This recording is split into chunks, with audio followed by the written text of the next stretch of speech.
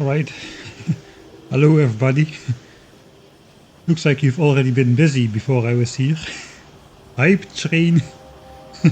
Well, I wasn't even sitting at the stream just yet. Thanks SDB for the 4th month subscription, as well as all your previous gifted subscriptions still. Sagittarius 1987, thanks for the Prime subscription, as well as Suicidal Sheep. Did you know if you have Amazon Prime, I'm not gonna do it again. And Basehead99, thanks as well for the 4th month subscription, man. We are getting ready. Did I miss somebody? I think that's everyone. I'm notoriously bad at keeping an eye on chat, so sorry if I missed you. We are getting ready to play some more 10,000 signs per minute, where we are currently working on a mere snippet of that. We are currently working on the 60 signs per minute starter base. That's a good one. I did look up. Trying to open Twitch chat on the phone. Thanks, Tom. Could happen at any moment. We have cleared the map from biters, at least up until medium worms. But biter expansions could be settling in our pollution cloud any moment, especially because I made a mistake with the evolution factor. So I decreased the amount of biter bases. Instead I slightly turned up the size to compensate for that. And I put the destroy factor to, which pushes the evolution factor way too high, so we are currently at a way larger percentage spawner kills contributing to the evolution factor than you normally would have around this stage of the game. So in terms of evolution progress, we are kind of playing Dead World after all, even though that was not intended. But oh well, so be it. It's not gonna be too long before we slightly. It's not gonna be too long before we get a giant power spike and biters won't stand a chance anymore. We already could. I promised this base would be good until Spidertron, so I guess I'm gonna try to get to a Spidertron before taking out any additional biters. So that basically means we took out biters before the game even started. Then we build this base, and then we wait until Spidertron before we take out even more biters. That would be a cool flex. But technically you could already do it quite soon. Just tag military tree. We just reached blue signs. We could just do military tree and the tank. The tank. Finally I can say a word with a hard T. Tank. Not like 3 tanks. Three. I cannot say this stuff, man. Dutch people have a notorious hard time saying words like three correctly. Yeah, so we could beeline the tank and the personal laser defense. So military tree, tank, personal laser defense, but that requires a bit more stuff. That requires a bunch more stuff, alright. We haven't even gotten advanced oil processing yet, but yeah, we technically could get that within the hour. And we could, with the tank and the laser defenses, even with a modular armor, we could take out all those biter bases, no problem. So we've got a backup in case we need it. Right. So yeah, this is the... let me show off the blueprints real quick. So we started off with stage 1, which was just the blue overlay, which got us 30 SPM. We upgraded it to 45 by going for the blue assemblers instead of the grey ones. And then we did the military supplies and oil preparations. And then we did the actual stuff. This is what we have now. Stage 4, blue signs and military signs. So we have achieved blue signs. The next step is going to be to add advanced oil processing and modules, and from there the base is kinda flexible in which direction you want to go. Since I pushed up the biter evolution factor a bit too high, and I'm going to try to get to Spidertron with the current base before I take out anything, we're gonna go for, you guessed it probably, efficiency modules as my staple trademark. Yeah, chat already knows. Efficiency modules are coming.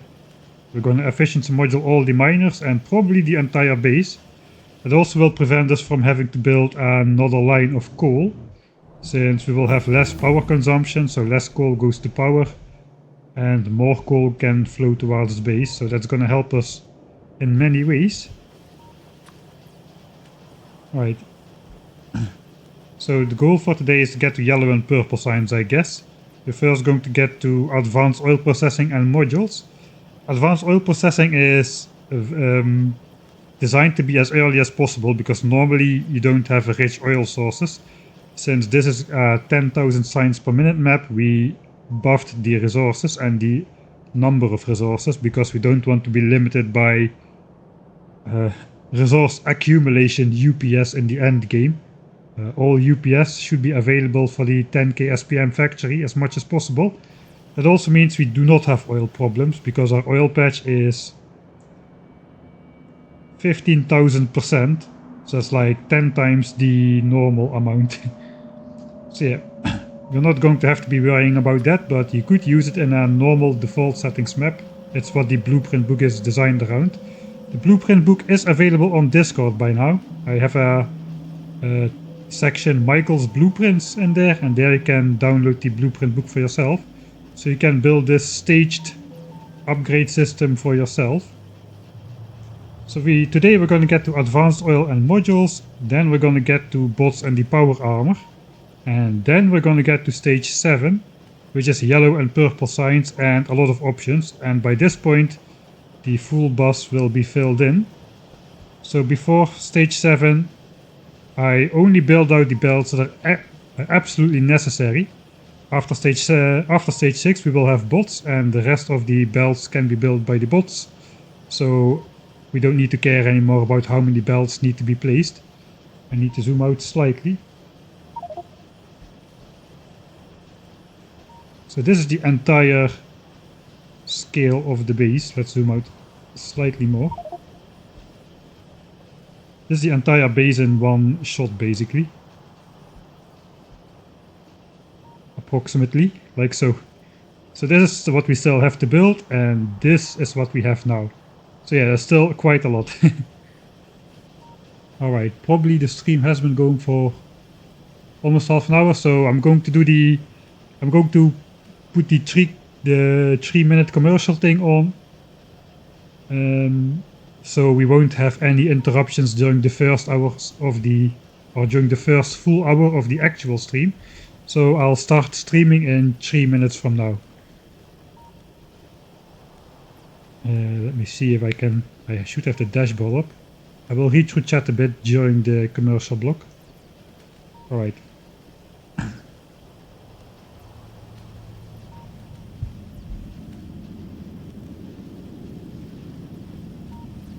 Alright, okay, I thought that was a serious one. Squeaky Fire X should be banned. Can I do that? Ban, ban, ban.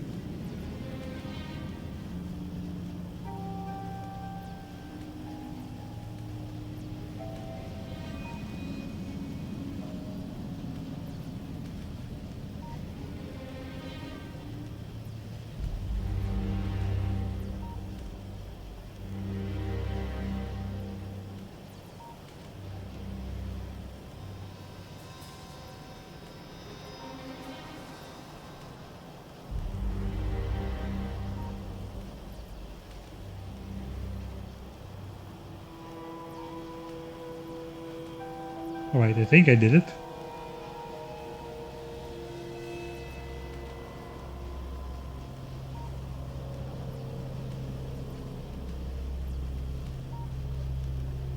I really should learn how to ban accounts. I think I did it, but the chat is still up there, so I probably did not do it. Well, at least I have 1 minute 44 of commercials left to get this done. God damn it. Last time I accidentally gave a bot account like moderator rights for a split second before I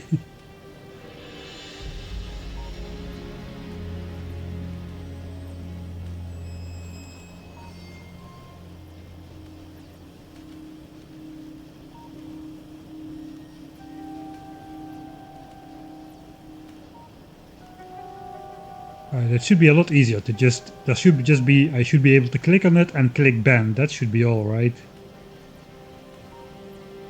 There is a button like that. I'm just blind. All right.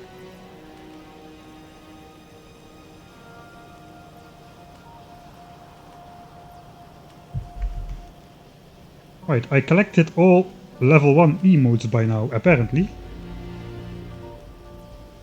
I have a second monitor, I do. That should do it, yeah. Type in chat, ban username. Okay, that is very useful, that is a lot easier. There hasn't been a lot of bot accounts on the... send them to the biters. Yeah.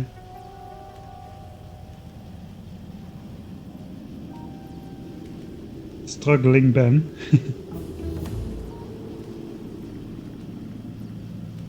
Thanks SDB for the gift sub. Did I miss that you gifted another bunch of subs? I may have done so, so sorry if I missed it. But thanks like every time. Alright, I think we are ready to get started. Yeah, block is finished. Let's load the base and we are going to rush to modules like a maniac. That's basically going to be it. So what's going to happen now, let me just load the save. I will reload once more. I will first quickly explain what we're going to do and then we're going to rush to do it, so I don't need to explain it while we're trying to rush basically. Right, so the next stage will add a second block of red chips to the build. And this block is not connected to green chips. So we do connect plastics, we do connect copper to that, but green chips we don't connect because we simply do not have the live production of green chips to feed all of these red chips plus the modules. But that is what we have been saving up all of these chips for. So we have almost 2 full chests of chips by now, which we can hand feed into the second block of red chip assemblers, as well as into modules if we need to. You can see all 3 module types are represented here. In the beginning though, we're only gonna make efficiency modules and probably 40 productivity modules to feed into the labs before we go ahead and research many blue technologies, so we can get the maximum bang for our buck out of the blue science packs we make. The other thing is we are almost at maximum power already, and we're gonna add a lot of oil infrastructure, so I'm going to expand my power plant a bit, though not in the way you would expect. We're just gonna add 20 steam engines to the back of it, like so, without increasing the boilers. And what that does is it does not actually increase our maximum capacity of 36 megawatts, but it gives us a small steam buffer so we can like fluctuate above 36 megawatts and below it again without suffering power problems. Everything will keep working at full speed unless we consistently start to use more than 36 megawatts. But the power usage is quite up and down there, especially with oil processing going on. So that's one of the things we are going to do. After that we'll have efficiency modules quite quickly and our power usage will drop again to way below 36 megawatts. At least that's the plan, and shortly after that the pollution cloud should stop expanding and should start shrinking perhaps even. Although pretty soon after that we're gonna double production yet again. So we're gonna double the amount of miners we have and whatnot, so... But at least we won't double the pollution cloud. The pollution cloud is going to shrink or stay approximately the same. That is the plan. Right, Solar Boy 1, thanks also for the 3rd month subscription. Finally got a stream again. Yeah, we're just getting started, so we joined at the right moment. Gifted sub goes to follower even if they aren't online. Okay, that could be the case. Good, I didn't miss it. And thanks Lawmaster as well, level 1 subscription. Alright, I think we're done with all the introductions and planning and thanking of everybody. I really mean it though.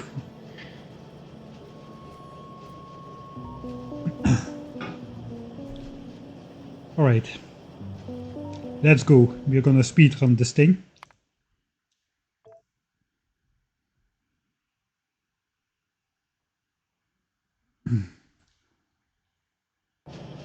Alright, so advanced oil processing should be the first blue technology we research. I don't think we actually produced much blue tech yet. I think these are the first science packs which have been produced, so perhaps we can still do one, like a cheap, fast red and green technology. 15 seconds, 100 science packs. I do want to try to keep producing red and green science. So much for the speedrunning, I guess. At 45 SPM during the entire time. So basically we had no base, then we had 30 SPM, then we upgrade to 45. I want to keep this line flat at 45 SPM during the entire game if I can. Just to showcase that this base can pull that off while supplying you with all the stuff you need. Alright, first of all let's check the did I build everything deconstruction planner. And if nothing shows up in there, and it does not, we have built every single part of the blueprint. So we are ready to put stage 5 on top, like so. And I guess we can just start preparing. That was fast. We can start preparing for advanced oil processing. So yeah, let's do this, and then we'll just keep researching some of the cheaper technologies until we have productivity modules in the lab. Thanks Roosterior as well for your Prime subscription. Just catching up on the VODs. Yeah, I have several different playthroughs going on simultaneously, so it can be kinda hard to keep up, I imagine. Alright, first things first though, we're gonna need a bunch of pipes. I'm going to need some resources as well. How is the train? The train is oriented in the wrong direction, so I cannot call over the train. Pipes. I need pipes because we're gonna build advanced oil processing soon. 6 stacks of underground is no unnecessary luxury. A bunch of pipes to make the chemical plants, which we will need. And I guess we just need some circuits, some iron as well. All that kind of stuff. Looks like gears we have a plenty. I should be making 20 more steam engines. That should be really fast. And we'll add those to the power plant before we go do anything else. That should keep our base from like having like brownout moments. Alright, let's rotate that train, so if I don't take it I can at least call it over through a temporary train stop. Looks like advanced oil processing is coming along nicely. I did not prepare these blueprints on stream. I developed those in a long, painstakingly slow process over a year ago already, I think. I posted it on Patreon back then. And they have had many updates. The last of ones which were added. Actually, I added some more after the last stream. And I just played ahead a bit offline as well, just to check if everything was still working as intended. And I made a few minor changes.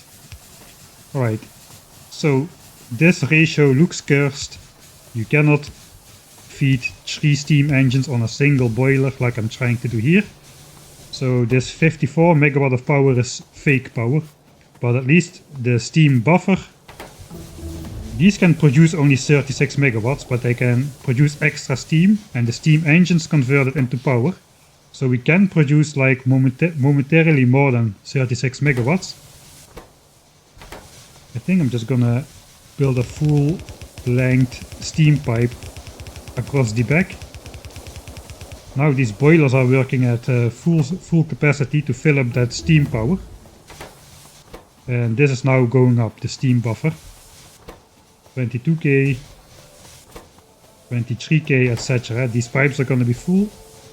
And that will allow us to temporarily produce more than the 36 megawatts the boilers can sustain on average. Yeah. Yeah. Eric, or Wapkaplet, is the one who did the most testing as well on these blueprints. He did a whole bunch of playthroughs with them. If you use these for recipes and you leave stuff inside, every time you upgrade, all your stuff will get thrown out, as happens. So if there's stuff in here and it gets overwritten by the blueprint, all the stuff will lay on the floor. That's a weak point, I would say. Though I could also say, just empty out your stuff, man, if you make it. Alright, we have advanced oil processing. So let's just start at the basics. We'll switch over these. I could actually do that with the blueprint once again. Just stamp it on top and it should be advanced oil processing. So now this will stop working because there's no place for the heavy and light oil to go. So we're gonna have to do a lot of manual pipe building to keep all of this going. Actually no, it will stop working because water is not connected. So let's first hook up these 5 to water. Alright. Now that starts again.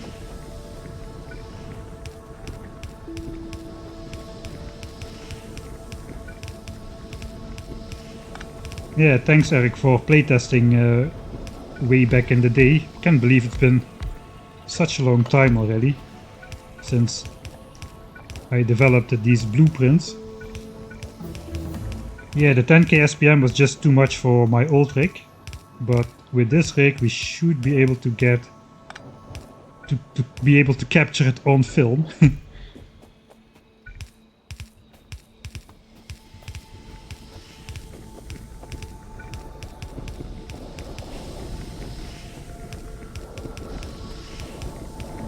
Alright, we've got the oil cracking below us here. Looks like we still need a bunch of these as well. We're gonna need to make some more chemical plants. 12 for the south, plus 6, plus 20, 23 of them. 25 of them. For that we need more steel. I forgot to take steel. That is bad.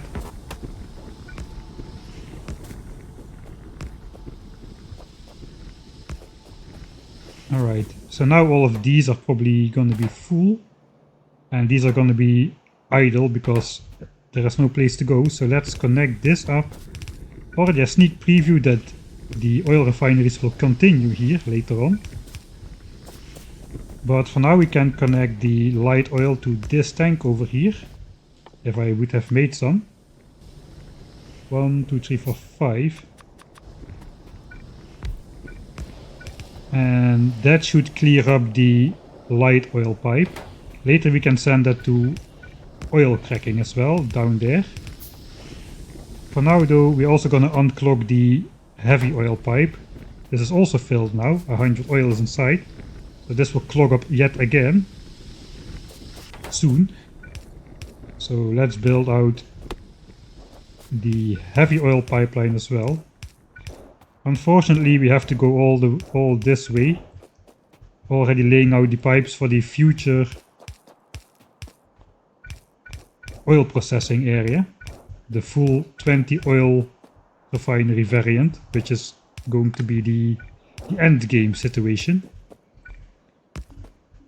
Alright, so that goes up over here.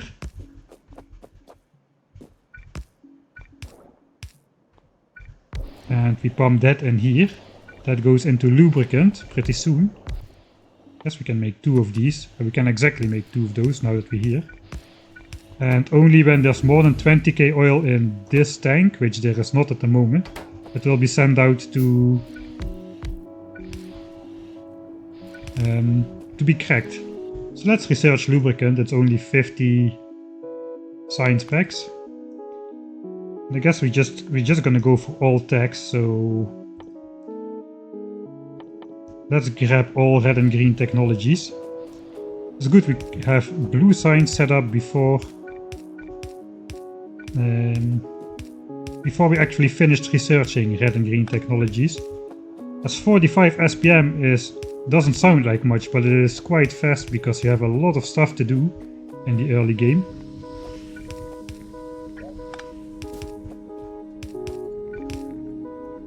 Alright, I'm going to have to grab myself some more steel.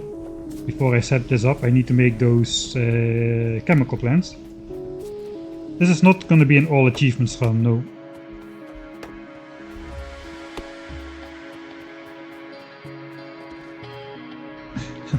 After last week's stream I had to play it again with the new blueprint. It has lights now. Yes, 400 lights to be exact. Did it not have lights back then?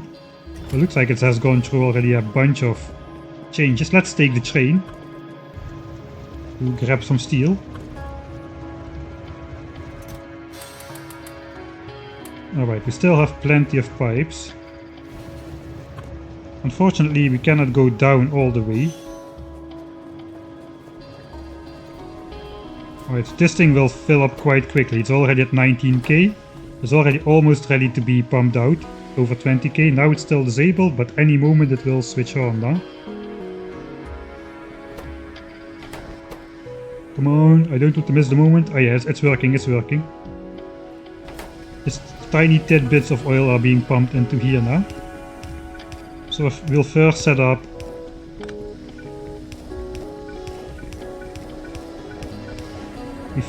the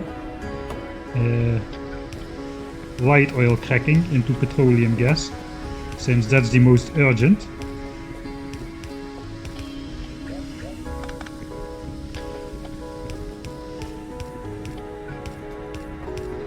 Let's first build the lights. That's even more urgent, because then at least you can see something on stream as well. That would be nice. How much did I miss? Basically the introduction. I don't know if you watched, if you watched, holy moly. If you watched last time, then you did not really miss anything. We have been researching advanced oil processing and we're going to go for modules.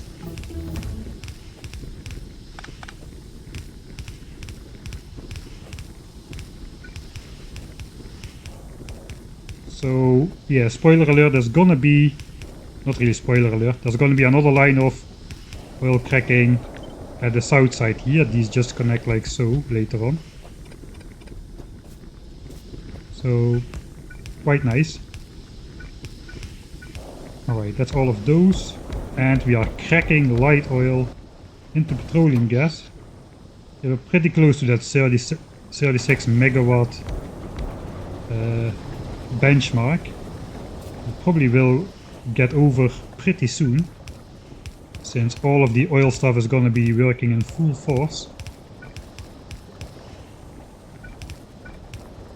Alright.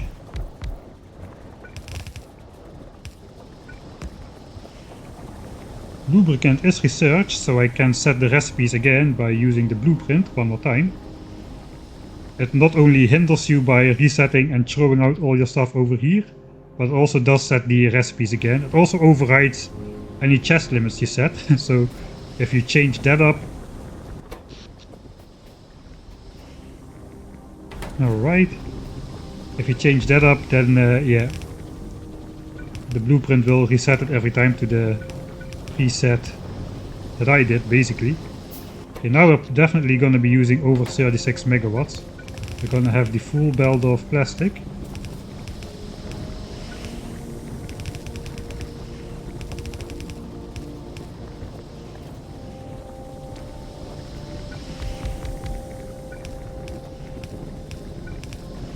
Alright, here comes coal for this plastic as well.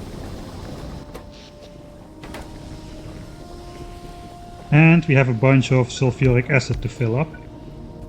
Still one more. And then we're kind of done with the pipe works for a while.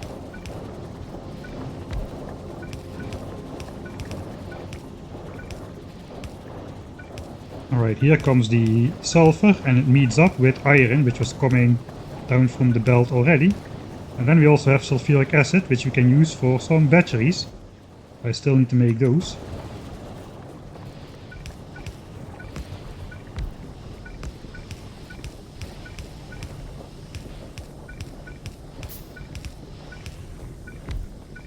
Alright. Batteries is also prepared already. It comes from the bus down here.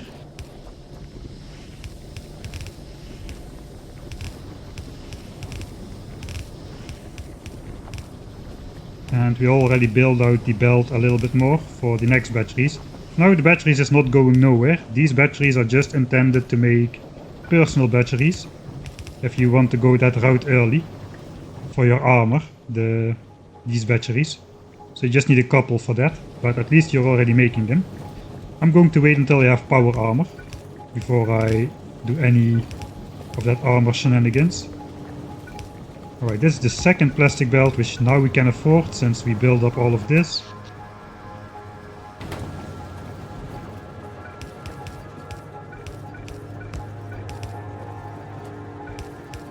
And green chips passes under. It does not hook up to this blueprint just yet. So this belt is going to be empty. It looks like a mistake, but it's intentional. And now we're going to double our red chip production with the stashed up green chips we had. So priority is on science. Do we have the inserters? Yeah, somewhat. I need some more red ones.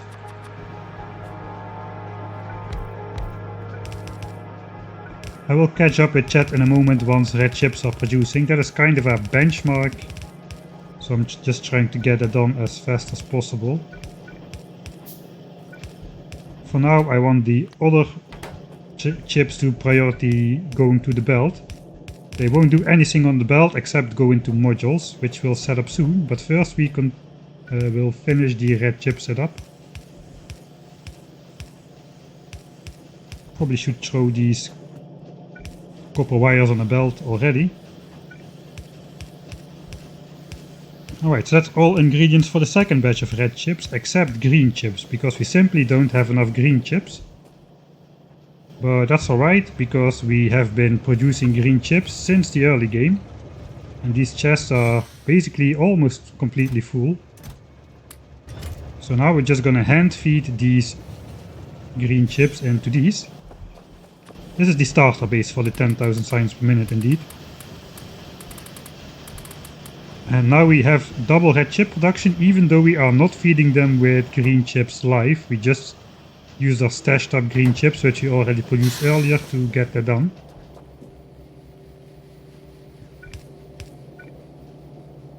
Thanks Misha der Striga for the subscription. Alright, so this is the only purpose of the red chips coming down the bus. After this belt backs up. Blue science is now backed up, so we try to research as few blue technologies as possible. We first want the red chips to flow into modules, not into blue science. Or not, yeah, you need to choose, right? Full into blue science, that means you will have less red chips available for modules. And at the moment we just want a whole bunch of modules. Alright. This is going to be the DNA strand setup.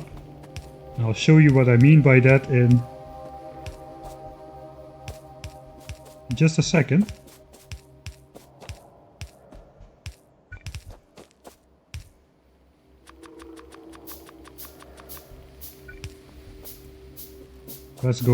Let's place the assemblers.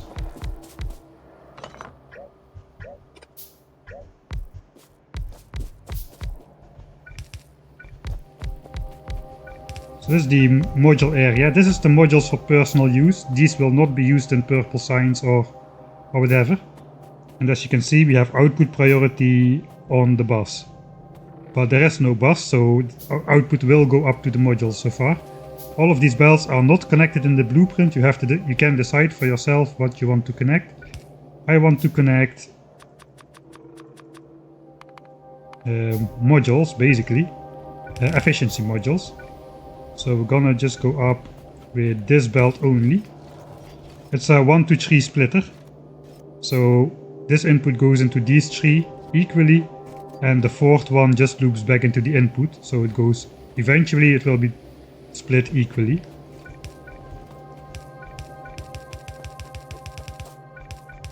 Alright, the era of the efficiency module is going to begin.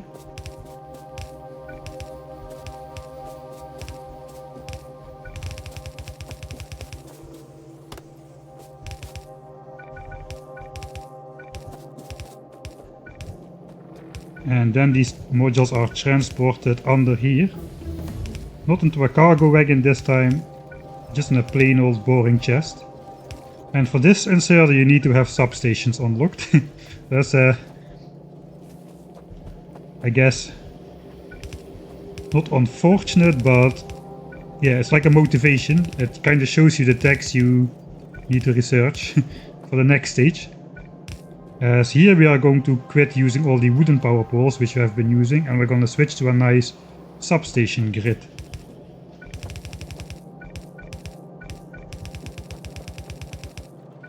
Alright, and thus the modules are sorted in 3 different chests.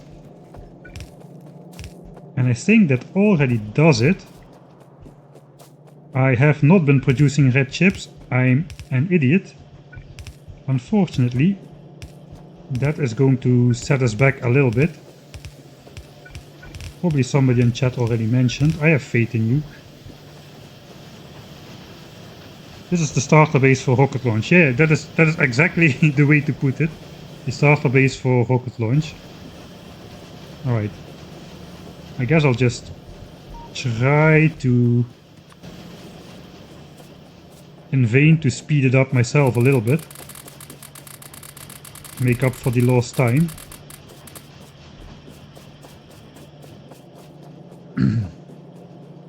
Yeah, that's kind of a setback. Alright, let's save. We've got efficiency modules set up. Fmods set up. Now we just need to produce like 500 of them. With like 2,500 red chips. So far pollution cloud still looks okay. We are producing at the moment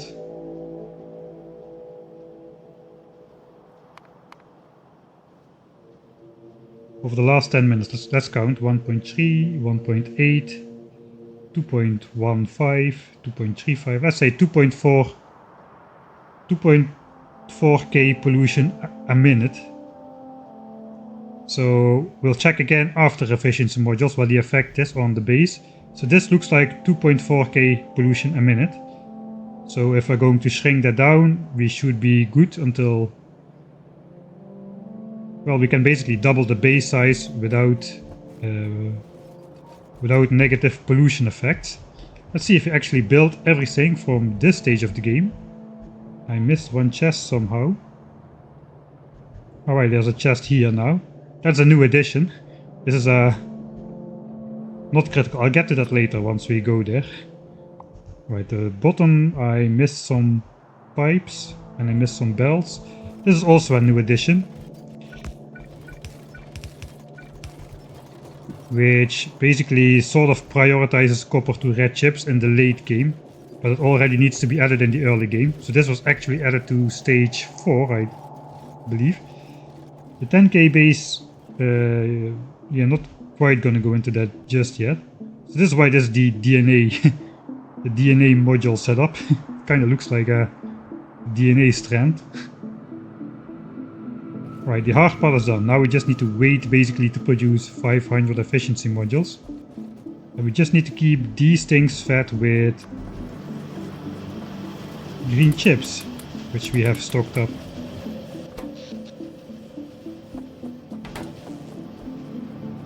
Alright, in the meantime we can probably just, perhaps we can lay out that stone path grid which we have been walking over all this time already.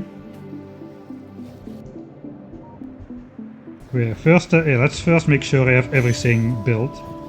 This is going to be the chest where you can dump stone yourself in the future, which will then be made into landfill. Alright, let's yet again check the upgrade planner. Until here we are fine. We're missing some rails, we're missing some pipes somewhere.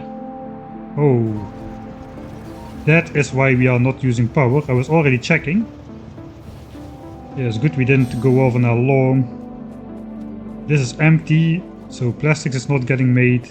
Everything is going not as intended.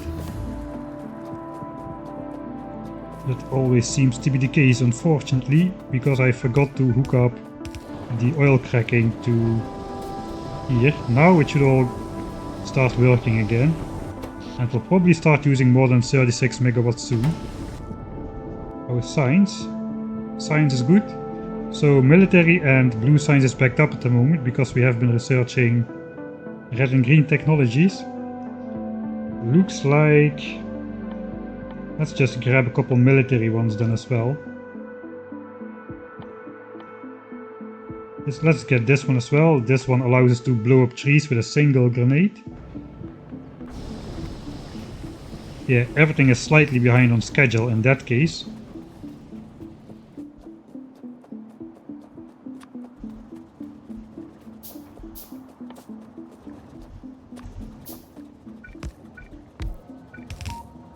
Alright, so this radar will show us the rest of the base on the map, so we have the view.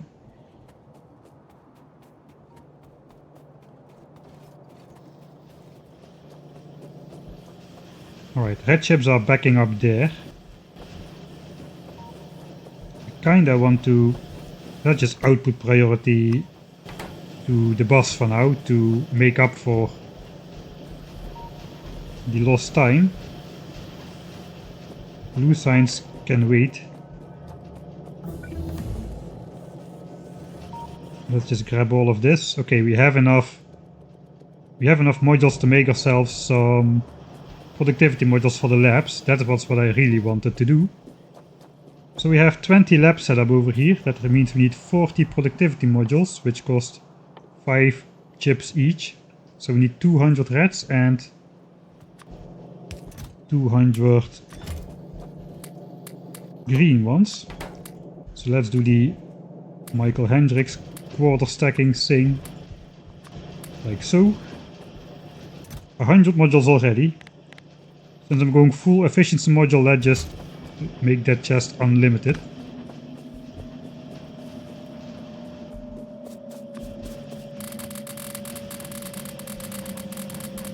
Alright, if we have over 100 already, it's not that bad, I don't think. So this is for settings. Forgot a pipe every 15. That would be a good thing. Let's check. Did I forget more pipes? No. This time I built everything. Right. We have some lights which we need to build. That's alright. Rails and substations. Substations we haven't researched yet. Right, but that is good. I think we're just gonna waste some time laying out all the stone parts while I try to read chat a bit. It's not really a secret how this 10k base will work. I'm not gonna build a train network base though, since everybody and their auntie likes building train bases, so I'm going to do something quite different. Alright, I think I have enough to lay out the entire part. We can use the train for part of it. I guess I need these rails. Repair packs maybe if I mess something up. Yeah, that's gonna be it. This is how you lay stone parts like a pro. Or rails, for that matter. Let's just go... Okay, I went all the way to the end. That's a bit premature, but okay. I am not laying out the rail for a reason so far at the early game. I'm getting on sidewalk like a pro here. So the idea of not building out the rail is that you can just full speed crash into the end of the rail. You don't need to spend time braking or aiming.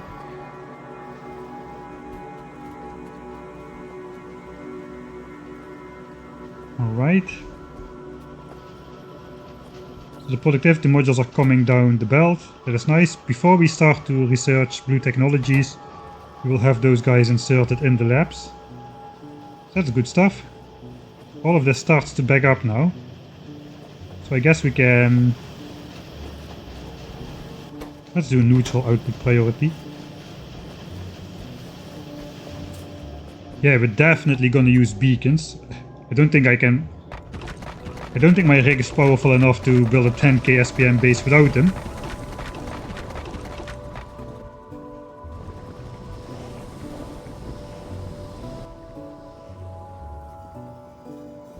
Alright, we're actually gonna build the rest of a sidewalk like a pro as well. I want to wait until I have enough efficiency modules to do everything at the same time.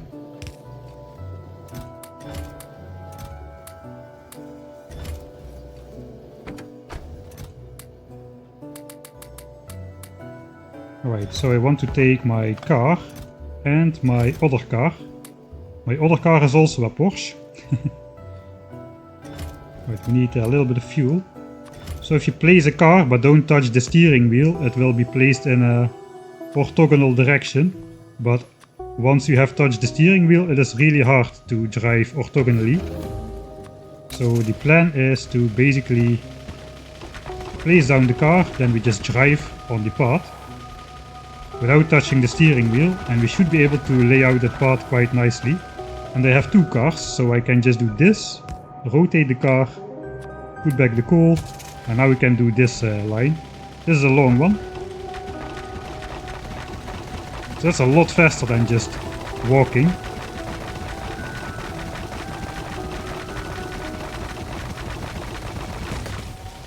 We can even crash to the trees. Let's hope there are not too many rocks on the path. Alright. So every corner of the base features one of these rail sections, and I forgot to take them. So that's annoying. So you cannot really do it like this, because even though it looks almost orthogonally, you are off.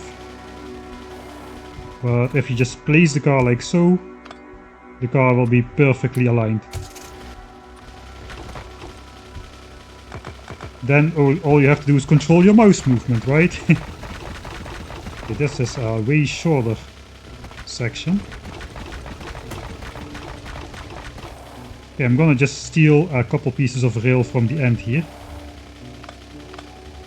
because those things are gonna show up in the deconstruction planner.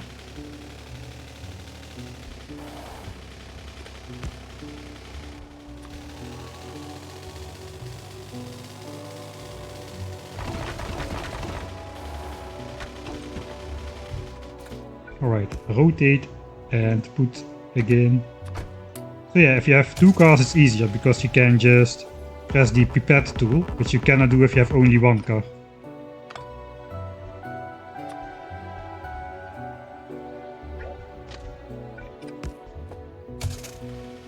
Alright, I do remember there's like rocks and trees on this horizontal. Trees are not really a problem, the rocks may be.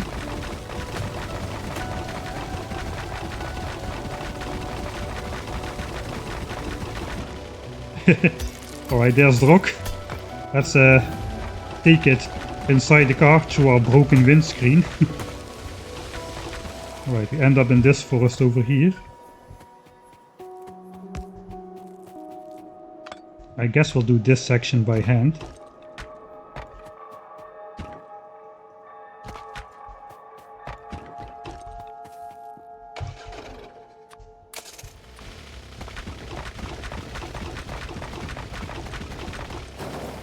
There's a train in the way, that's alright. Did I not say I should take repair packs? I did, but I didn't take them.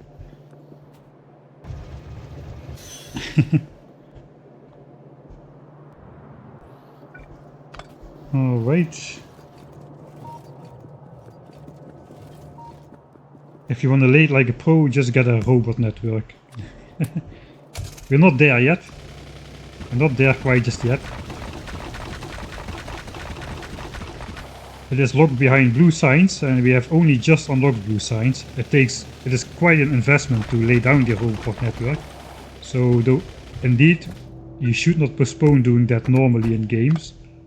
It is Still not a given that you can do it at any moment you want. It is a significant investment. And also you first need to unlock blue signs before you can do so. Alright, I guess the modules should be done. I think the rest of the stuff is easily doable on foot though, all small sections. Here it gets quite detailed. So here it's only 2 wide.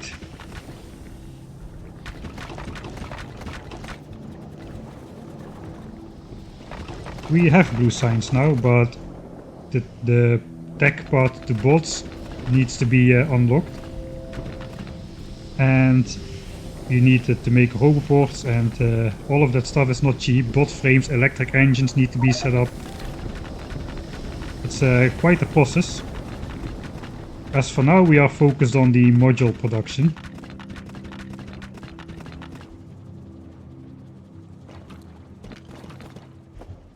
Right, if you're lucky, you can just walk diagonally and you can place that 1 wide tile diagonal part, like so.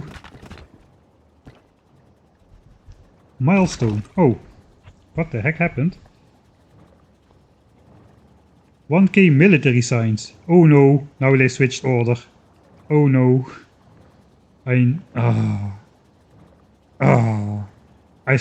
remember now, I specifically last stream made the blue sign spec first, because that one is gonna be in front of military in the later stages, as you don't need military signs. But now I messed it up. I messed it up because I'm researching military technologies at the moment. Oh, CD alert, yeah, restart. Restart the stream. It's gonna happen anyway.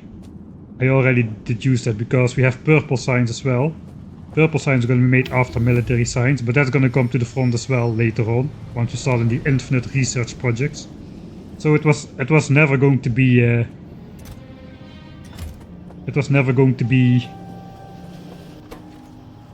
perfect, despite my trying to align all these sign specs nicely for the rest of the entire game. Oh well. Right. We still have this part to do. I think we need to bring some more green chips over. So let's call over that train. This time it's oriented correctly. Let's pick me up here, please.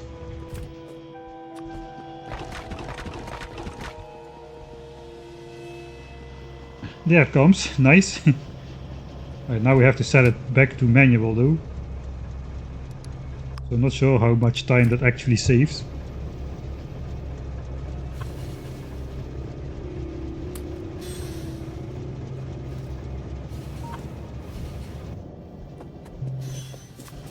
Alright, yeah, we are in time. Red chip production will keep going strong. So you see, we do have the plastic production, we do have the copper. We just don't have enough resources set up yet to also make enough green chips to supply those red chips. That's why we're using those stashed up chips instead.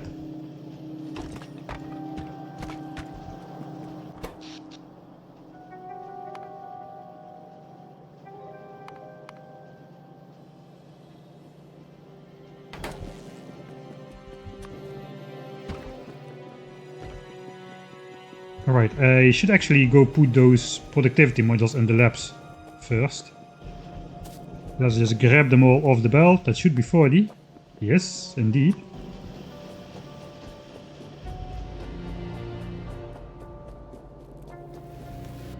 Maybe I researched too many techs which weren't blue. Alright, now we have productivity modules in these guys, which slows them down. The speed is now only 1.35, so that means in terms of signs per minute we're gonna drop down. We were consuming about 45 apparently,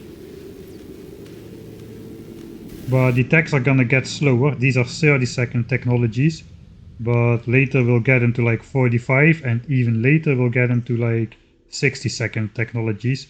So we need to speed up the lab speed pretty early on for these 20 laps to keep consuming 45 SPM, which is the goal. So I guess we can get away with first researching some of the technologies we actually need, like substation and the stuff on the way to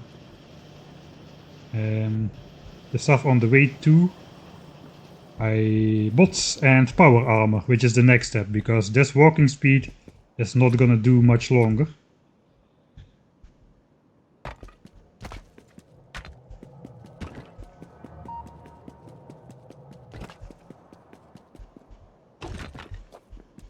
Alright, this is gonna be the rocket silo area. I think it's annoyingly one tile wider on this side compared to this side. I do not actually remember the reason, but it's already annoying me. I think it has to do with the alignments of the rail grid and whatnot. Alright. I think this is the last part. Let's actually check if we switch off the pollution. Yeah, I think so. It looks complete. No more ghost placements on the map. Now it's only 12 lights, one rail piece in that corner over here. I still forgot it. And the 25 substations, which will form the rest of the power network until the rocket silo, at least in the upper part of the base. Right, I don't have my stuff with me. The train is turned around. So, I guess we're walking. Soon though, we'll be walking faster. Alright, it does seem we almost have 500 modules.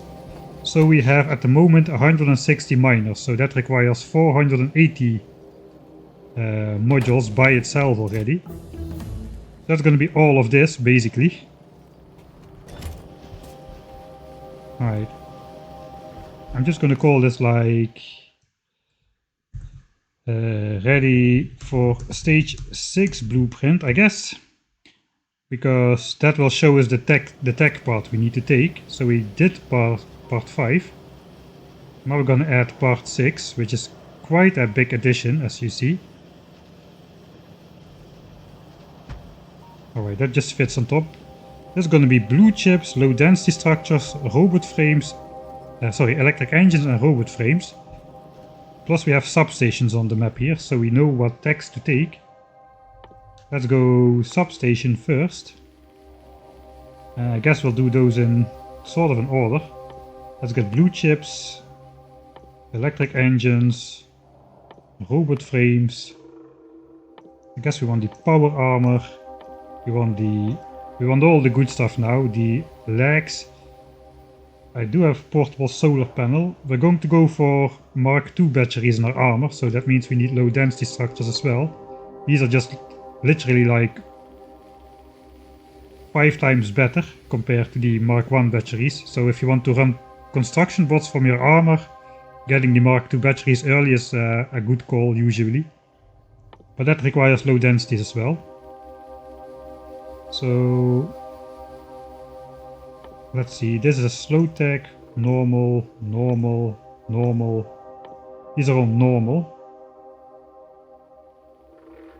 We may need to get lap speed. Let's do lap speed first before all of that. Sorry, I'm messing this up. Unfortunately, you cannot put stuff in the front of the queue. So okay, here we go again. Blue chips. Bot frames.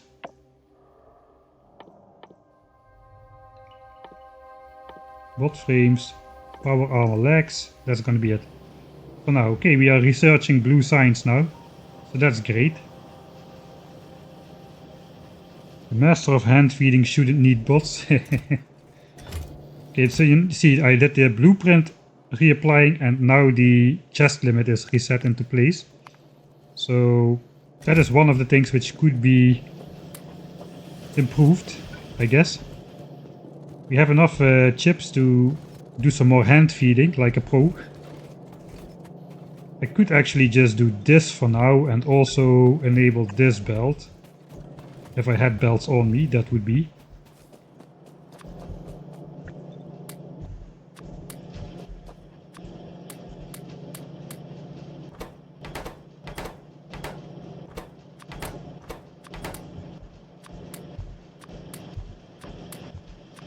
So for now we'll just do this then.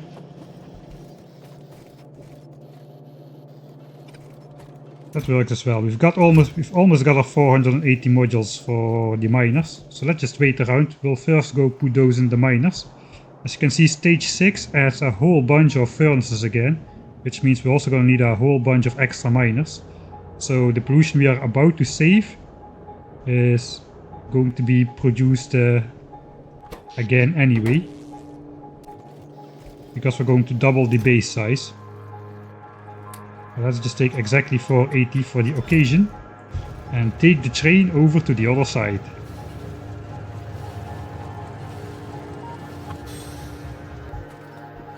Alright, that is working splendidly. Actually, let's check, is red chip still...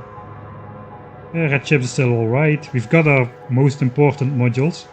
The ones for the base are less important. The ones for the miners are super important because miners output by far the most pollution out of all different entities in the game. If you check pollution, the blue line is miners. It's literally like 2.5 times as much as the power plant, the boilers. And then we've got steel furnaces as a remote third one. So by putting efficiency modules, both this is going to go down and this is going to go down, because we also will be using less electricity. So that's going to be great. Let's put on the pollution cloud one final time. And I guess we'll just, now that we have the modules, let's first install all of those. Then we can just quickly check the effect on the graph. And I guess we're going to make some markers on the map, on the edges of our pollution cloud, so we can keep an eye on if the cloud is actually growing thinner, smaller.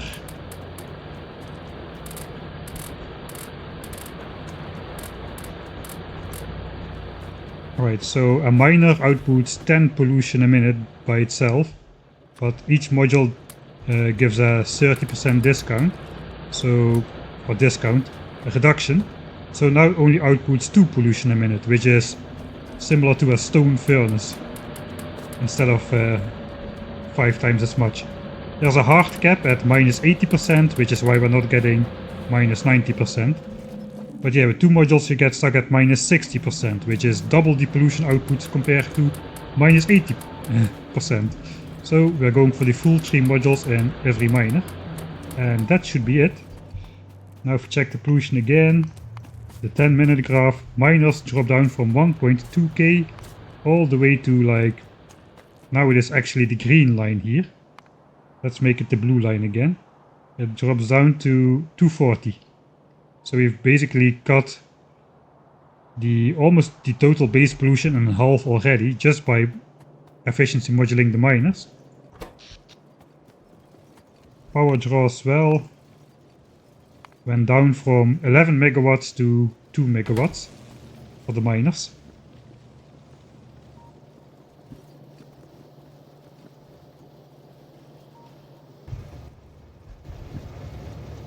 Right, we can put back the rest of the bricks.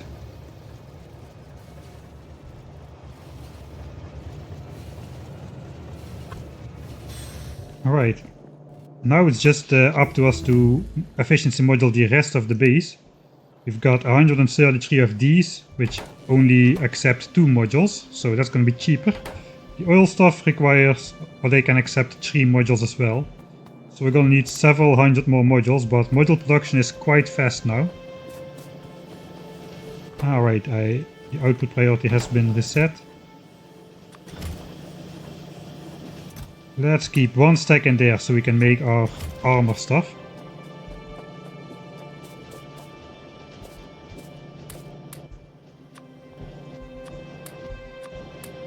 Alright. So yeah, this is a big stage to build. I guess we're just gonna start moduling up red chips over here. These ones as well, they are still running.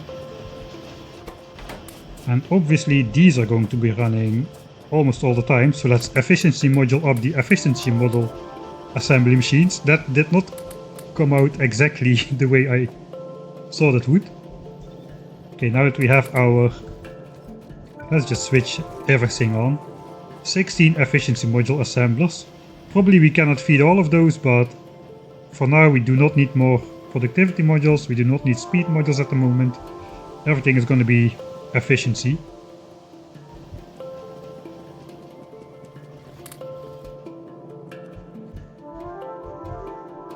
So we have been producing like 29 modules a minute. Pretty decent. Right, these things 6 pollution, but these things are mostly about the power. They use like almost half a megawatt by themselves, but it drops down to 84 kilowatts with modules. So that's again a huge reduction in power. We're already using only half the power plant, whereas before we were like pushing the limits of the possible. Alright. We're gonna add more batteries, since now we're gonna be using them for robot frames as well. Alright, we need to grab ourselves some more. At the end of the stream today, where we're gonna end up, I don't think we'll get to space science. Especially since we're going for Spidertron, we are beelining Spidertron before doing any combat. Unless biters settle in the pollution cloud, then we'll go take those out.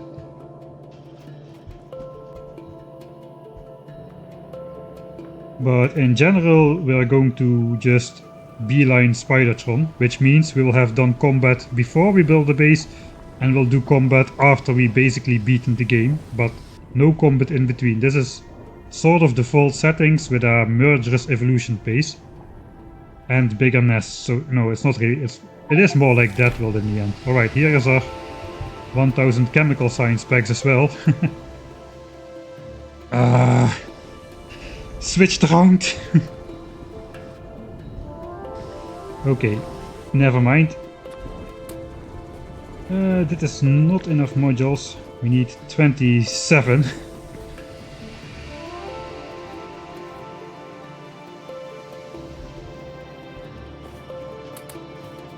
Alright, I guess this just can wait. Let's just divide these up.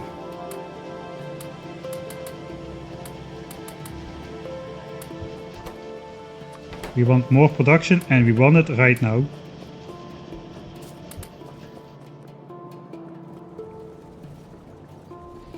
Alright, so basically I did already lay down the blueprint for stage 6, but we are kinda still on stage 5 doing the efficiency model things.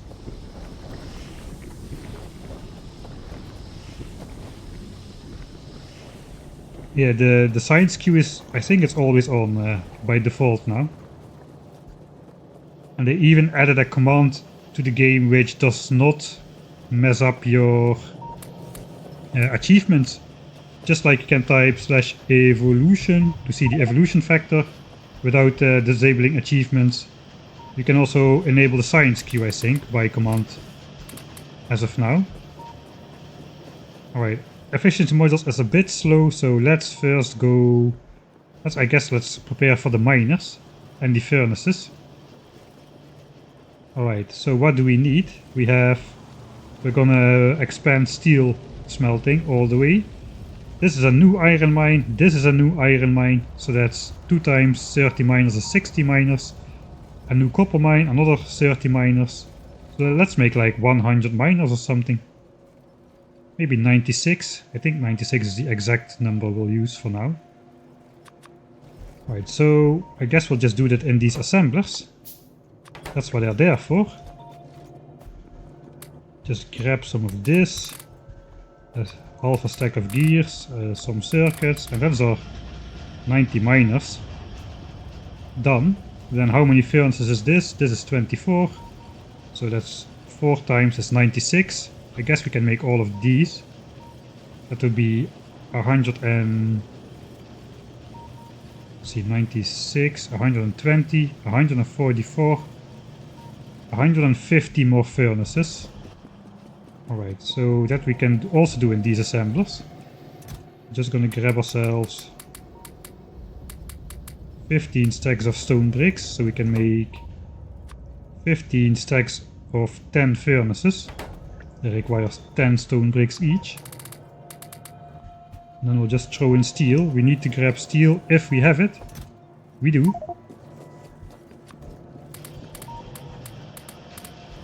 Okay, the miners should be done already. And we've got 100 miners. That's how easy that is. I guess we can redistribute this stuff if I just throw my personal stuff away. Since now we have these chests in place over here.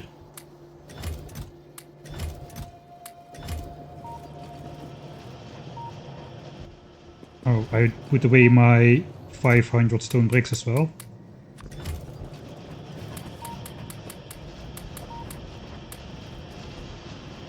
Alright. That's gonna be enough to do the steel furnaces as well. We're gonna start again at the source, so even though I want to build like blue chips and all that stuff, for this base to properly function you have to start at the source, which means we first need to do the miners before we do the furnaces, and then once we have the production going we can expand the assembler area, so we actually have the stuff to keep feeding it, because as of now we are using most of the resources.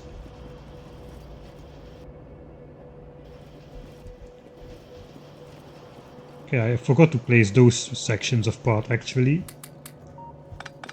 And I also kinda want to clean up my inventory a bit. I still carry around a lot of early game stuff.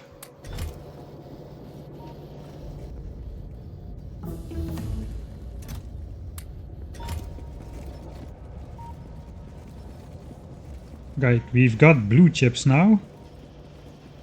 So that is researched. Now we're getting into electric engine on the way to bots. We also already have roboports in this stage. 15 roboports which cover the entire factory's building area, and all these steel chests which will soon be upgraded into logistics chests. Alright, so these have run out now. I guess I just can start them up again.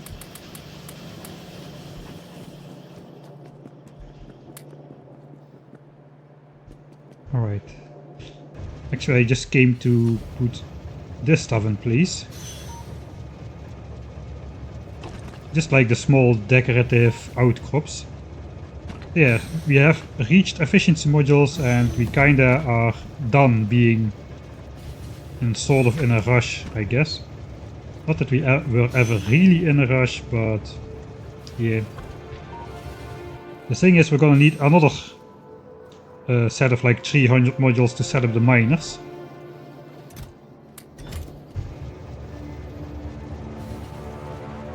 I do have an obsolete chest somewhere over here. The only iron chest remaining. So we can put stuff in there like the stone furnaces. What else actually?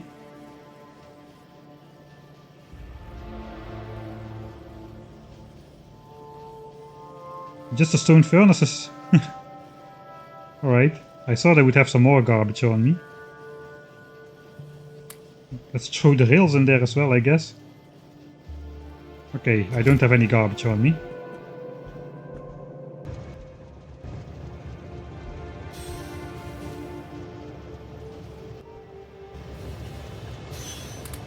Alright, 100 modules, that is enough to set up one of the mines. So I guess we'll just do it in stages. We'll add an iron mine, then we'll do the iron furnace, then we add copper or something, we'll see. The labs are not running because they are too fast now. So we are producing 45 signs a minute, which the base is designed to do. Like it's a flat line since we started to do it. Just the labs are way faster than that. If you check the last hour, you can see spikes of up to 120 signs per minute consumption. So the function of the labs being faster is, if you don't research for a while, you can still get through the backlog of science which has built up, and if you research slower technologies, the labs can still handle the 45 science per minute research load. As of now, we're doing mostly the 30 seconds technologies. Alright, I think we'll just start with an iron mine. So we're just gonna copy this. Unfortunately, it is not yet quite the bot era of the bots, so this is what we have to add in total.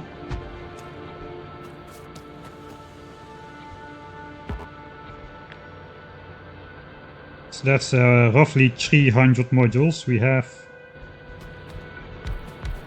not quite 300 modules though.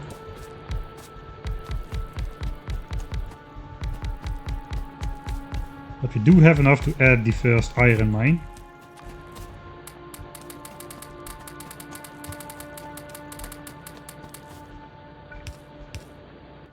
I probably should have prepared some belts and stuff. That would have been a good call. Can I just craft some belts like this? I kinda can. We are not doing all achievements after all, so we don't need to worry about stuff like Lazy Bastard, where you cannot handcraft anything until you launch a rocket, basically.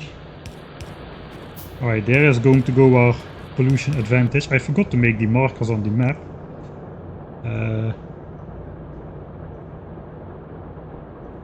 Let's just go around. I think the pollution cloud should not have shrunk just yet. We'll just place some X's on the map in the furthest chunk where we spot pollution. We can keep an eye on if the cloud is going to shrink or not.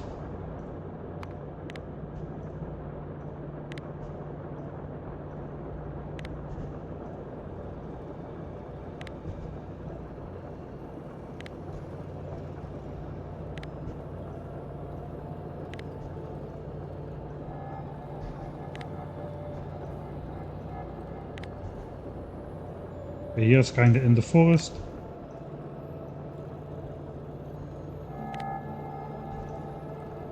This was the location of a former biter nest. It kind of looks like there's a biter nest there again.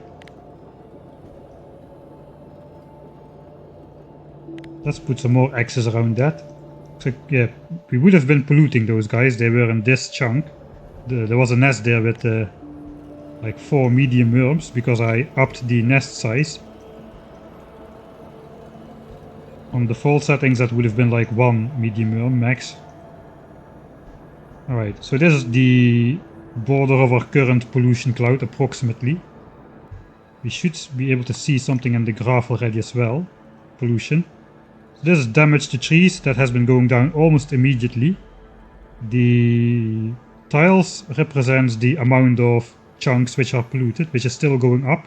That is the lingering effect where the dense pollution just ever so slowly spreads out. We should see a reduction in that pretty soon as well. So this is the size of our pollution cloud over the course of the game. It is going to flatline now, hopefully.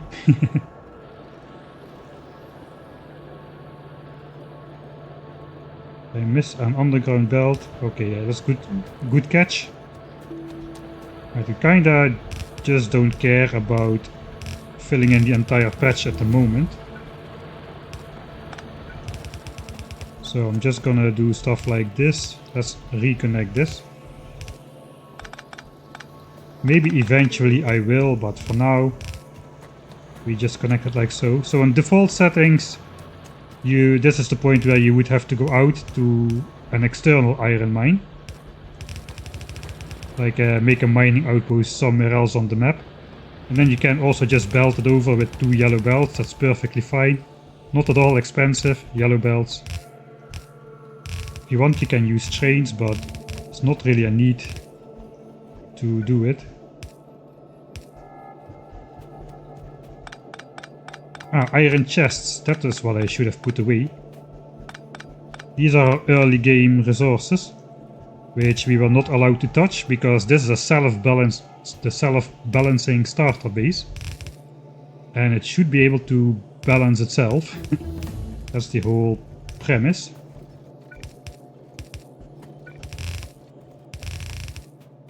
Okay, never mind this inserter thing. I'm going to get to that sometime soon.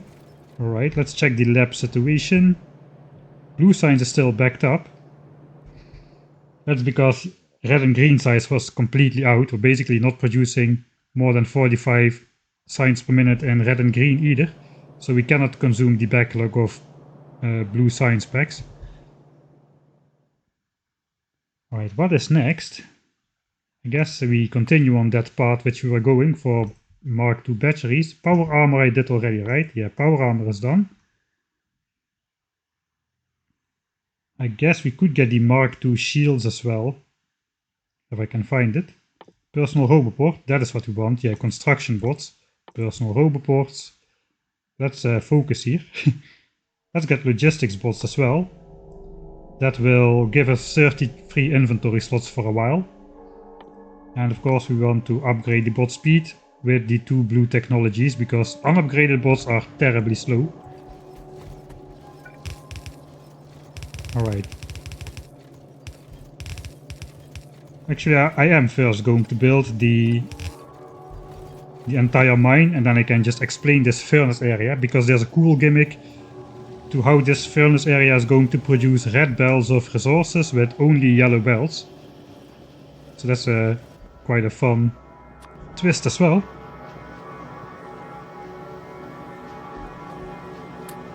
Alright, but first I'm just gonna make a random save,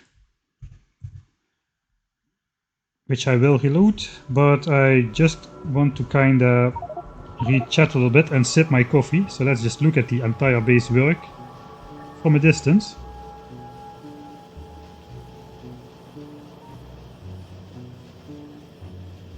What's your favorite and least favorite science pack? That's a good question. They're all equally important to me. I think purple is my least favorite one. And I think yellow is my favorite one. Reasons? I don't know. Purple is kinda annoying to set up with the... and it requires just such a giant load of steel. Which, yeah, you basically... it goes for yellow too. Yellow just requires a whole bunch of green chips, so... I guess that's kind of the same, but somehow I like yellow. I like the technologies you can unlock with yellow signs a lot more than the ones you can unlock with purple signs. Purple signs, I like automation 3, but that's about it. The rest, beacons not really important that early on. Productivity module 3 is too expensive early on. But yellow signs has a whole bunch of cool stuff behind it, like military 4, the power armors, the personal roboports, and yeah, I like yellow signs. Okay, I never thought I had a favorite science packs, but now I found out that I do. Any plans to finish the invincible biter nests? Yes, it is still not. I haven't given up. I still have everything. But yeah, when I'm gonna do it, that is a good question. Just don't have. I just don't have a good end game plan for that one, so I don't really know what direction to take it in, and that has been bugging me for a year. So yeah, the labs are not running because of the low lab speed.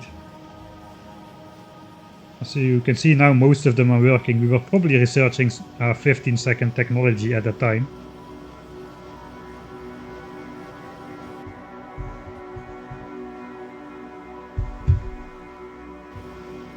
Oh, I pressed some hotkey to change some setting. That is bad.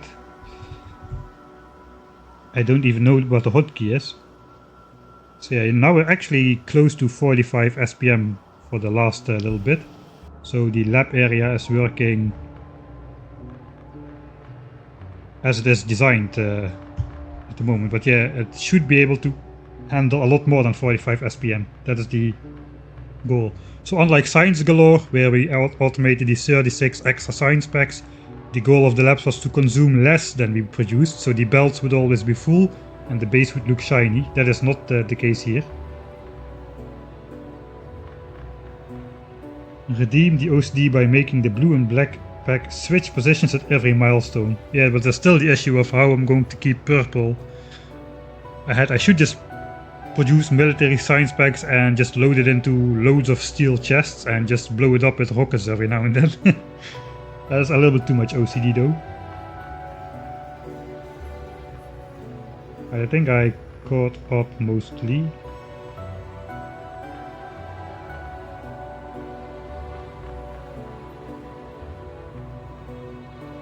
Yeah, so you don't need to go full efficiency modules like I am doing right now if you just play the game normally and if you build like some gun turrets and defenses and stuff, but we don't have any of that stuff. The only gun turrets I have in the base. Let's switch off the pollution cloud. Here are my turrets. They're only here to protect the spaceship. These are like the honorary broken turrets, which we use to take out the biters in the early game. And as you see, the pollution cloud is free of biters and will remain free of biters because we are using efficiency modules and everything. Until we can basically launch a rocket and win the game from here easy. But we're not gonna do that. I think we're gonna beeline Spidertron and take out a whole bunch of these. So one of the things I usually do early on is build like those solar radar outposts so we can actually keep the map visible. Which looks like this. We just place these in like every 7 chunks or so, and that reveals the entire map. So we could reveal the entire pollution cloud, could keep an eye on biter expansion. I decided I am not going to do that, just to keep the tension of biters expanding in the pollution cloud. We can check that by doing this. If we see that biter bases are absorbing pollution here, like they have done in the beginning of the game. Like 6 and 4.5 hours ago, some biter nests absorb pollution. Then they will send attacks, but in the last hour the graph is clean, so no biter expansions have settled in our pollution just yet. They could do it at any moment though, because the expansion circles, they do penetrate our pollution cloud, so they could settle here for instance, and then they would start sending attacks on our unprotected oil fields pretty soon. Or here in the south they could settle. Here in the north it would take like 2 steps, so that's a fairly safe area. Biters do expand, and probably like once every... let's say once every 25 minutes-ish, I estimate, at this point in the game. Alright, let me refill the coffee cup. The coffee cup, which is always cold. Because once I remember to drink coffee, the coffee is cold, then I pour myself a new cup so that that one can get cold as well over the next hour.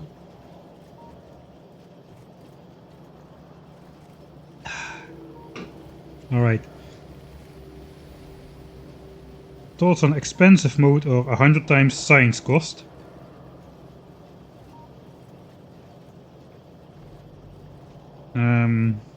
I did not really mess around with expensive mode too much. 100 times science costs. It is kind of a sort of like playing just the game at instead of everything being 100 times more expensive, you can just think about it as playing the game at 0.01% speed, while biters evolve at normal speed and that kind of stuff. And you have like test-like inputs because you're playing at 1% of the speed compared to the biters. So I'm kind of mixed on it. On one side I do want to do like one of those playthroughs, but on the other side I do not want to slow down biter evolution and expansion and that kind of stuff, which is usually done in those playthroughs. So yeah, I'm not really sure how I feel about it. It was in the Patreon poll on which stream was going to be played, but it did not get chosen. Expensive mode changes the ratios, that's true. Could consider it sort of a mod, I guess. Alright, let's load the game back up and continue. Let's grab a bunch of efficiency modules, I guess. I was standing over here anyway. Were I not? Yes. Still crafting belts. Okay, that's another part of the iron mine. These have run out yet again. Should I refill them one more time or should I keep my...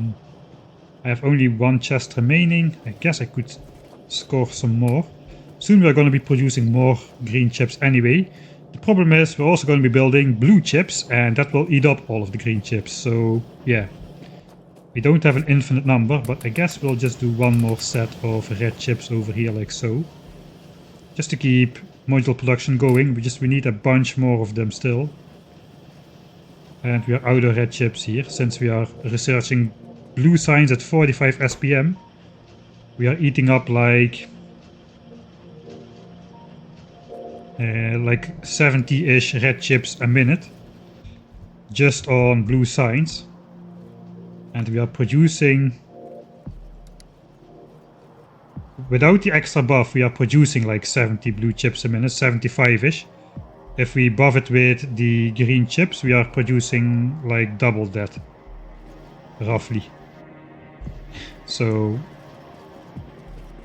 yeah, let's keep it fat and let's keep module production going. Let's actually prepare like a normal person this time. We will actually grab some belts and some inserters to build the furnace area. This is going to be roughly 200 inserters worth of furnaces, so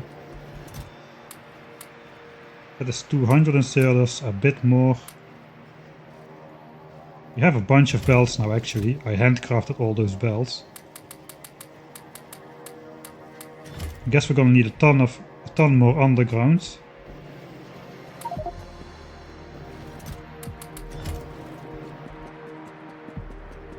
Power lines. We're also gonna need power lines. I have only 4 of them remaining. Do I even have wood? Yeah, I have 6 pieces of wood. That is not great. Looks like we'll be chopping some trees. 6 hours in the game.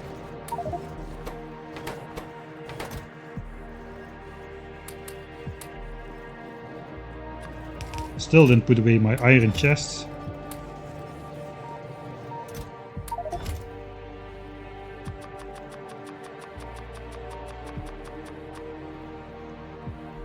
Okay, more undergrounds.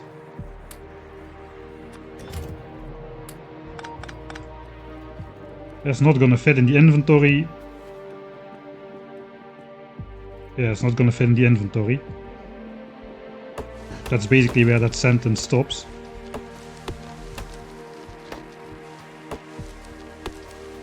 Oh, I do have wood, 134 somehow. How did that work?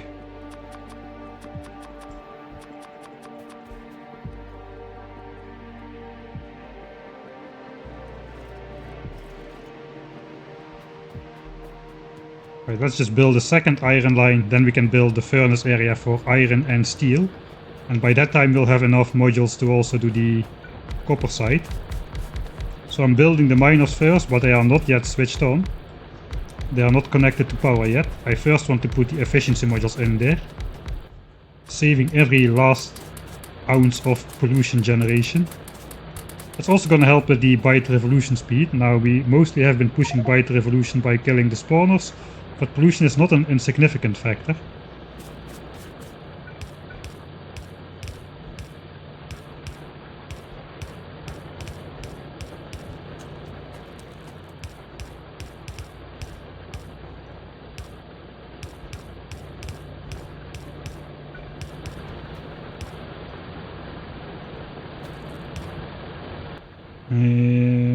Can I cancel this without spilling my inventory? Seems unlikely. Okay, I did it. Inventory did not get spilled.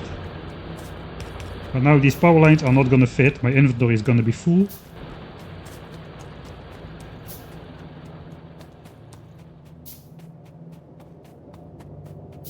I think I will stream the first, the new player experience from the new Factorio expansion.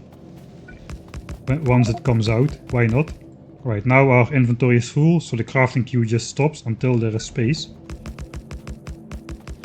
So let's just place down a bunch of these furnaces.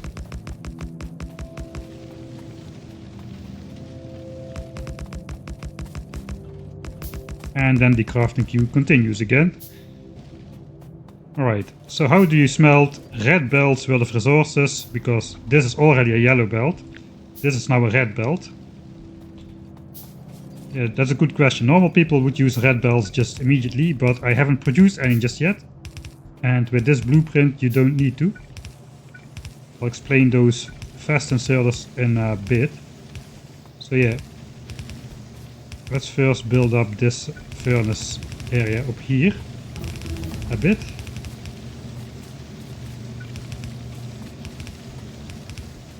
Right, the top half is working now. So the inserters just output on the far side of the belt.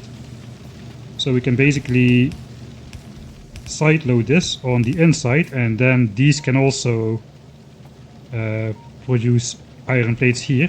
So now this side, the right side of this stack, will make a full belt of iron plates, and the left side will make a full belt of iron plates. And we are combining that into a 4 white belt here. So that is two red belts of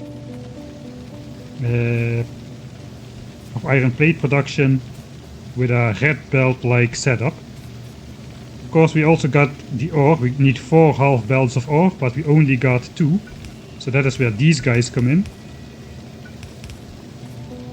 They just transport the ore underground until 12 of the furnaces have been passed, and then they sideload it onto here. And that is why these are fast inserters, because yellow inserters will let some of this ore pass most of the time. They won't grab every last one usually. Come on already, show it to me. Okay, looks like they have gotten into a pattern now. But they don't reliably take all... There it goes past it. So that means this ore will block the ore coming from above. I just need to connect this or it still won't work. So now this is going to be sideloaded first with priority. These fast inserters are going to make sure the belt is completely empty, and the ore won't leak through to the bottom. And once that ore reaches this space over here, it's going to be sideloaded, and that is our 4 half belts of ore basically. Now we are producing the full red belt of ore with only yellow belts. Yeah, quite a fun little mini, I don't know what to call it, side quest. No, not really side quest. Mini gimmick in the middle of this furnace area. Blueprint. I like to hide some fun stuff in there if I get the chance.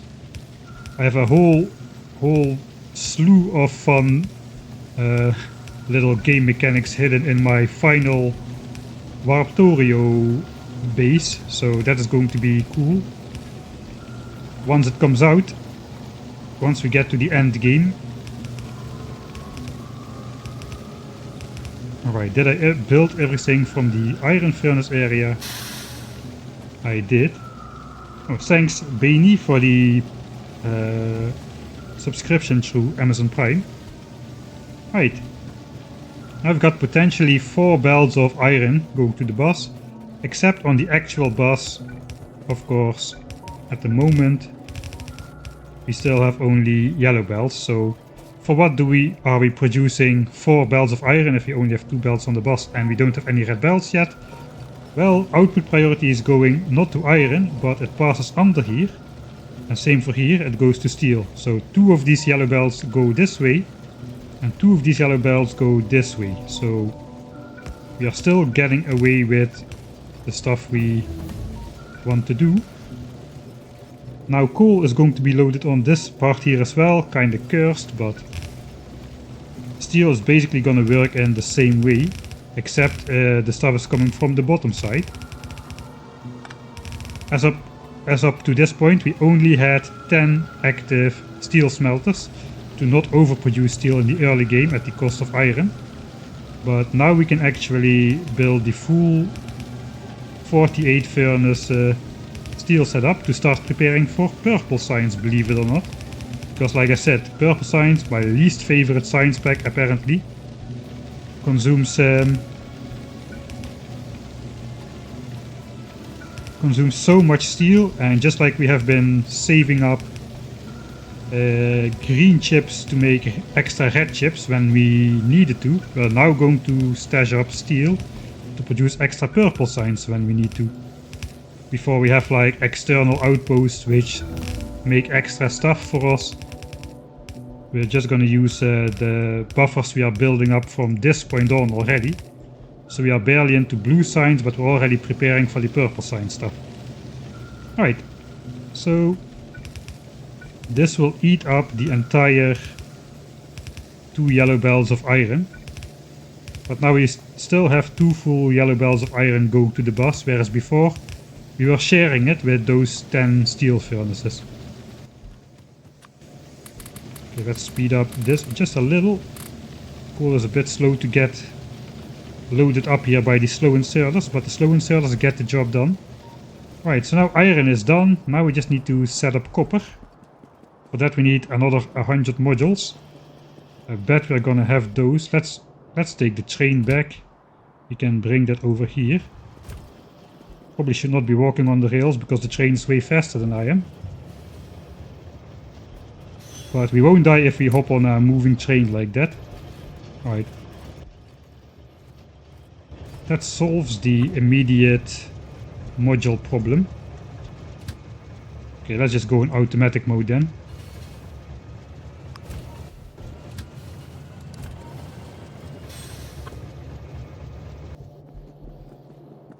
Still find it strange watching Mike with a normal base. I guess this is what could be considered a normal base.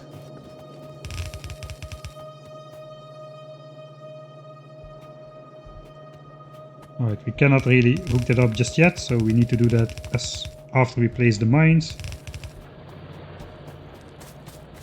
Okay, last mining outpost stuff. Not really outpost, last mining build for a while.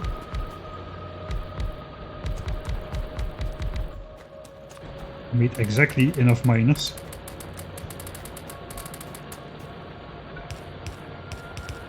Alright, so now we are basically producing twice as much mining pollution as we were in the early game. Before we had modules, but because the mining pollution is reduced by 80% thanks to these 3 efficiency modules, we're still going to be producing a whole lot less pollution than compared to before we doubled the miner size. The mine size, I guess.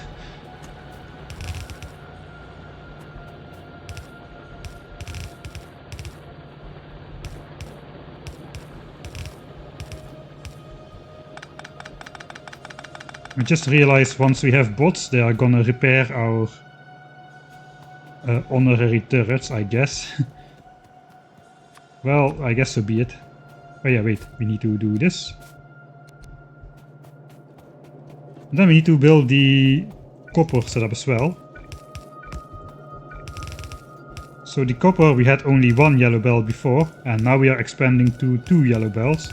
So we still don't need red bells for copper either. We just need to start loading the coal on there. This is already preparation for the red belt of copper as well, just like we've been doing with the iron right now. Because in the late game we are going to be using all that copper.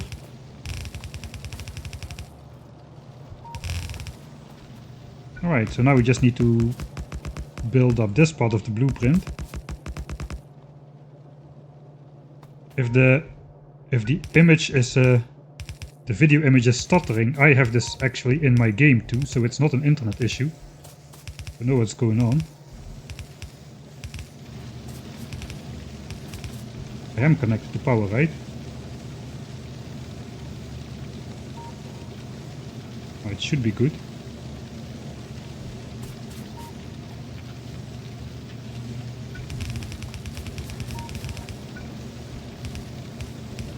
Alright, that's the second belt of copper. Already prepared for 4 belts as well.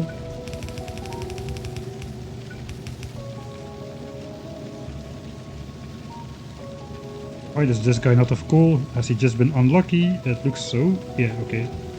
He was just unlucky. Alright, let's check if we build out the entire mining area. No, we did not quite just yet. Alright. We're gonna get to that guy.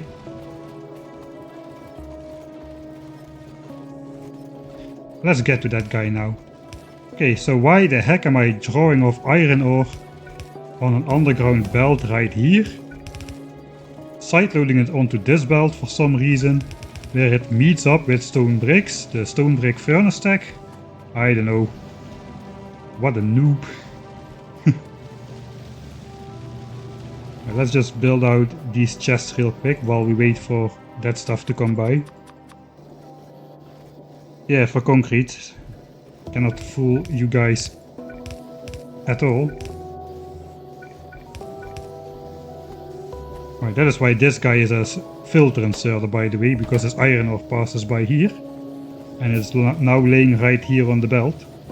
But yeah, the iron ore passes through here as well. Then goes to here, where it gets blocked off yet again, this time by a priority splitter. It goes into this scenic looking underground belt. And not on the stone bricks boss, but indeed here we have concrete.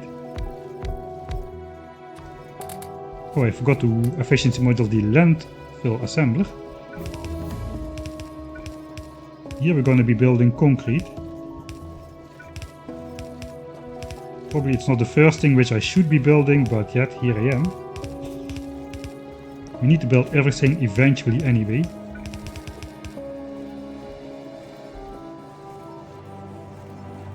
I don't remember why this is output priority though.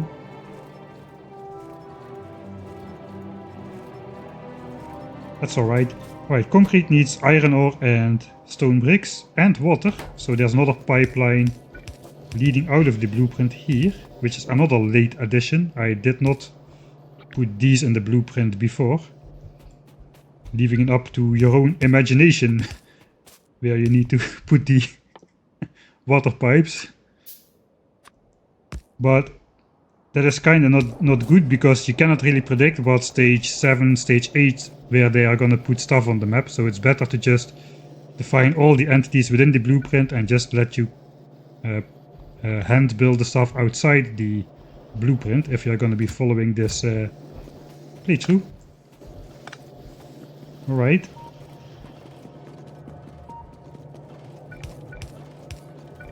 So this is not really necessary just yet. The second belt of copper is, by the way, but the 4 belts are not really necessary just yet. But by this time you have so many belts available, it just looks nicer if this area is already fully built out. We're gonna add the second copper belt to the bus here, where it meets up, and also this one is gonna donate half of its copper to green circuits, meeting up with our old splitter here, which splits it off next to 2 sides. So now we actually did the groundworks, the miners, the furnaces. Now we can start increasing actual production, because green chip production is kinda abysmal.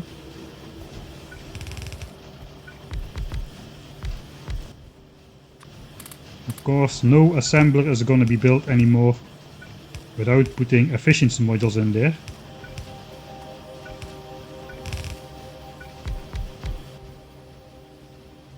But we're also gonna need some more assemblers apparently.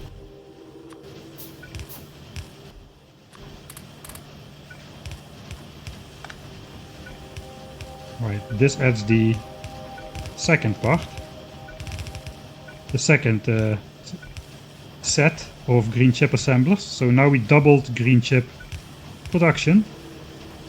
And we can afford to. Actually, I did not... I stopped upgrading my entire base with efficiency modules, it looks like. I forgot, yeah, I didn't have them just yet. But now we probably do, so... Let's get iron gears doubled as well. Because we're gonna be preparing for red belts, or at least some red belts. And especially red undergrounds we're using extensively. Right, so this can... I think this can consume like a full belt of iron if it needs to. 2 iron plates per craft. I have debug information on, okay. 2 iron plates per craft, half a second, but crafting speed 0.75, so it uses 3 iron plates a second. It uses 24 iron plates a second, I think. Alright, so that's most of a yellow belt. A yellow belt is... Wait, what?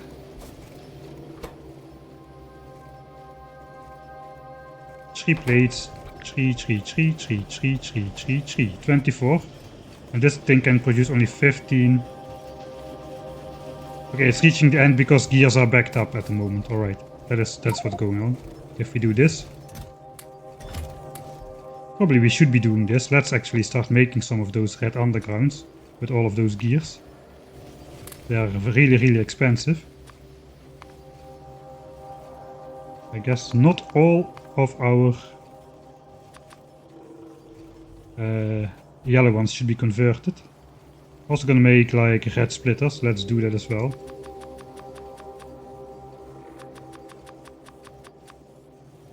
So eventually we have to do this anyway. May as well do it now. You can just handcraft everything like this and get away with it.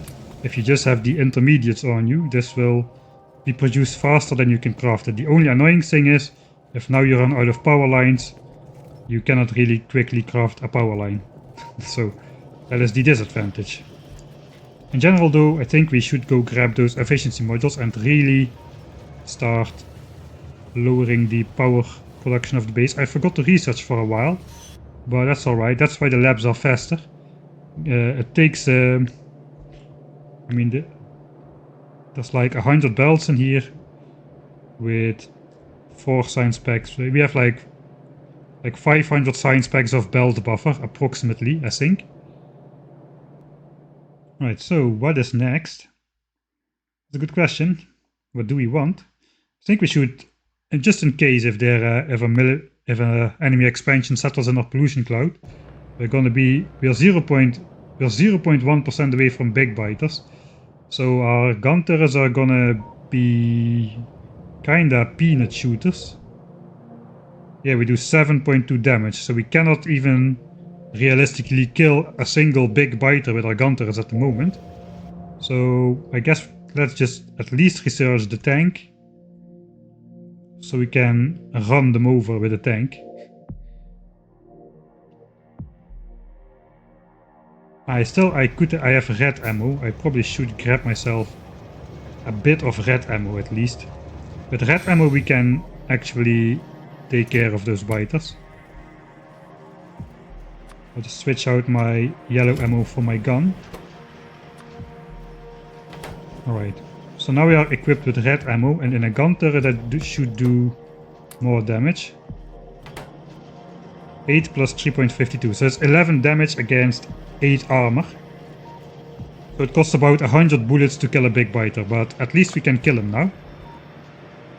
Alright, let's go grab those efficiency modules and efficiency module up the base. Alright, first of all, let's unenable these assemblers. Since we don't need that many efficiency modules crafted anymore, we can switch this back to productivity and speed, as it was originally set to.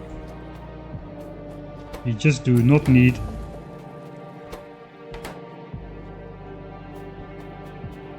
any resources on those belt yet, because we don't need these modules yet.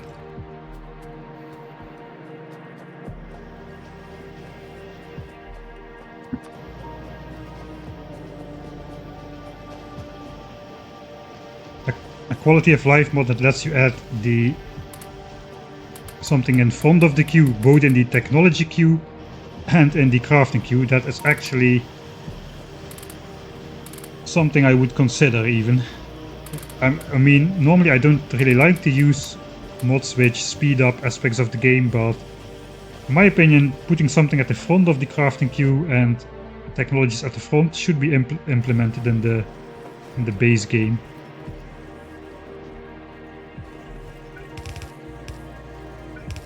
Alright, so now we're also stashing up massive amounts of steel, up to 4 full chests, that will enable us to make like nuclear plants and purple signs later on. You can see most of the furnaces are active, even though we just expanded. We haven't really built much of the bus just yet. So yeah, 2 lanes of iron going into steel and 2 lanes of iron going on the bus. And copper will get used pretty soon once we start. Oh, we are under attack. An expansion has settled in our pollution cloud. Oh no, what will I do? A pipe got blown up. How could I possibly survive this attack? If only I spent 10 hours setting up... Oh, they're already dead. Oh, anyway then, I guess. Then it's good I didn't spend 10 hours setting up a wall defense system. But that does mean we have some biters somewhere. The fact that it was only a small attack is good in one way. It means they settled on the edge of the pollution cloud. Perhaps here I saw this flicker. It's usually quite difficult to spot if they settle on the edge of your pollution cloud. Because, yeah, there it was.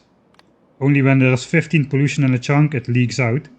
If they settle on the edge it's hard to spot because there is no flickering tile in your in the dense part of your pollution cloud. But the good thing about if they are on the edge is they will hardly send any biters over to attack in general. So yeah, okay. Oh no, now I need to spend like 2 minutes to drive out there. I guess we will not encounter big spitters just yet, unless we are really lucky. We have crossed 50% evolution. Alright. So yeah, at the cost of losing that one underground pipe or 2 or something like that. That was the cost of not setting up defenses. Well, they should be here. Yeah, there they are. Alright, I guess it is a little bit bigger than I thought it was. There's a medium worm in there as well. Fortunately no big worm. So I guess let's just switch this over to red ammo. And we'll just gun turret creep them out of existence. That is way too many turrets for a couple spitters. Let's just draw their attention. Hello! Oh, first medium spitter kill. Shoot on this turret please, thank you very much. Then I go stand here. And where is my ammo? Back in my gun.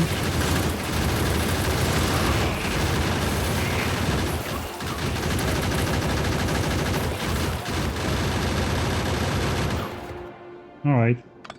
That was all. Bye. Could have saved this gun turret even, so yeah. What you need to do is you put a sacrificial gun turret in range of the worms before you enter their range. Then they will target the gun turret. And you can just walk in here, stand in front of these worms. And they will just keep shooting at the gun turret. Alright. So. That was the unbearable horror tension which we have been living in all this time. What if biters settle in our pollution cloud and attack our base? Well, this is what happens. You lose 2 pipes and you go take them out. And you don't have to build any defenses at all.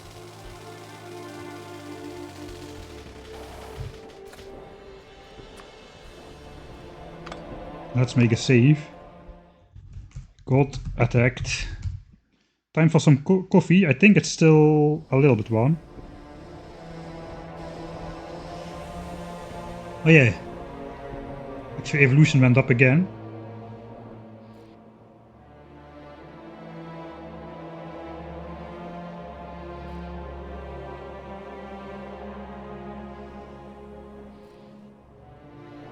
Yeah, there were only like 2 or 3 nests in there, so also evolution slows down tremendously the higher you get.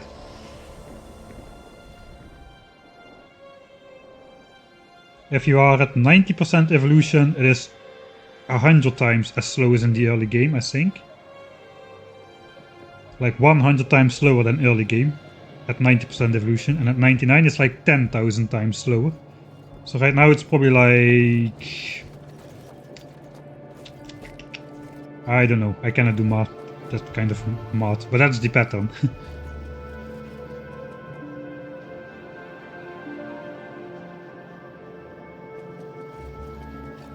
Yeah, also it was a small nest. Once we start taking out these nests again, we're going to shoot up to behemoth biters pretty quick, I imagine.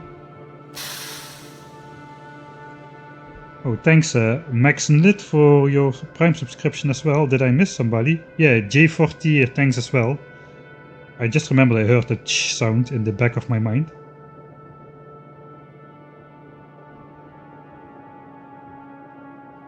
Thanks as well for the Prime subscription. Alright. Just got attacked. Let's load it up. We need to research something because I want my research production and consumption to continue at all time. Is it not too late yet? No. Red gain is still going. If I want to get weapon upgrades, I think I don't really want to. What is still actually a priority? I guess we should get advanced material processing so we can unlock purple signs in the near future. Cargo size not really important. I think we're kind of done with the super important technologies. We could get rocket fuel for the tank.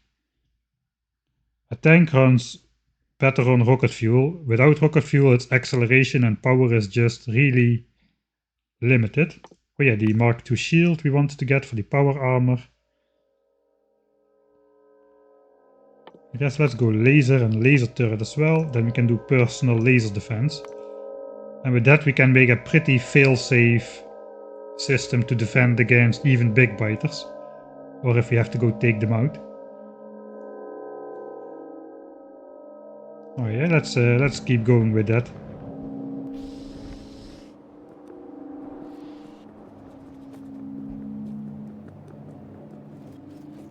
Alright. So I guess let's finally start finishing up the... Did I do it already? Oh, I did already put efficiency modules and everything, except in these personal assemblers, so we should keep a couple of those honors. Alright, we got extra iron gear production for red bells, so let's start enabling the red bells. The assembler has been here for a while. They get output on this underground belt, and then they get put into this chest over here. And we can start upgrading parts of the base to red bells. I already have over 150 undergrounds, but no single normal red bell just yet.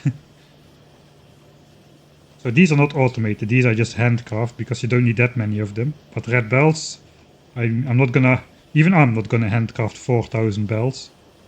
And eventually we will need to upgrade the entire base. It costs around 8000 bells, so yeah, we're gonna need a bunch of those. This is a chest where you can dump some extra iron gears into if you want. I think I'm just gonna do that. Let's just grab all of that. Then we can get the first batch done a bit faster. Now we need to repair these turrets, or they take up an extra inventory slot.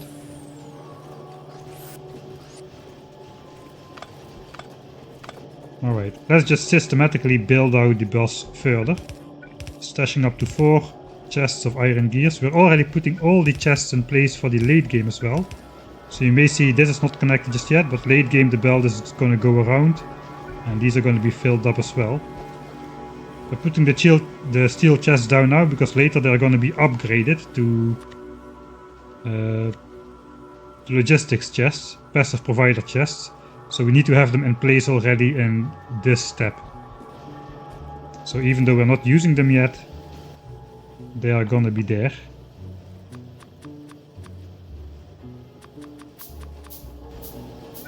We have 9 storage chests for the bots to bring whatever items in here.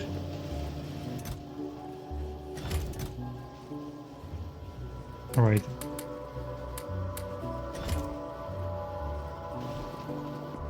Guess we also need to restock a bit on inserters. I barely have any. I think for the rest we are pretty good on supplies though.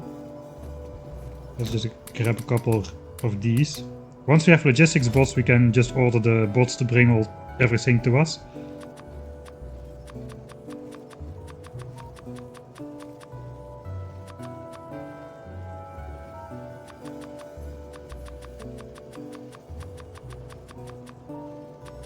Alright.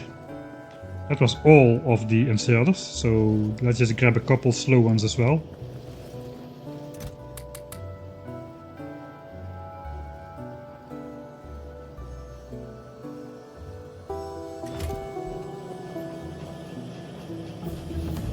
Was missing critical belt on copper.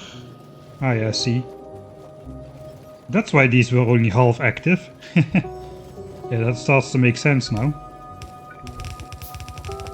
Alright, now it's connected. Now we can start producing stuff. Was copper ever anywhere in short supply though? It does not really seem so. Not quite yet. But we're gonna be building low density structures soon, which requires that second belt of copper.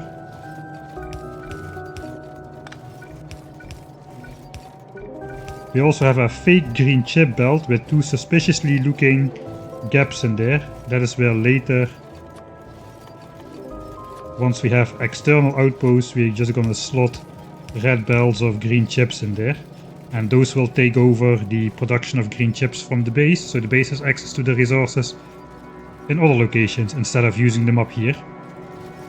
But that is for later worry. But that is why this strange gap is there.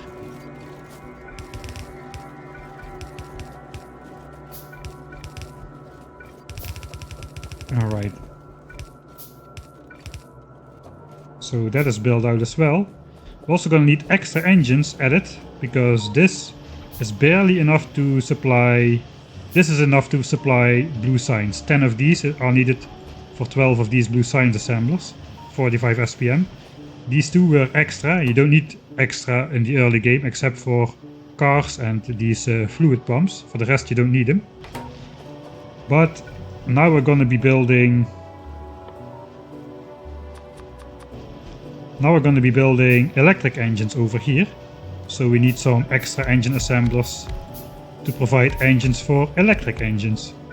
Which is why these before were not added yet, but now they need to be here.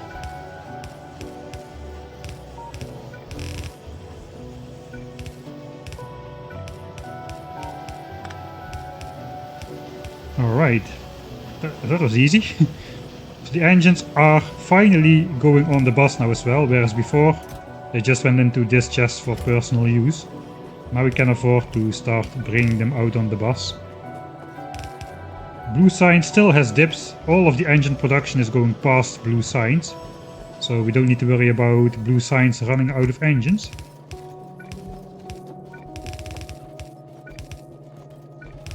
Probably have to hurry up a little bit to keep the base running at 45 signs per minute all the time. Since we're just gonna run out of technologies to research if I... Why do I have grenades always on slot 1 on my hotbar? This happens more than I'd like to admit. Alright, let's just call that an extra incentive to go for bots early on. We'll just leave it like that. The explosion of shame. Alright, here we have the middle point of the base. It's literally the middle point of the base. All the advanced stuff on this side is for yellow and purple signs and such. So we have a bunch of nice red undergrounds to bridges over here. No costs were spared in the designing of this base, and it is up to the poor player, which is going to be you if you download the blueprint book from Discord. It's up to the poor player to actually afford all of these red belts, so sorry I put all this Factorio financial strain on you at the cost of iron plates. It is just the way it is. Right, now we need the extra battery assemblers as well to sustain. The giant handcrafting queue is done, by the way. I can just make these now without problem. There's gonna be even more battery assemblers in the late game, but now not just yet. This is enough to sustain robot frame production. We're gonna also output these in chests, so we can make personal batteries. You can make laser turrets if you want with these.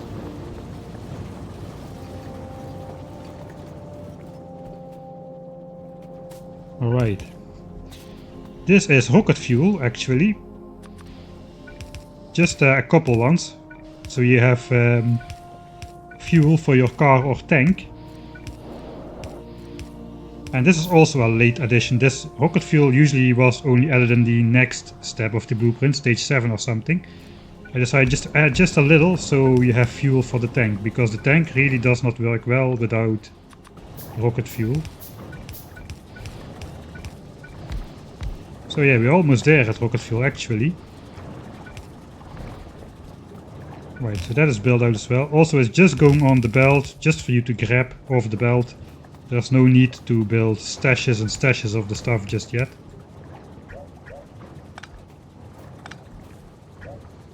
Okay, now I am messing up my blueprint, but it looks like it should be there. This is just going to a roboport. Why is it not connected to this power? I don't know. Here we have another roboport. Let's place this strange looking power line as well, which is powered all the way in this last tile over here. It's probably gonna become apparent why it is all the way over there later on, I imagine.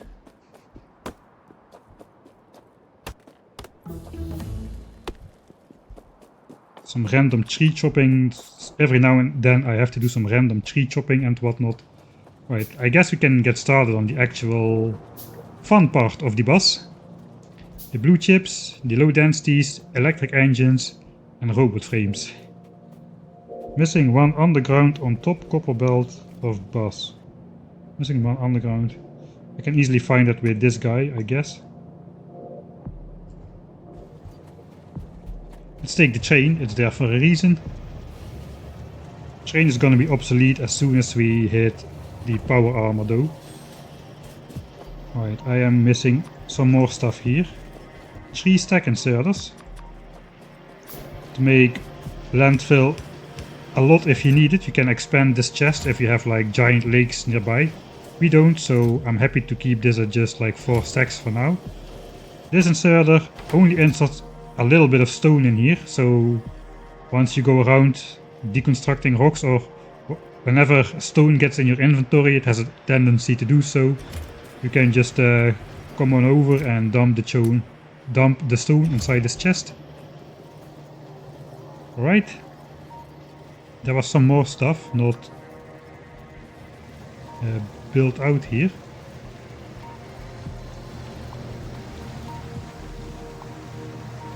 Looks like I missed 3 inserters. I already see where it is, over here at the steel.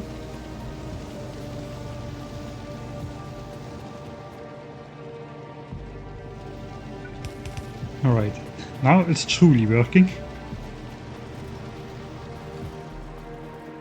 Alright, and then there was some underground missing, somebody said. Perhaps it's already fixed. No, it's not. There is still something missing over here.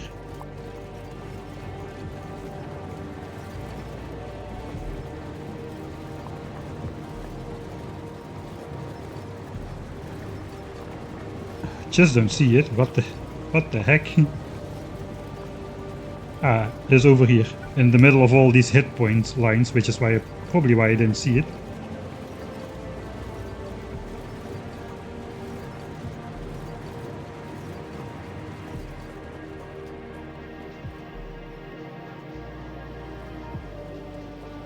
Right, so the next part. Okay, let's actually complete the left side. Then we have the 7th red chip assembler for some reason. Of course, we can only support 6 of these on one copper wire assembler, which is why there were only 6 before. The 7th one is already with productivity modules in mind. With productivity modules you can support more, because you first get productivity on the copper as well. Let's say 16% in the late game, which means we can support 16% more red chip assemblers. And that's going to be 0.96 extra red chip assembler, which is represented by this guy.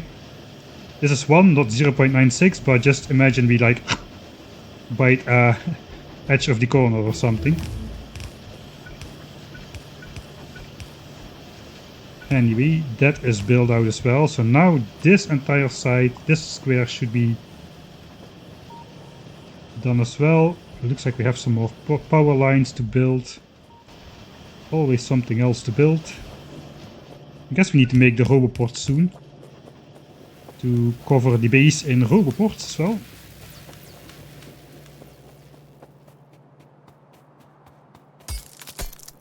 Let's get rid of this one cross, which has been annoying viewers since the start of the stream. Let's also grab that one tree then.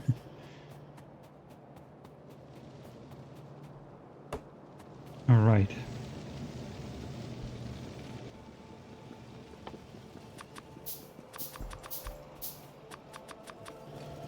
Let's just make everything into power lines. Guess we're also gonna need a whole bunch more lamps, because my god, what is this? Look at all those lamps. This is gonna be a light show. There's like 135 lamps only in that section of the map. Lamps are annoying to handcraft, so I don't know why I put that in.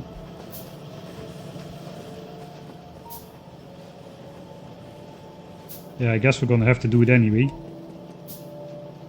Right. This, I need to prepare some assemblers though. I don't have any assemblers anymore. False promises, getting to the fun part, but no, not getting to the fun part.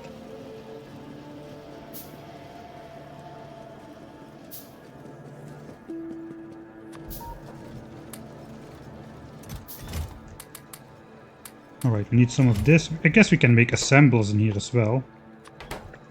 There's not really a need to do so though. They take half a second to handcraft. You just need a bunch of stuff in your inventory. And then you can just make a bunch of them like so. That's gonna be the Mark 1s. And for Mark 2s we're gonna need yet another bunch of stuff. So let's grab another bunch of stuff. All the gears are starting to run out already.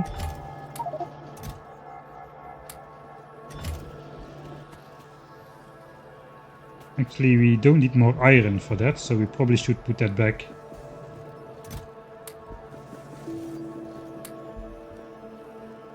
Alright, now we have 50 of those.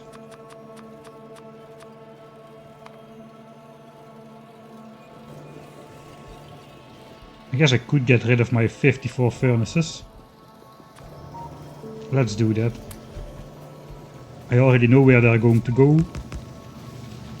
So let's just not pretend that I don't. You just don't need them yet. So I didn't build them before.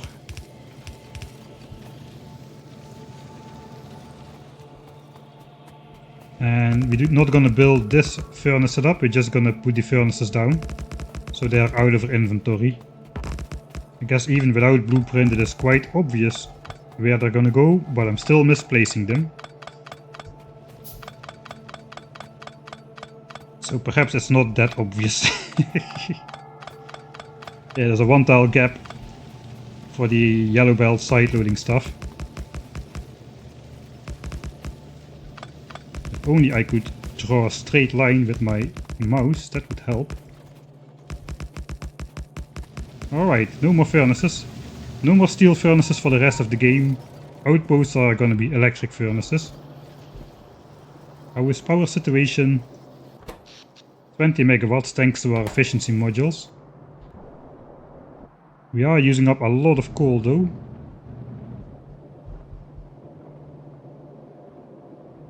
I guess we're researching military technology which requires grenades as well. Still, we won't be making military science all the time, so now we're making plastics with coal, grenades with coal, the furnace area is supplied with coal and the power plant. So if you don't do the efficiency module thing, you have to get a double belt of coal, so you have to double the coal miners as well. Because the power plant is going to be eating up everything in that case. Alright, I think I'm fully decked out now, we can finally... I put away the rails, alright. We can finally get started on this part of the base. Though I did never craft these substations yet, which I need. So let's do that first, that's quite easy. We just need a bunch of red chips. I guess by now we should be not output prioritying them to the base anymore. Let's put this back, we've got our modules now. Alright. Just gonna steal these. And a couple of this belt, which is prioritized anyway. And then we can make 25 of these guys. If I had the copper. Zoop, we have the copper. Alright, 25 of these guys. Finally this inserter get powered.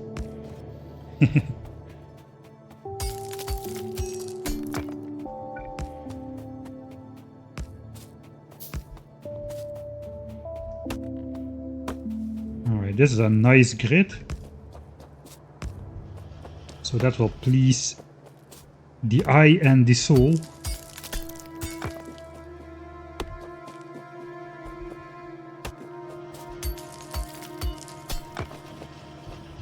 Let's grab these as well. We no longer need those in those quantities. Let's start collecting red chips for blue chips. 10k automation science packs, we're getting somewhere.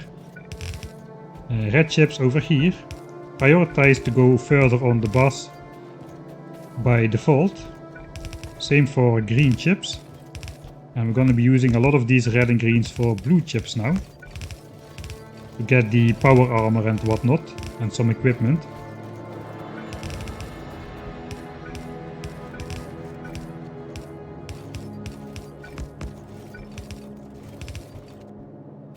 Alright. So, blue chips, we need sulfuric acid. That pipeline is gonna come in over here like so. Guess we can enable the rocket fuel. Alright, so that is gonna gather us some rocket fuel for the tank if we need it. Personal laser defense is finished. I guess if we are planning to use it, we should also upgrade maybe some damage. Let's just do one. There's like 8 levels you can research. Like 4 levels of damage and 4 levels of shooting speed. But only 7 techs fit in the queue, so let's just do one and then we'll queue up all 7 of them once this one completes.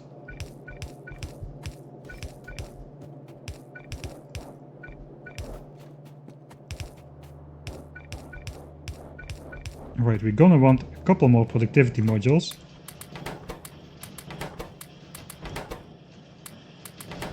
So that is 4. For blue chips I will use the productivity modules. They are the most expensive, regularly used thing in the game. There are more expensive recipes of course, but blue chips take the cake when it comes to resource sink by quantity of which you actually will need them.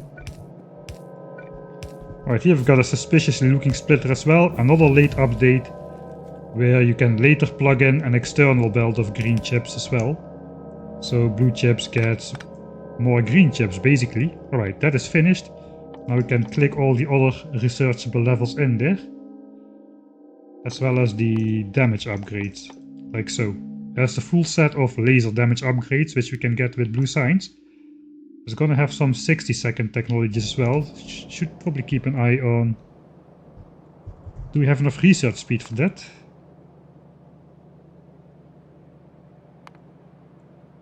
Not really. I guess it's okay. I don't think red and green science will back up just from this little bit. Although it might actually. Yeah, let's not get the 4th level. We'll first do lab research speed. Okay, there goes my nice tactic of putting all those in there. Blue chips. That is not a blue chip. This is a blue chip. Alright.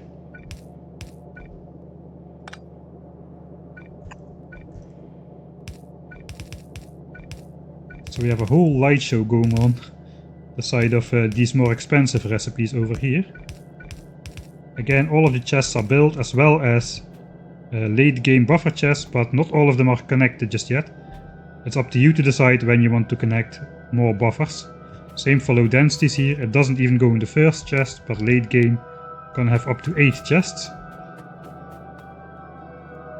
Alright, I do want my productivity modules. Let's make one more set of 4. Conveniently close by. Alright. So here we go. This is the first blue chip.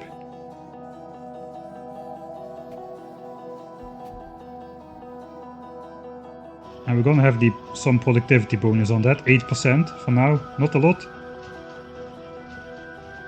Is it worth the extra pollution compared to efficiency? I don't know. Efficiency pollution 1.2 a minute. With productivity it's 5.9. So that's like 5 times as much pollution for 8% extra chip. I'm not sure. We'll do it anyway.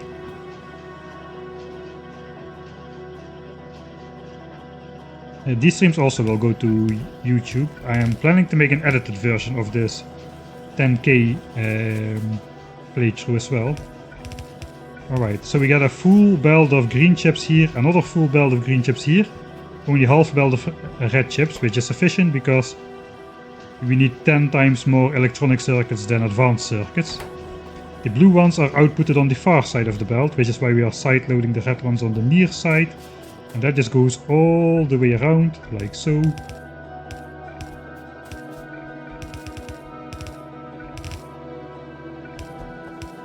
Oh yeah, we need to handcraft a whole bunch of lights.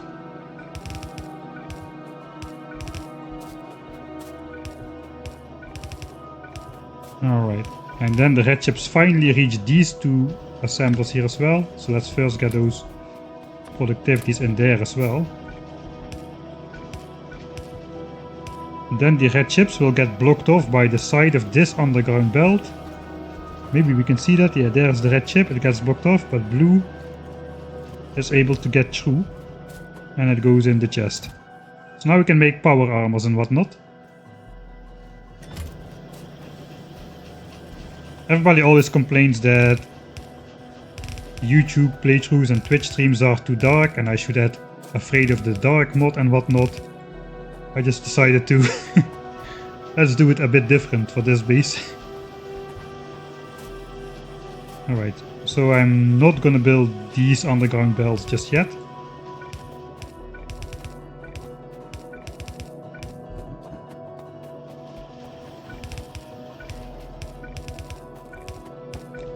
I am gonna build out the rest of the blueprint though.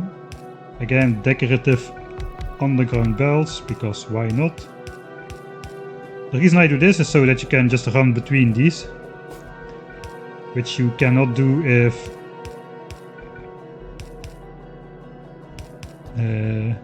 you use full pipes, then you just get blocked. So a little bit expensive, but a lot nicer to work with.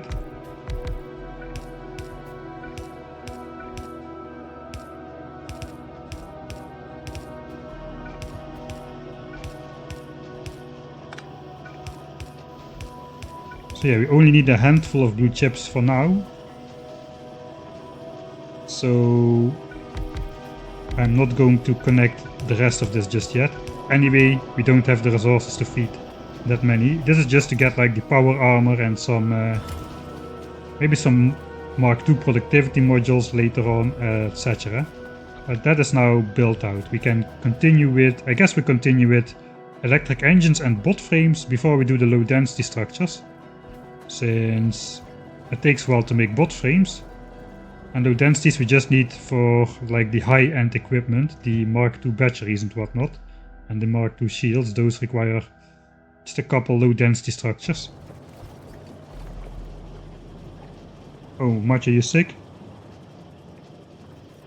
Oh well, at least that's a good... being sick kinda sucks, but also it's a nice time to have the time to catch up on your favorite stuff, which you normally don't have time for in the daily grind of stuff. Out of belts again. Let's just reverse. Use the train while we still can. I'm even out of undergrounds again. How the heck did that happen again?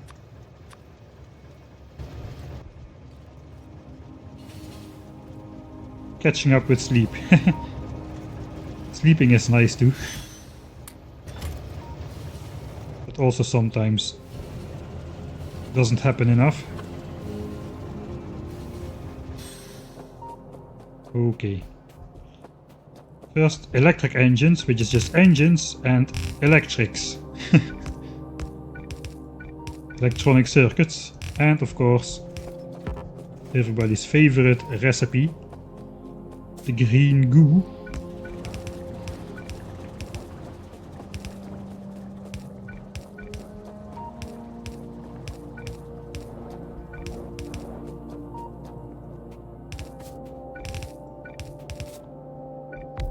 Alright, we are not going to be using anything fancy on this one. We are still in low pollution mode. Let's actually check that the pollution cloud shrink. It's kind of stayed the same, but we have doubled production, so that is something.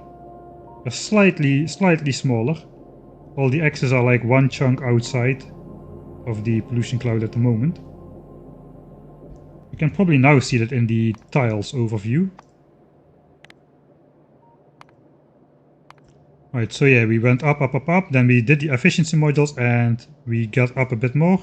And then it started going down. Peak 434, we dropped to 420 and now it is slowly starting to go up again. Because basically we keep expanding the factory. We are just now doing it with efficiency modules. So you can imagine the level of pollution which would have happened without efficiency modules. Which is perfectly fine. You don't need Spidertron to go take out the biters. We are just doing it to make a statement.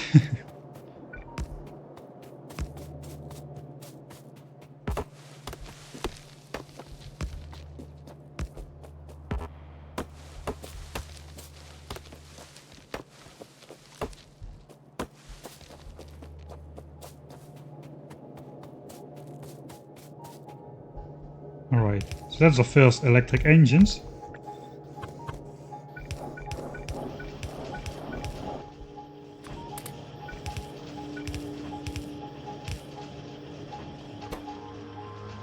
And those can be made into bot frames on this side, which need the electric engines. So this is kind of a combined build.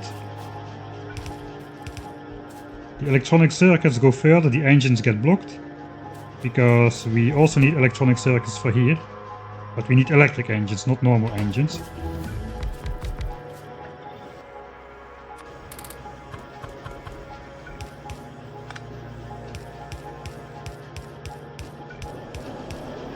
Alright. I'm out of copper.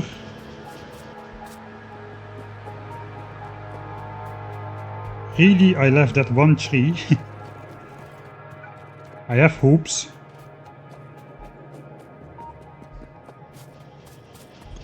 This tree might be able to stay. I know I started that whole tree of wisdom stuff because I always had one tree in my playthrough which seemed to be not get affected by pollution. It stayed nice and colorful. Sometimes that happens, a tree can get locked in a state where it cannot degrade further before it becomes ugly. And that kind of tree is usually a keeper in my base.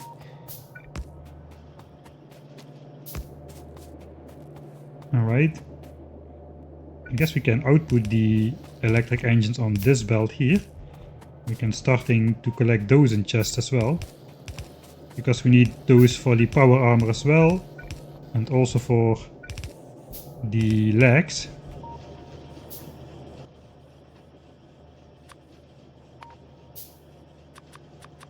Let's just keep making lamps for as long as we don't have anything else for to do. Alright, so that's electric engines. That means we can make the power armor already, probably. Like so, and some steel, which we have. And that could be a power armor. Right as we create 10k logistic science packs, the milestone step is filling up as well. Third level, 3 more levels to go. How hard can it be? First 3 levels in 7 hours. So probably the last 3 levels also in 7 hours, right? To 10 million. I mean, even skip 2 levels. Theoretically, we have 5 levels already. 1, 10, 100, 1000 and 10,000. There's only 3 more steps to 10 million.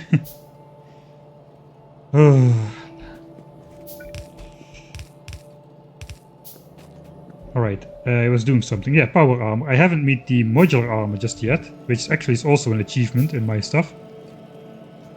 Modular armor, power armor. So let's actually make the modular armor before we make the power armor. And wear it for 1 split second.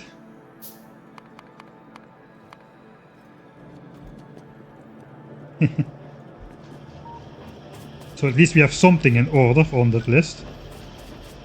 Alright, here we get it. The modular armor is coming in. Over here. It will jump to here, I guess. 7-11. And how long did it take us to get from modular armor to power armor? Well, the crafting time is 20 seconds, so it's gonna be 7-11-39, I imagine. Yeah, there the tree emoticons come out. Look at how beautiful that tree is colored. 7-11-39, yeah. This tree is already not that color anymore. Perhaps we have one over here. This tree survived reasonably well. It's like a double tree. They are overlapping. It's like a twin tree. Perhaps this could be this 3 trees even. Look at this tricolore, man. Maybe this is going to be the one. Yeah, but normally trees start to look more like these stumps out here. They lose leaves or they become very, very grey. There's a whole intricate... I don't remember the exact details, so I'm not gonna try to explain all the unnecessary details. Alright, now we need batteries and steel to make the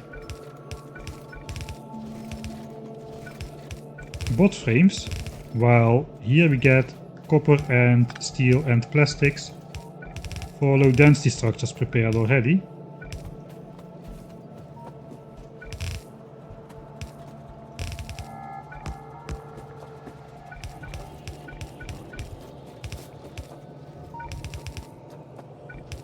And then we just go up this nice wiggly belt over here.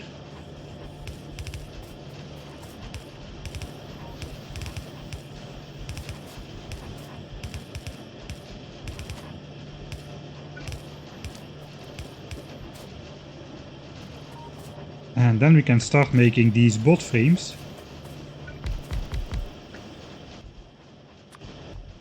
Of course, we have to put these sacred modules in there. Alright, so now we're getting the circuits from here. Electric engines are put on the far side of the belt. It's a little bit invisible because of the underground. And the other 2 ingredients of steel and batteries are just coming in on this belt over here. So that should start to work. I have the same amount of assemblers here. That means we are overproducing electric engines because these craft twice as fast as these. And we only need 1 electric engine per pop. 20 seconds crafting time. 10 seconds crafting time. So only 4 of these are going to be used for bot frames. The other 4 are overproduced in this chest for now. So we can make stuff for our power armor. Let's actually wear the power armor. Okay, now finally the inventory is growing a bit. Right. I guess we also start collecting these bot frames in the chest where they're meant to go. Again, you can have as many or as few as you want. I made up to 3 chests over here. That is enough for 6,000 bots. I'm just gonna go with the default I pre-selected. Seems like the right thing to do. Let's also build out the rest of these substations. Can we make more lights even?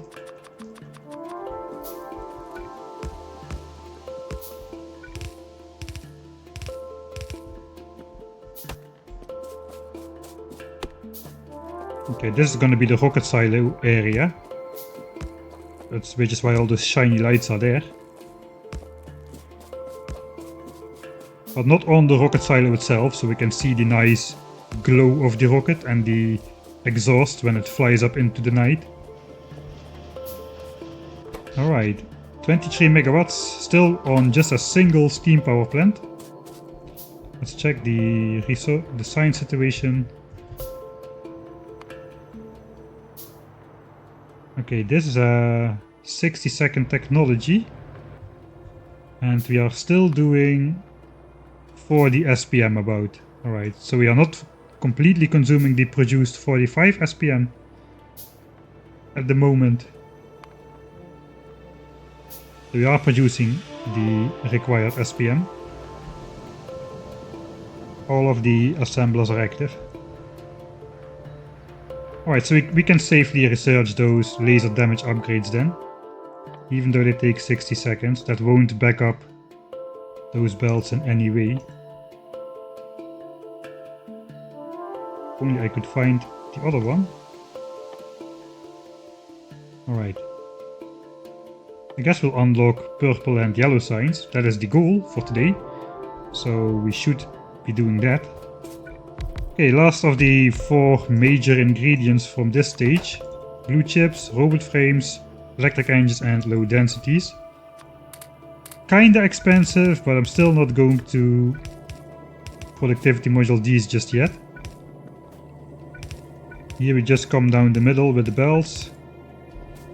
And similar to blue chips, they just go on the outside of the belt like so. And come back all the way on this side. Where they could go in a chest, but for now we do not need that just yet. So they are not going in a chest.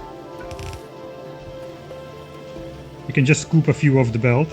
This chest is here because these stack only to 10, and once you get them in your inventory, it can be hard to get rid of them, so you just dump them in this chest and they get put back in the system basically. But I guess I can leave the rest of this build to be constructed by bots once I have them. I'm not that far off anymore.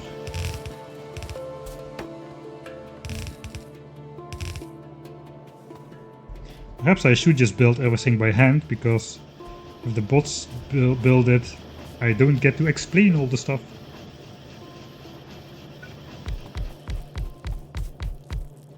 Is there much to explain here? I'm again building off center thanks to this tree.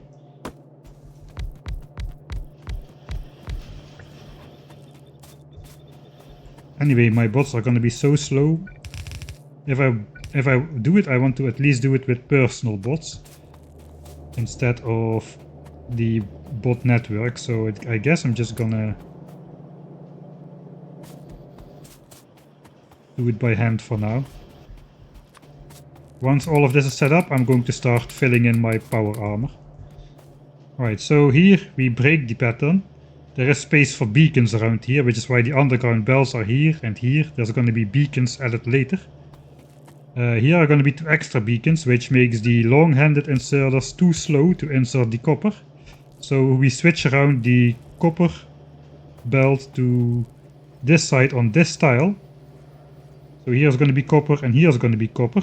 So all the copper gets inserted with fast inserters. That is why this splitter is here.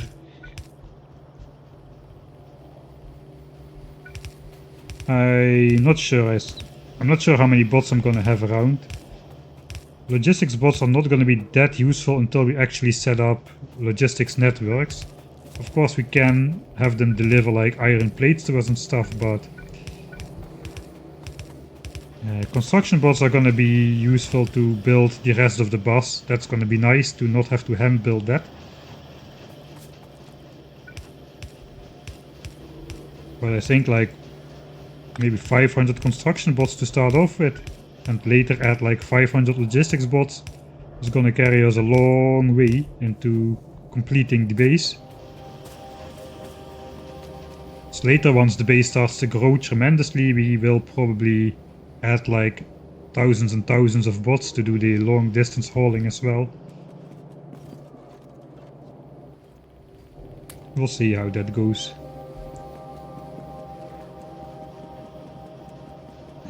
Construction bots cannot hand feed, they are useless. Okay, we have 50 bot frames, so let's just start by making 50 construction bots. That's the wrong order. Oh, that's an achievement as well. I forgot I put that in there. I could get the logistics bottles one as well. I don't really want to fake it though. Let's just wait until we actually are going to use them. Alright. Then what did we still not build from this stage? Is it just the roboports?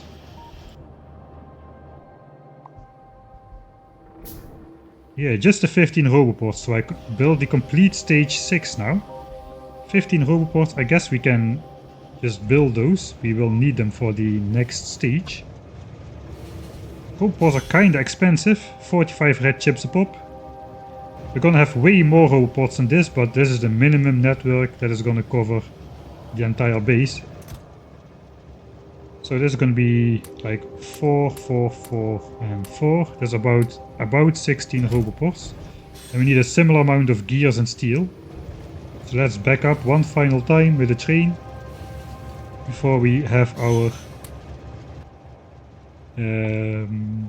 exoskeletons, which we can already handcraft. Let's just do that.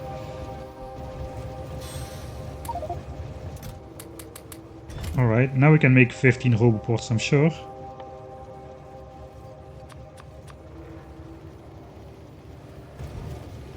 Alright.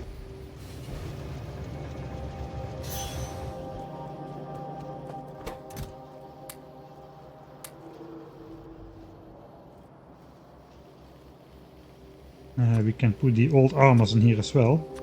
I don't remember where I left my light armor actually, and my pistol. They're probably in the spaceship maybe.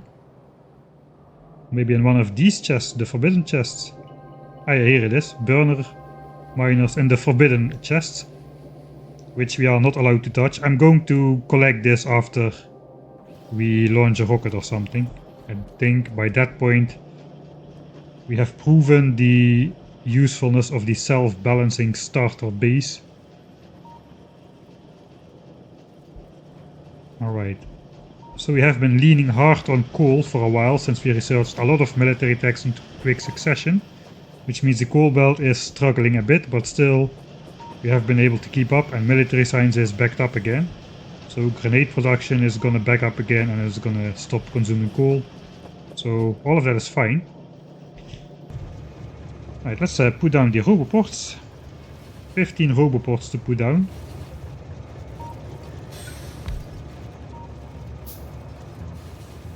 Alright, so this one is not connected, which is why this one is here at the bottom. I guess I should also efficiency module these. Later we're gonna speed module this handcrafting area.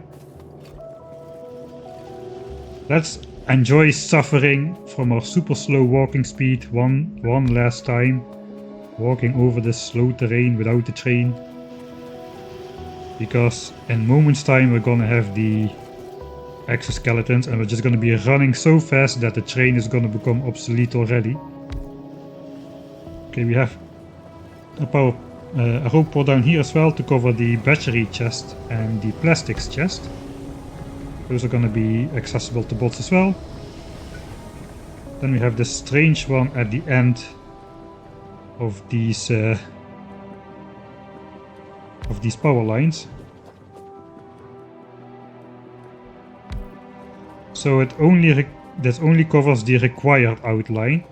I have two outlines in my blueprint book. There's the required outline and the rectangular outline. And the required outline is smaller. Basically, if we can fit it around lakes or something. So the roboports don't necessarily cover the entire rectangle, but it does cover the entire construction area to construct your entire base. And later on, of course, once we have unlimited roboports, everything is going to be covered. So yeah, this roboport has to be here because these lights are exactly not in the construction area. All the roboports are going to be nicely laid out in like 3 lines. You can already see this is one horizontal line. We've got a main horizontal line here and then one here in the south. With way too much attention to detail in this base. 2 more roboports to go. And now it's already going to be complaining that it does not have the stuff which it needs. There's the last roboport.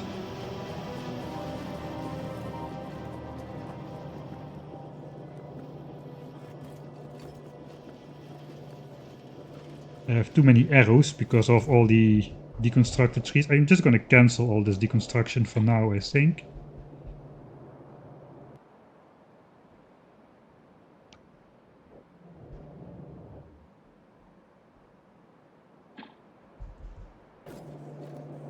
That should help a bit with the bot overlay. We can make our 20 hazard concrete finally. We just need to take like 20 concrete. That would be a good first job for our personal construction bots actually. And we can simply make that into 20 hazard concrete. The hazard concrete which marks the spot over here where you should hold the blueprint every time. I do not have... I kind of forgot, I did not make the stuff for my power armor just yet, it is still completely empty. We're gonna need a lot of steel for that, we're gonna need some batteries as well, so let's grab those. We should have a bunch of these in the chest already. Yeah, that's a nice amount. There's gonna be more than plenty. And we're gonna fill in that power armor.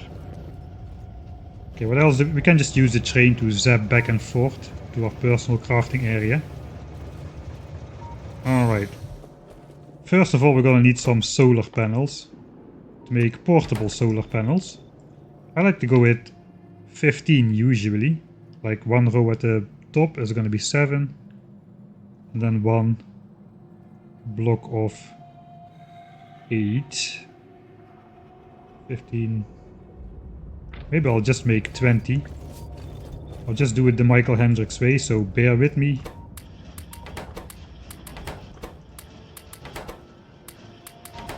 Instead of calculating everything out. Oh, there's the first loop and one more. Oh yeah, solar panels is also on the list of milestones. It's kinda lame that you get that milestone for just making the solar panel. I would have liked to see that for building the solar panel instead. Right, now we can switch to the portable solar panels, which we can make in exactly the same way.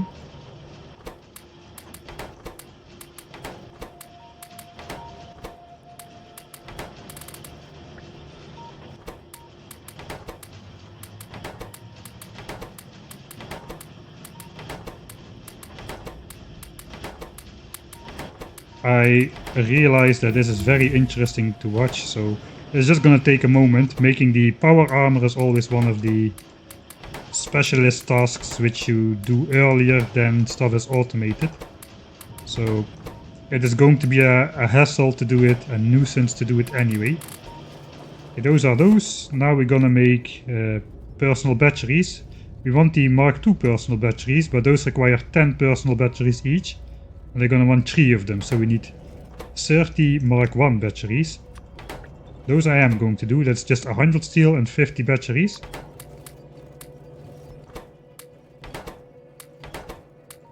So that's like that. And the rest is gonna be pretty simple handcrafts, I think. So let's plop these in. And I guess we'll just plop those in here as well. We have some batteries left to make 2 personal roboports. Let's stash away the construction bots for a moment, so they don't start flying out before I'm ready. We can start charging up this stuff already. So you can use personal roboports without personal batteries, as these have quite a large internal buffer. You can see it's starting to fill up really slowly at this moment. So yeah, let's let the roboports charge up a bit. So actually the Mark II roboports have a quite significant fraction of buffer compared to these Mark II batteries which we are about to make.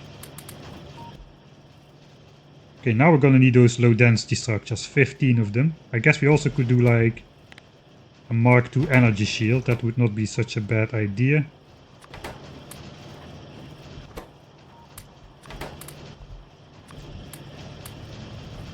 Let's just do that. I guess we'll just wait around for that to finish before we go to the low density structure area. I need to clear my inventory a bit again as well. Okay, I also need some more repair packs. How much did I make already? 10. I guess let's make 90 of those.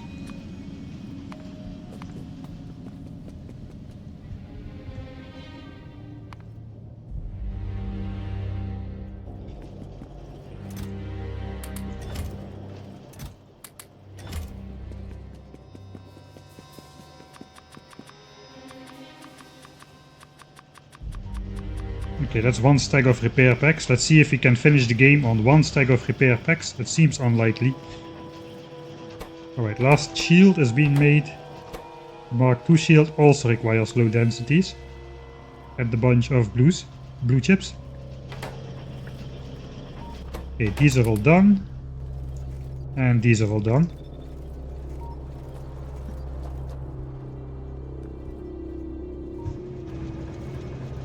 This is definitely not like Nilaus's production hub, this part. This is a hand feeding hub. It's gonna turn into a production hub later if you want to. There are some like requester chests in the blueprint pretty soon, but I'm not gonna use it like that. I'm gonna make a proper hub because this base is going to go into the very late mega base stage, so we want everything. Not just launching a rocket. Right, low densities. We just grab a couple of the belt like intended. And we can make the 3 Mark II batteries and the shield. And the rest we can just put back in this chest and that will just get added to the back again.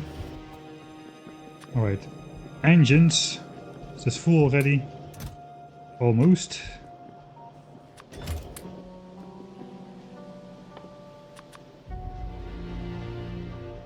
I guess I have these trash slots now. I could already just set up all my wood to go in there automatically, all my stone to go in there automatically. I don't have logistics bots, but I can still even manually store my efficiency modules in there if I want. So you can carry around 30 extra inventory slots worth of material with those trash slots which are unlocked by the logistics bots technology, so that's pretty early on. Like construction bots, you can research logistics bots. That gives you those 30 trash slots. So triple tool belt technology, really. Let's put that solar panel in there. Are these full? Not yet. They start to be almost full. We can afford to insert these batteries now. And I guess we will wait for inserting the legs until we've got some juice in the batteries. So we can probably show off that distance. We can also make our life a little bit safer and add one of those shields in our hit bar so we don't die to the first big biter that comes around. At least we have a chance. And since we don't use fish to heal, now we do have an automatically healing hit bar down here. So unless this train kills me somehow, which is possible still. You never know with trains. But yeah, a little bit of insurance. Alright. This is the moment we've got the power armor done. Power armor done. It is time to insert the legs and start enjoying the new walking speed. Nice. That is already so much better. Yeah, we were moving around at quite a slog, but now we can actually, I think I might make a third one for when my batteries are full. I think let's just do that. Just to have on us a third leg. That sounded not right out of context, but oh well. And then you just throw these in my logistics trash slots. I can carry those around, I can swap out my equipment. if I want to. For now I want to charge my battery though, they are only 11% full. Alright. Progress. We are 7.5 hours in. The pollution cloud is again kind of extending. Let's see if we have a new biter base in our cloud. I don't really... No, that was the old spitter spawner which we took out almost an hour ago, I guess. They absorbed a really minimal amount of pollution. Like two pollution points in the last hour. They did a little bit more, but oh well. That's okay. Still only one expansion settled in our cloud. Alright, how far away is Spidertron? Well, we have purple signs. Yellow signs is there. Spidertron is not that far away, not as far as you may think. Efficiency module 2, efficiency module 3 as well. We've got the power armor already. Yellow signs is also on the list, and we just need the rocket control unit, military 4, the fusion reactor, and we can already research our spider guy. Problem is he costs like 2,500 units of research, which is not cheap. It's like 2.5 times more expensive than the rocket, which is only 1,000 units of each, and does not need military science, whereas the spider also needs 2,500 military science units. So I think we're gonna go Spidertron before the rocket even, because we are gonna make 10,000 science per minute. We're not really in a hurry to launch our first rocket. We want to just... Our first mission is to get the entire non-infinite tech tree completed. And then we can start worrying about rocket launches and space science and infinite upgrades and whatnot. But yeah, first goal is to get all the basic technologies done. Right. I think I already did this check. There is the last roboport, by the way. So that should be the only thing that shows up here is that roboport. We can task the bots with... Let's task our personal construction bots with the repairing of our earlier mishap and erase the tracks and evidence of our misplay. I put the bot somewhere in a chest far away. I remember now. Let's have the bots place the last roboport then. Come on bot, you can do it. First bot construction project done.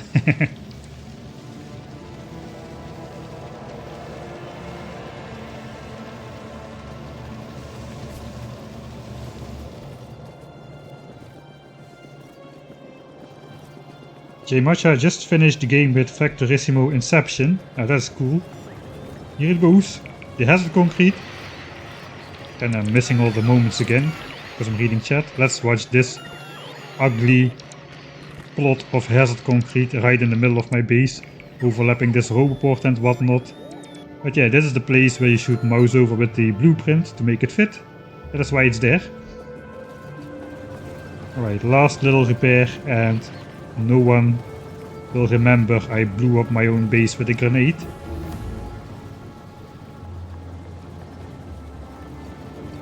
Okay, we are using up all the coal because we are filling up this plastic chest. That is the main issue here. That's alright though. Then I was already thinking I had a coal shortage, but no, this is just designed to be that way. The plastics are still backed up on the belt here. So we are producing enough plastics to sustain the base. We're just using up all the available coal to make this chest full here. Right. Stage 6 is complete. Let's celebrate that. Stage 6 complete. We're getting there, only 2 more stages. If we check out the blueprint book, we've done this complete first line in the early game. Now we've done stage 6. Stage 6 upgrade is not a lot. It is just upgrading, literally upgrading the steel chest to the provider chest to make them accessible for the bots. That's all what the upgrade stage is about. And then we're going to go in stage 7, which is yellow and purple signs. Then we're going to have an upgrade to red belts, and eventually we're going to upgrade the Mark III assemblers and add the beacons and all the modules to the base. We'll get into that once we get to that stage. This is a big stage though. This is a really big stage. It's gonna take quite a while. We're not really, I don't think we'll fully complete this stage in this stream still.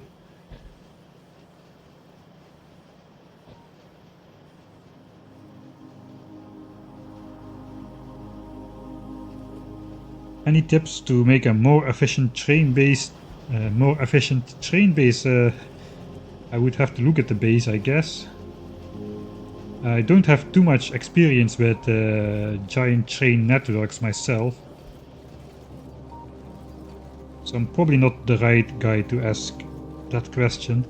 I always find it harder to measure, to get a good gauge, I don't know how to say this. To get a good understanding of if the resource collection is fast enough and how to make sure that trains deliver stuff to the right stops reliable enough. With belts, it's always way more clear where the problems in your base are than with trains. Plus, it can be quite hard to upgrade the capacity of your train network once you run into its limit. So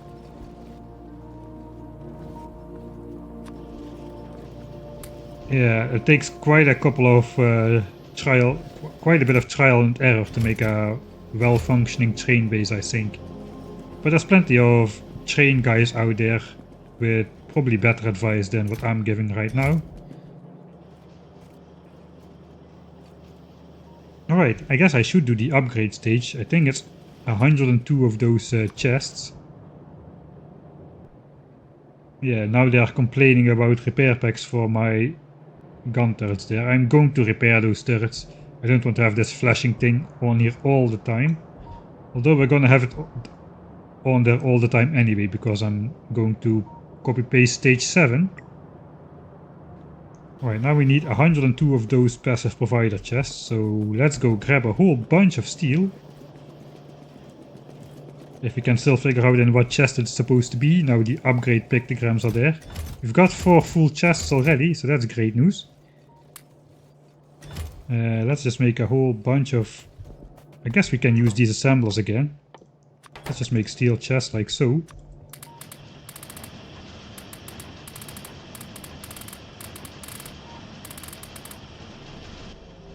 And just like that, we've got over 100 steel chests. Okay, now we just need these guys. That requires... Actually, I have the resources for that.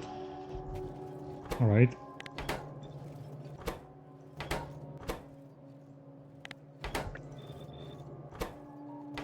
So let's make those in assemblers as well then.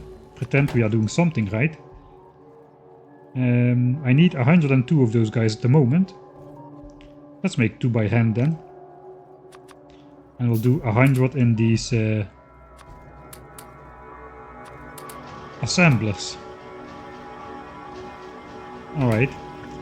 That's gonna be finished automatically as well. So all of these are gonna have to be upgraded. We can let our personal construction bots do that. The batteries are filling up nicely. So these Mark II batteries have a giant capacity of 100 megajoules each, compared to the Mark I batteries, which have just 20 megajoules each. I think it's even more efficient if you just use your armor for roboports. I think Roboport Mark II is more efficient in energy storage than battery Mark I. I think they have like a 55 or so megajoule internal buffer, the Mark II Roboports. I measured it out once, but I forgot the exact value. It wasn't the 100% evolution playthrough, I covered that, but yeah, I forgot again. So, unfortunately, I cannot tell you exactly at this moment. Let's upgrade these chests. Yeah, the bots are still quite slow. I'm gonna have to remedy that as well.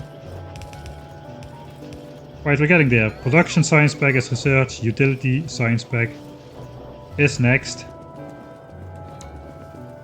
Okay, plenty of chests on this side of the base. Don't think we have anything up here which needs to be upgraded. We're just gonna continue along the bus, upgrade all the chests into provider chests, which will give the bots access to it.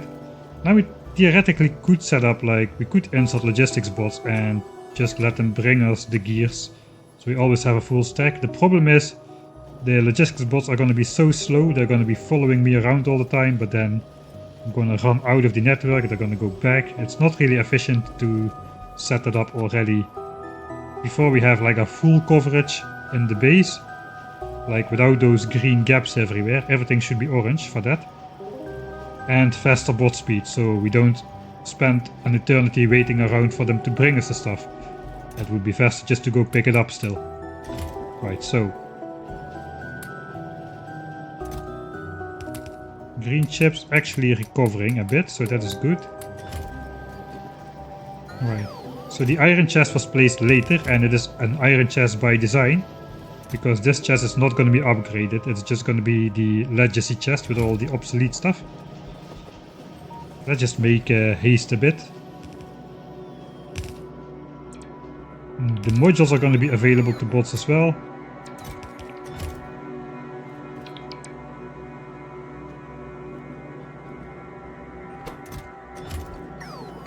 Blue chips.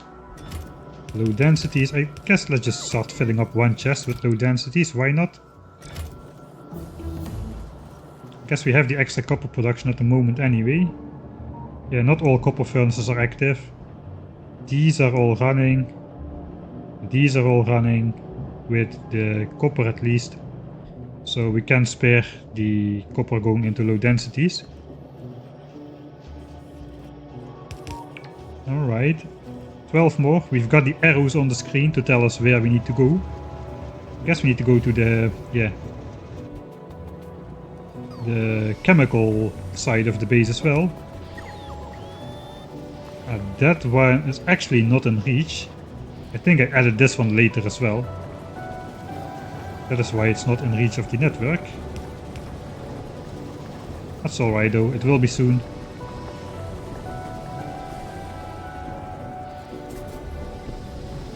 Alright, 12 more. 12 more. Oh, those are the, that's the repair packs. Okay, let's just repair those turrets.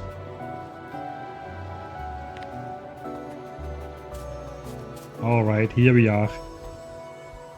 Let's do it.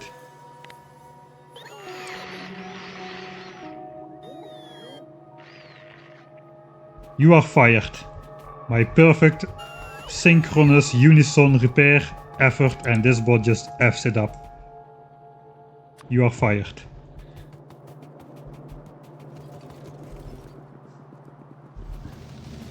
Am I too harsh? Maybe I'm too harsh on this poor bot's feelings.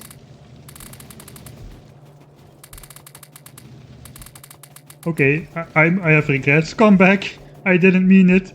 Now I have to look at a stack size of 49. I just cannot bear that.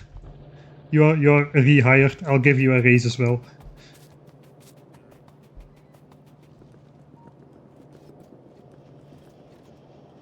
Sorry, I'm too soft. I cannot fire him. Yeah, I feel too like bot speed. I think bot speed 5 is good to have as all the non-infinite bot speeds, and then the logistics bots start being useful. Because you cannot use them for making stuff, you can only use them for delivering you stuff before you have the logistics network, which is a yellow technology, so that's a while off still. Alright. I guess it is time then. I already made a save that stage 6 was complete a while ago. I guess now it's really complete, so let's override that save and we're gonna apply stage 7. I'm gonna stand on this side of the base for that, because most of the stuff is gonna happen on this side. Let's switch off the roboports so they don't start placing belts. Hey.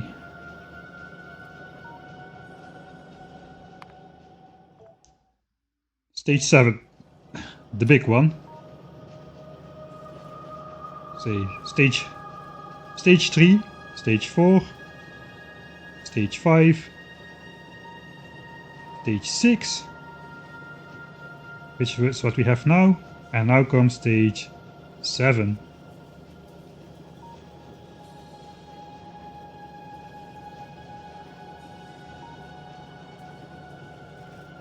I guess I should...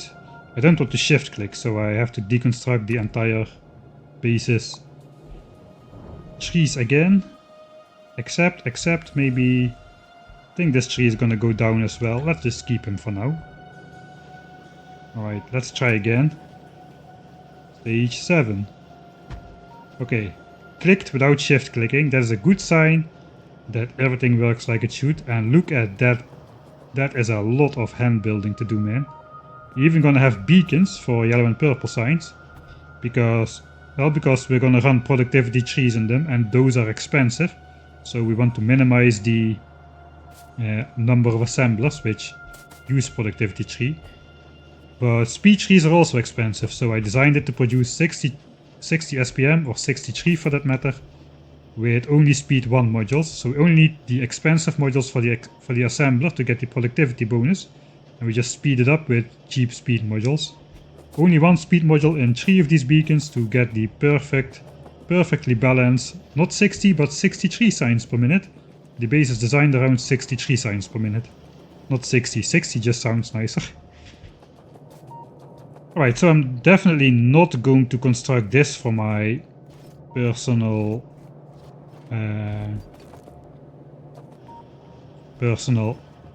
armor. Just kind of thinking how I'm going to do it. The bots also will place all the inserters, since... Let's see, to what do the bots have access now? Now I'm a cell as well, so let's drop all my stuff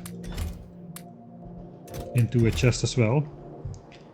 Alright, so the bots have access to what kind of physical things? Red bells and green... yellow bells. Inserters. And pipes. And the rest is like intermediate products which are not placeable. So walls, yeah, but we don't have walls. So if I enabled bots, construction bots, are gonna place all the bells and all the yellow inserters. But not all the underground bells. They're also gonna place all the pipe works. I think that is okay. We can still switch everything on by hand, but I don't need to place all the inserters myself anymore. So I think we're gonna go with that. The bots don't have access to assembly machines or chemical plants or whatever.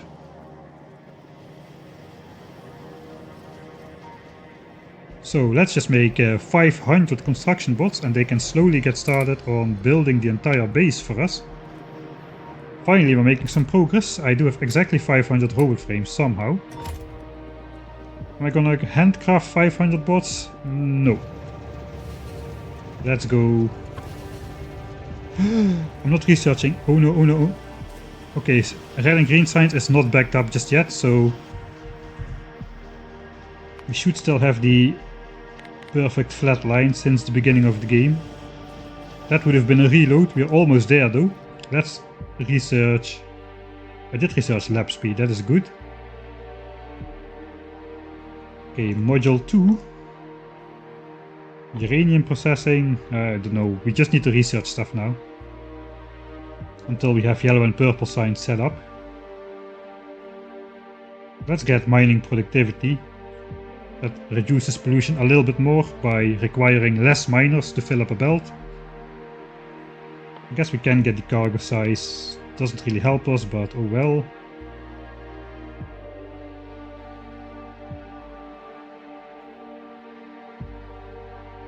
I guess this so we have been avoiding inserter capacity bonus for now, since the early base was very fine-tuned with like inserter speed limits and stuff to make certain products at a certain time, at a certain quantity per minute. But now we have the full base, we can start upgrading the stack size as well, all the way to 7 eventually. So that's a full queue again. Now we have a 30-second technology, so we should be researching for a while. So yeah, we didn't research for like 7 minutes or so. We can forget for 10 minutes and then the belt fills up, so we should not forget that. The labs are way faster than this now, I imagine. Yeah, roughly... I guess roughly... It's very hard to say from this graph. We need a full minute. Okay, we need a full minute. Roughly 100 signs per minute they can do. Right, we're gonna make those construction bots. 2 electric circuits and 1 frame. We have 500 frames. We do have the circuits. That's gonna be our construction bots. So here is also, you can automate some stuff here now with requester chests later on. Personally, I do not like to use this feature, so I will just deconstruct this area and then cancel deconstruction, so I delete these for my own playthrough. I just made it there because I know people like to automate stuff early on. I don't think it's necessary, so I'm just gonna cancel that part of the base for my own playthrough. Alright, 500 bots. Here we go, epic bot explosion time.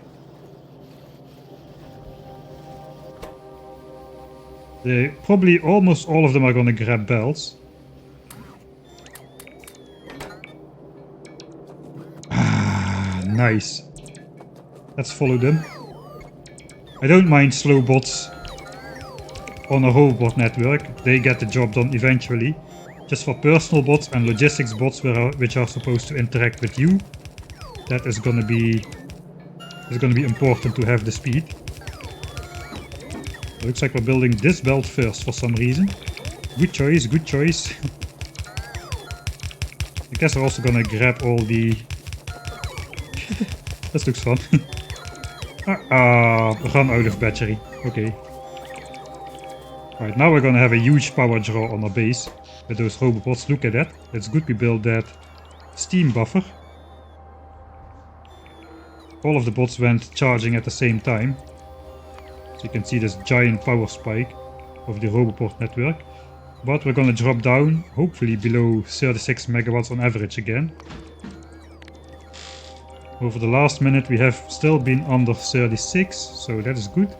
Yeah, now the bots are flying again. That is why we built that third line of steam engines.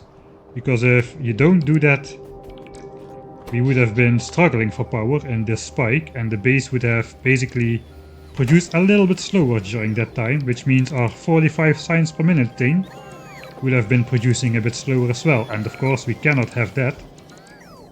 So let's hope the base can keep up with... the steam buffer can keep up. These pipes should remain mostly full. We can see the level in the mouse over here. 90, still 90, over 90 steam in this pipe. As long as there is more than like 1 or 2 steam in this pipe, all of these 60 steam engines can work at full power, even though the boilers can only sustain 2/3 of that. So yeah, that is why we have those things.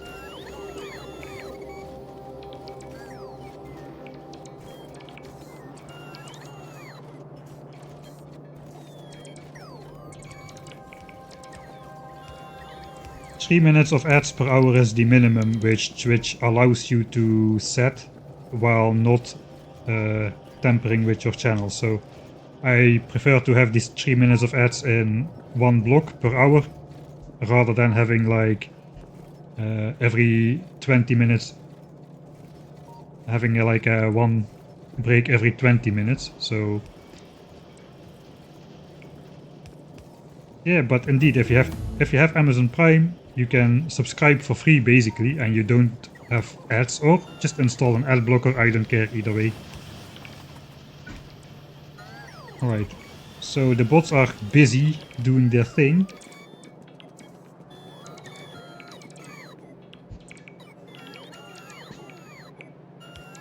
Let's watch the madness unfold a bit. No ad block on mobile.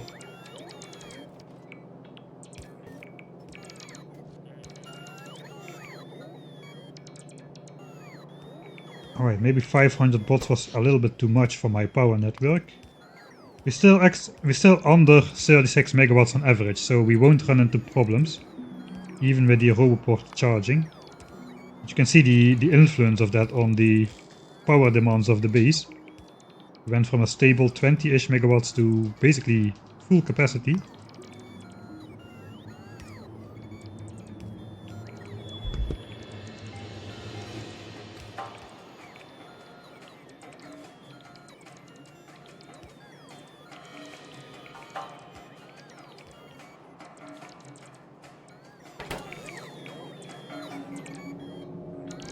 Right, I think I'm just gonna take a quick break. I'll just leave the game running like so. We can watch the bots slowly complete the base, why not? 23, and listen to an epic song on the background. Let's have the labs in the top corner, like so. Nice. Okay, I'll be right back.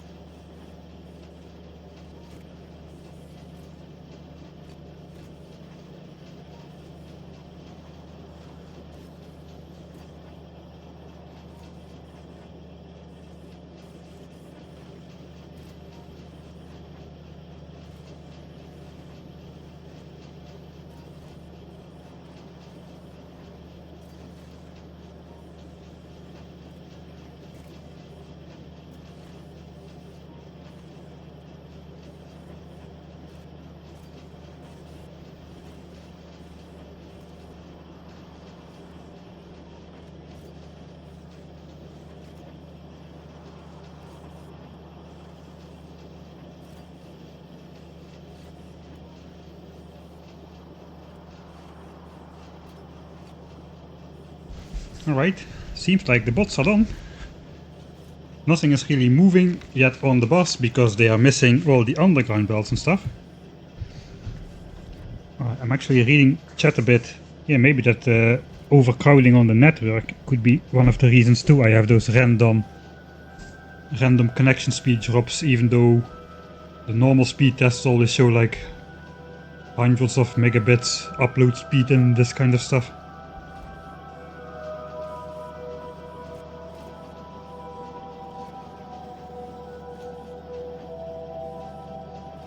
Alright, I guess we're ready to continue then.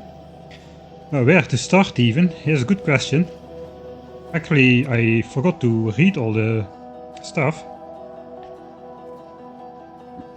Okay, so stage 5, where we started off the stream by building the module sections, it said, note, the second half of the reds is not connected to greens on purpose.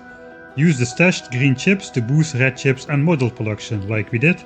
40 productivity modules for the labs, which we did. The original plan, which is the one I'm showcasing in this playthrough, just go efficiency modules, clear the pollution cloud of biters, and then use efficiency modules to keep the pollution cloud clear of biters. Alternatively, research tank and use that to take out biters. You can also just sprinkle gun turrets around your base or do a full walled defense. All of that is perfectly fine. You can do whatever option you want. Alright, then we went to the advanced oil stage, then we went to the bots and power armor stage. This stage is intended to get you to power armor and bots and prepare the base for a bot network. No more meticulous manual bus belts building. Looks like I already had that alliteration stuff ingrained in my system over a year ago when I made this. Get a new iron mine, yes we did, and probably soon a new copper, coal and stone mine as well, and an extra oil field. That applies to default settings.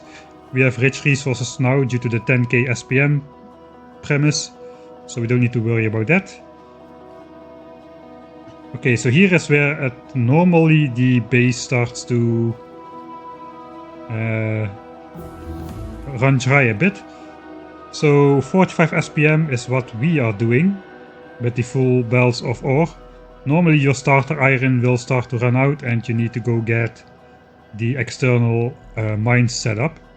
But if you can keep the belts supplied with iron and copper, we can continue the production. Looks like we have been researching all the time, so that is good. I kinda probably should just focus on getting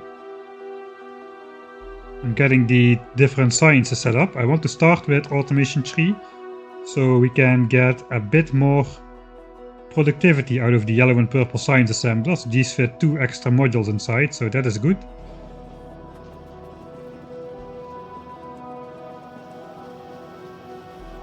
Last stream byte resources was dropping a lot. Yeah, today it's fine. I don't know, I just cannot understand when it's running good and when it's running not good. It all seems quite random, really. Alright, so yeah, what to do first?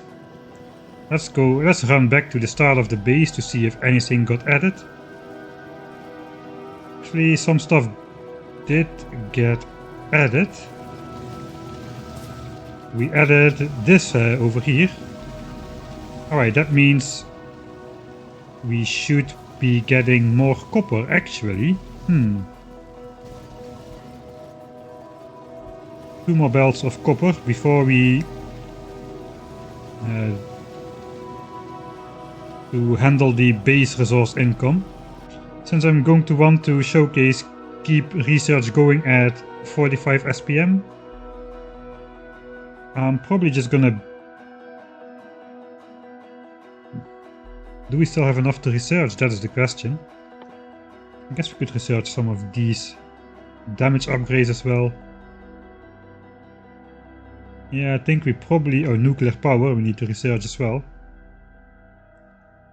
We can... Yeah, nuclear power is actually a big one. We should probably set up like uranium.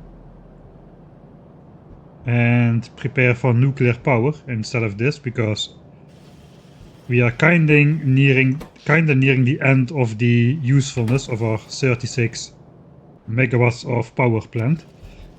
The 45 SPM is not going to be 45 SPM in the early days of yellow and purple signs. Since to get through, we're gonna be upgrading to 60 signs per minute soon. It's all a big process to upgrade to 60 signs per minute, whatever, all the stuff that follows now. So these two assemblers by themselves without beacons definitely are not producing 45 SPM like the rest. We would need 7 of these and 7 of these, but we don't have that many. I think this is a good moment to get some Mark II productivity modules for these guys. And if we already look ahead, are we rich enough to make like productivity 2 for the labs and for the assemblers? That's what I want to know. Let's check it out. It looks like we have a bunch of blues. Probably have a bunch of reds as well. I think so. These assemblers are supposed to make Mark II modules. Not automated, but hand-fed. Obviously, it is it is a Michael Hendricks design, so it is gonna be hand-fed, you know it. Alright. So we can just basically connect whatever we want to connect. I think we're just gonna start making all the different module types now. And we're gonna neutralize the output. So modules actually will get made. Alright, so let's start with the miners then, because we need to fill in this entire thing over here with the extra resources. I'm just gonna do that already. Let the bots build it. Iron gears as well. Yeah, that's still quite slow. I have only 20 personal construction bots.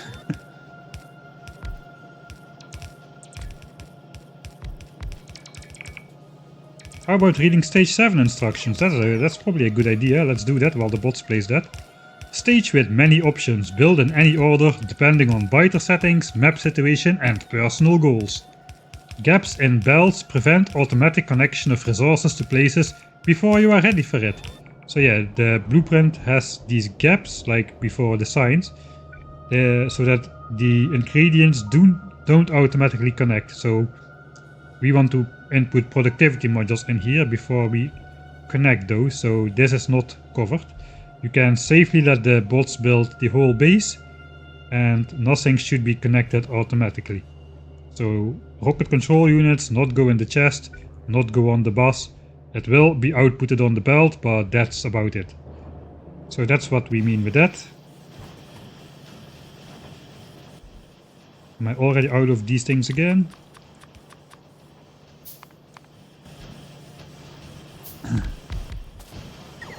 Rest of stage 7. No, this is stage 7. Single rocket launch easy from this base without 60 SPM. Suggestion: if biters are on, connect explosives and rockets, get assembler machine 3, beacons, productivity module 2 or 3s for yellow and purple signs, ignore rocket silo stuff, get Spidertron, rampage, and then stop caring about pollution and exchange all efficiency modules in the base for full productivity module Mark III assemblers, which definitely are not going to be running on this power plant. We're gonna need a nuclear power plant for that. Alright, so now we are doing this. We are making a ton of... We are making like a red belt amount of green chip now. So this is also the stage where you can start upgrading towards red belts. So if we read stage 7 up, note in stage 7 itself you may already manually start upgrading bottleneck belt sections to red belts for copper, iron and green chips in stage 7. So the thing is, there's a maximum character limit, so I couldn't convey all that information in stage 7 itself, so it is in stage 7 up. As well as upgrade important assemblers to assembly machine 3 for extra productivity slots, like purple and yellow signs, and perhaps even the blue chip assemblers. We could do that. Right, so let's take that advice to heart, because now we are gonna be... Okay, copper bells are moving. Stone has never been connected before. It is only connected now because we only now need it for purple signs. Alright. So let's build the miners first then. We've got enough efficiency modules to make two more copper mines. That's gonna be 64 miners. I'm just gonna not handcraft them. Let's just grab some stuff. We have enough stuff. We'll just do another set of miners here. Let's handcraft them. How many is this? Okay, let's handcraft 4 of them.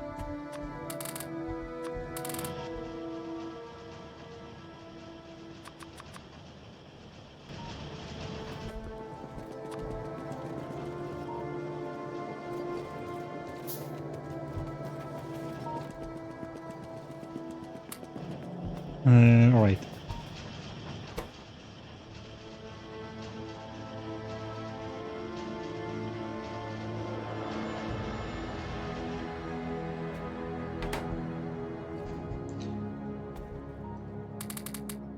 Nice IT discussion going on in chat. I wish I understood more about IT. Sometimes I try to learn about it, but it always goes over my head a little bit, unfortunately. Alright, let's first build again miners with Mark 3 efficiency modules before we connect it to power.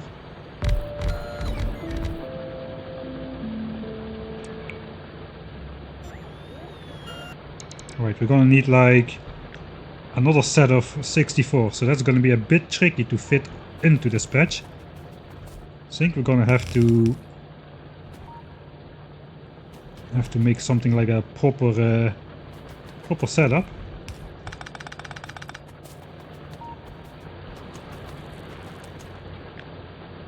Let's just try to see how much we can fit in here. Unfortunately, I built this one tile too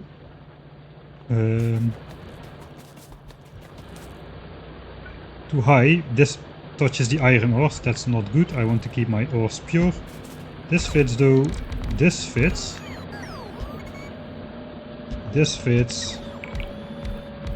No iron under here.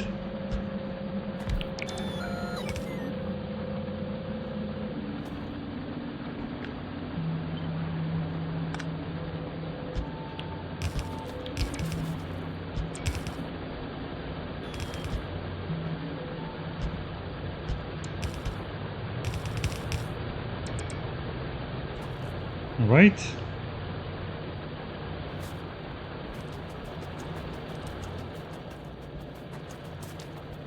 As long as we can fit all the miners on there, we can use like some sort of a splitter balancer to get all the stuff where it needs to go. I think we can do that. We have mining productivity 2 already, which means we no longer need 30 miners for a full yellow belt. We only need 26, I think. For every level of mining productivity research, you can deduct 2 miners from the total amount you need for the first 5 levels. And then it's like 1 miner per level for the next 5 levels, if I remember correctly. So yeah, let's actually just for the moment we interrupt copper production. Looks like I'm out of undergrounds again. And out of belts again. So let's walk back up to see if all got placed. All got placed. I guess we can replace this since we're not going to build these mines up here.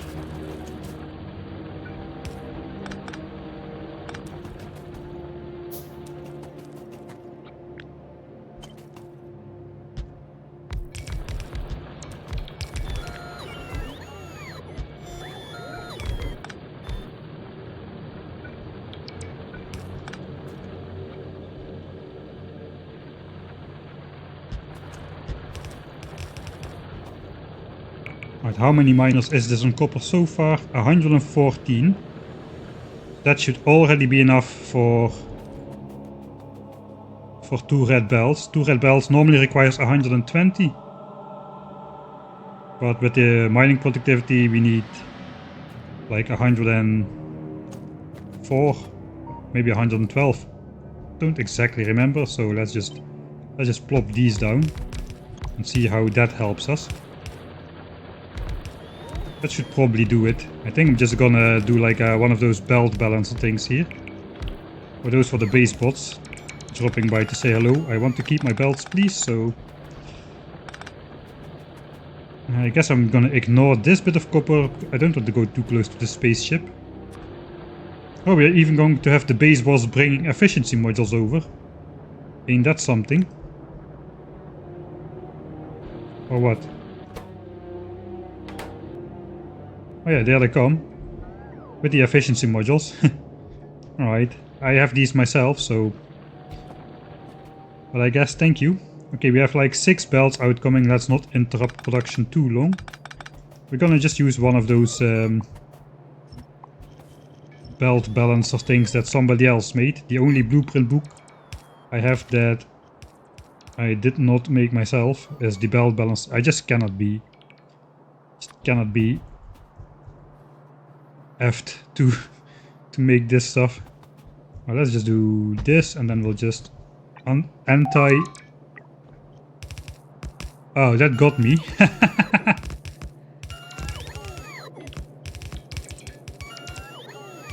Mixed mining top right. Yes.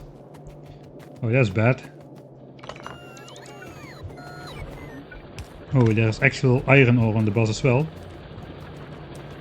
Let's just deny these bots access to my inventory. Okay, they got him. Thanks, Macha, that was very useful. Actually, I don't have enough miners to place all of them. So we're definitely good because I made enough of them. Alright. Okay, so we're good. That is 128 miners, which is a lot more than we need. That's like 24 miners more than we need. So let's just get this connected into somebody else's.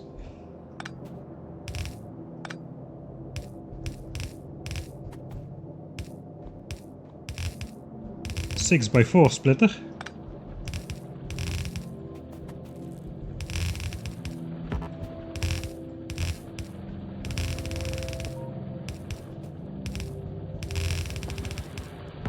And that should be 4 belts of copper as well. So now we definitely will be expanding our pollution cloud again, I feel. Still though, we are still a safe distance away from all these medium worms. So we took out all the small worms, and medium worms spawn a certain distance away from spawn. So they're always going to be out in a circular fashion around your base. Right, so that is the full belt, the full copper belt.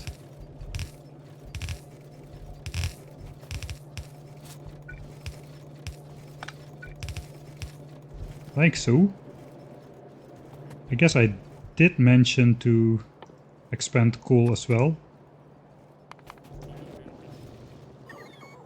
Okay, we still have some stuff here.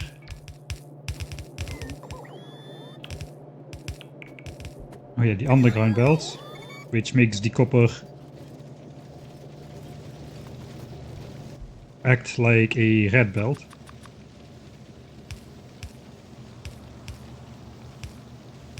It's actually fascinating how the community solved making belt balancers with mathematics and wrote a program to find and generate them. Oh, I thought people made those by hand. Holy moly. The settings are rich resources and default settings, except I accidentally made it more like that world because I messed up I overcompensated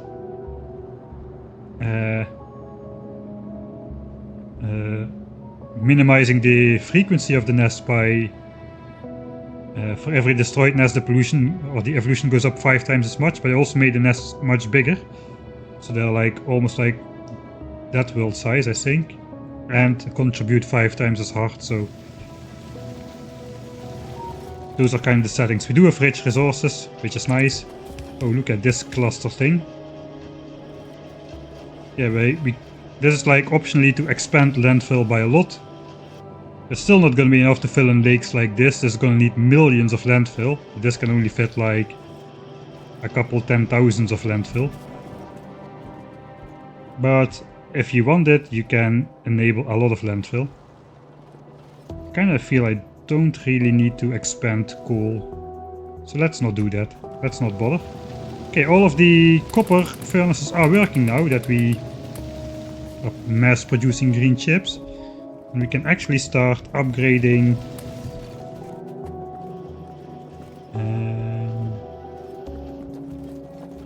we have now 4 yellow belts of copper, but only 2 belts are going on the bus, so we need to start upgrading that to red belts. So this chest should have been producing a lot, and it has. And we also want to upgrade, now that the steel chests are full, not all of the steel furnaces are active anymore, so that means we can get more than 2 belts of iron down on the bus. So we're going to upgrade. 4 belts here is fine, it's fine. You want to upgrade from the moment they are going to be basically 2 belts wide, so that means from this point on. Same from copper. From the point they got side loaded. I guess I should maybe make a bar which has the red belts on here as well. Alright. So I'm just gonna upgrade this first part by hand.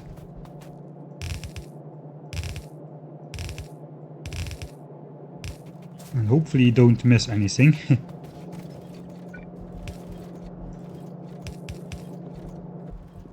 Alright, that means we can get a lot more iron to go towards iron gears, so we can keep making more red belts. And suddenly a mysterious extra belt has appeared here, which I'll explain in the future.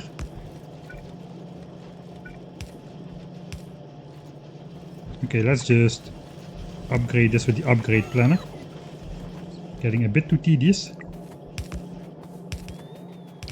Oh yeah, we even have this. This is external belts of stuff coming in much later, but it's already prepared for. I even should do this actually.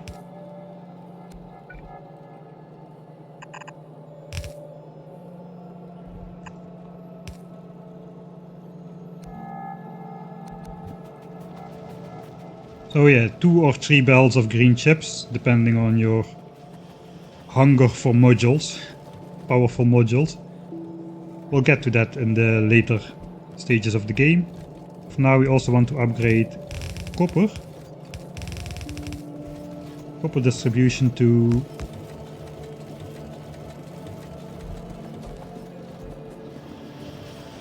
green chips, and I forgot to put these efficiency modules in here. Which is fine, they are not active anyway at the moment, but they will be soon. Alright. So there's a lot more iron, which goes up to iron gears already. Okay, I missed something over here. Right, so I'm gonna set output priority to go to the left to make more iron gears, as we are kinda lacking them at the moment. And we're just gonna make this a red belt until the first joint splitter. And since we are using tons and tons of iron on green chips and iron gears.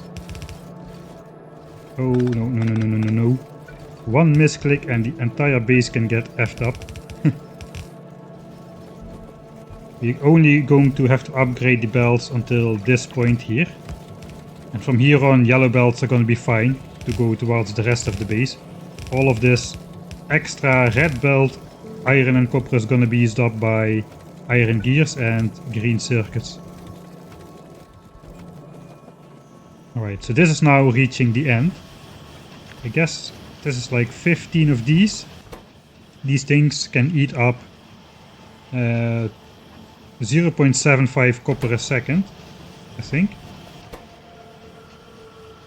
Oh, they eat 2 copper a second. but run at crafting speed half, so 1.5 copper a second. So these 15 assembles can eat up exactly a yellow belt of copper. So 2 yellow belts of copper can be turned into circuits, and that means the belt of circuits is going to be full here as well. So the circuit belts needs to be upgraded to red as well. At least so far. Now we are distributing them both on the chest and on the belt, but we can even, since we have the double green chip belt, if we just upgrade the entire belt until this splitter here, now it divides itself over 2 yellow belts and the full capacity can run down the bus if it needs to. And for now it needs to, because red chips is not getting enough green circuits at the moment. Right. Then last thing we need to do is upgrade this iron belt to red as well, since we need like 2/3 of a red belt of iron to activate everything here. Thanks Dabil for the second month subscription. Oh, you subscribed for 2 months at the same time. Thanks a lot, man.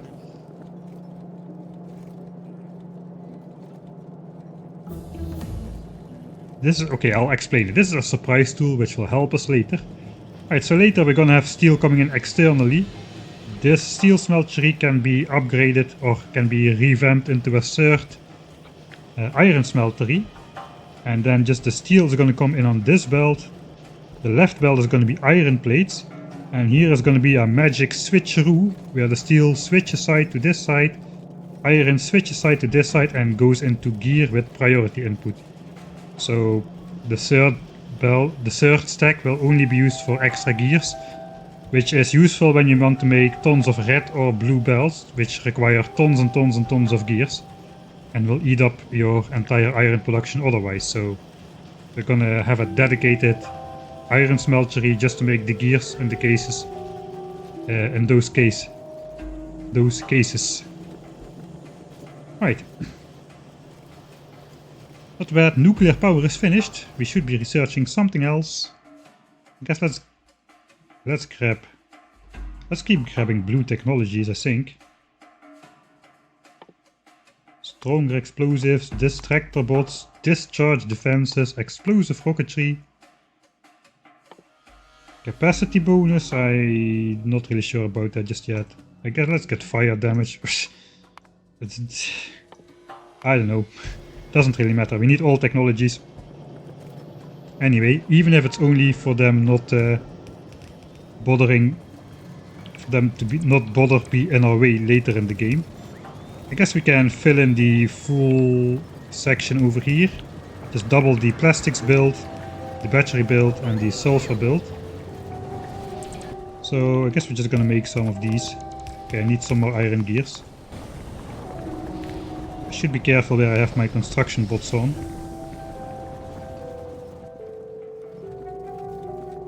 Those things take a while to craft. Should I make them in here? No, I don't want to overcraft them.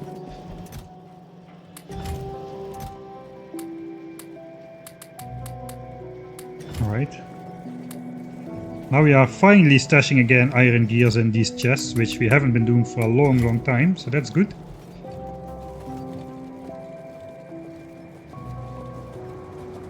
Alright, then we're gonna make some of these.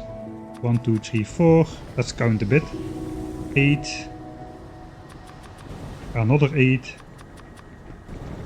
And then here another 10. Okay, we're gonna need more pipes, it seems.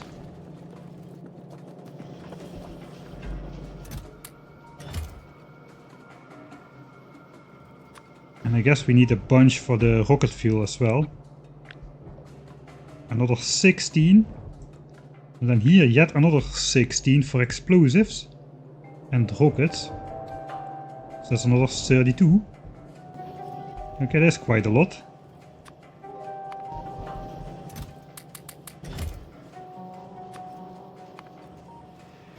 Well, that's all of our steel. And we also need 10 more refineries. And we need more efficiency modules, which are gone. Alright.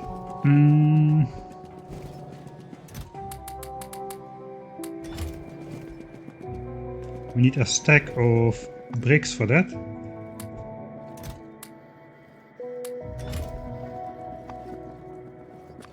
Alright, that is 10 refineries. Now we just need the efficiency modules to fill them up with efficiency modules. Alright.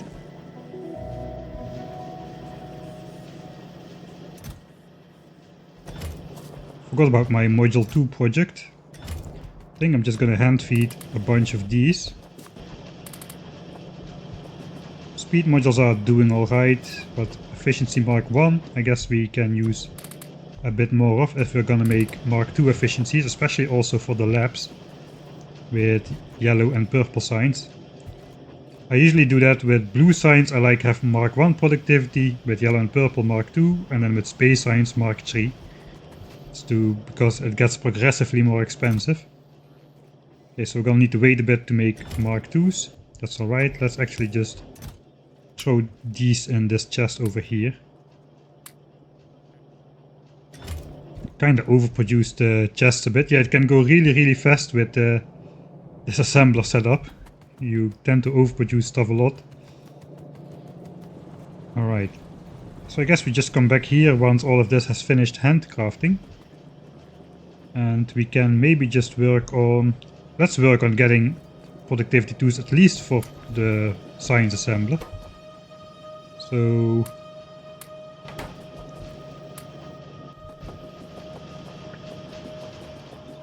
let's make them in here.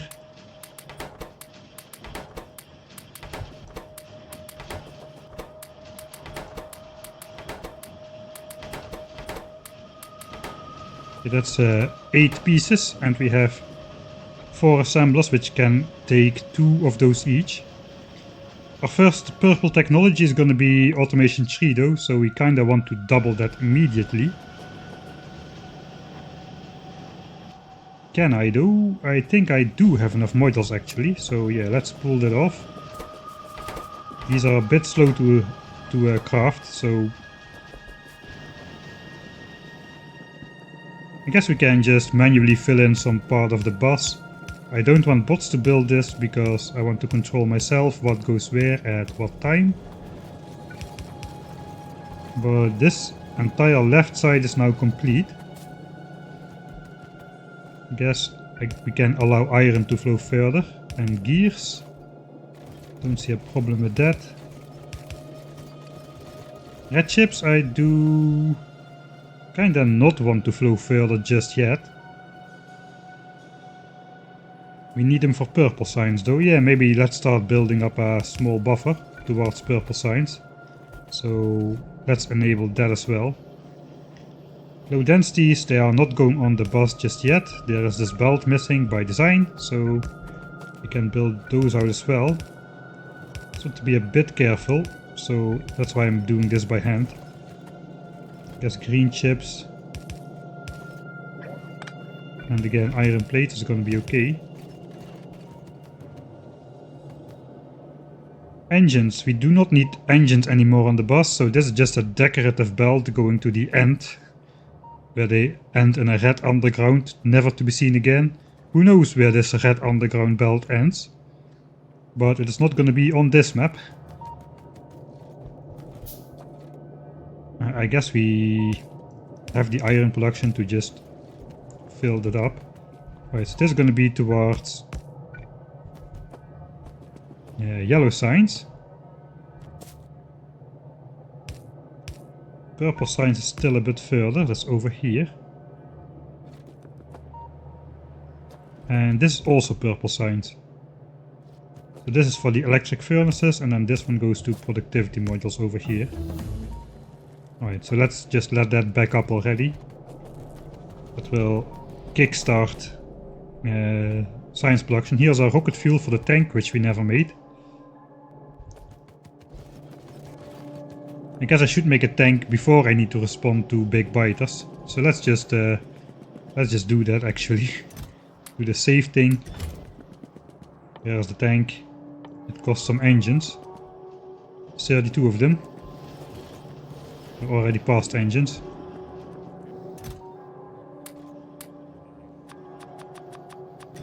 Right, here we go. I guess that's gonna be a milestone as well. I did all the vehicles.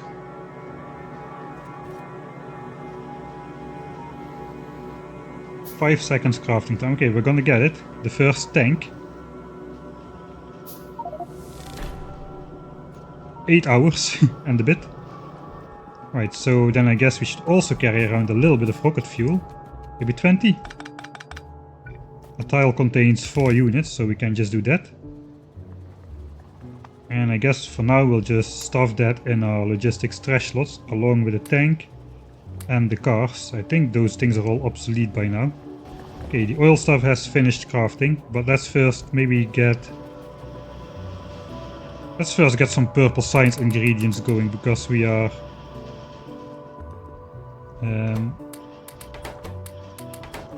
we are running out of technologies to research. The oil stuff can wait. Okay, that's another 8 of them.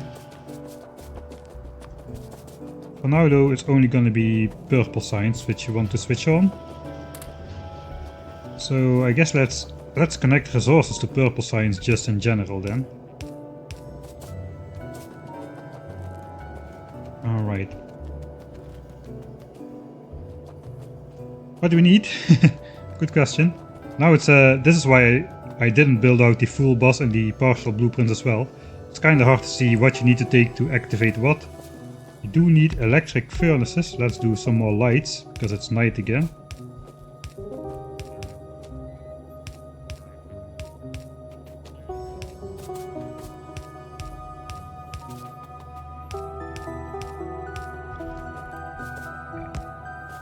Alright. So none of this can take productivity anyway, so we may as well just throw efficiency modules in those. Alright, this is the setup for purple science. Electric furnaces, productivity modules dedicated to purple science, and rails with iron sticks. These modules, as described before, are just for personal use. Alright. So basically we need to connect steel for sure.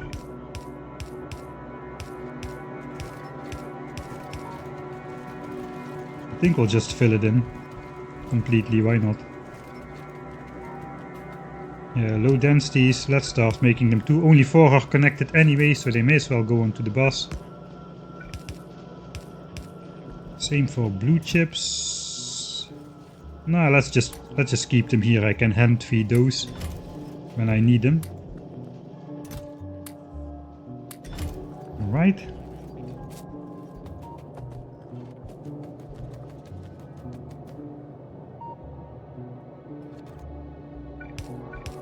Right, so low density and blue chips don't automatically continue on the belt because these are not included in the blueprint.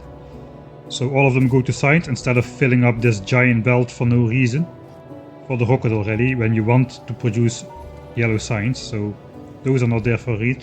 I guess I could have let the bots just build everything then, since looks like I took enough care to not mess things up too bad.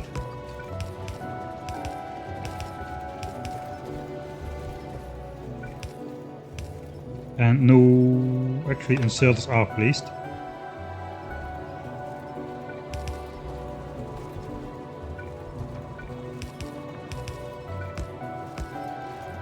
Okay, we do need stone and we do need bricks for purple science. This is going to be stone and steel for rails.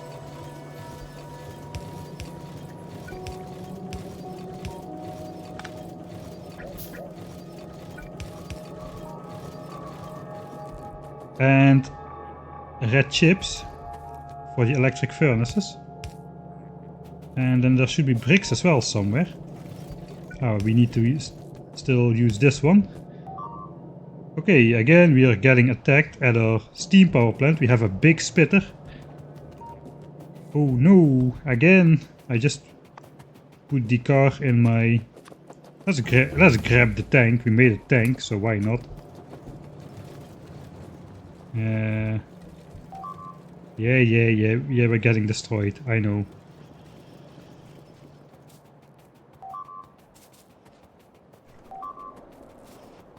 Alright. So we got a big spitter involved. That means actually...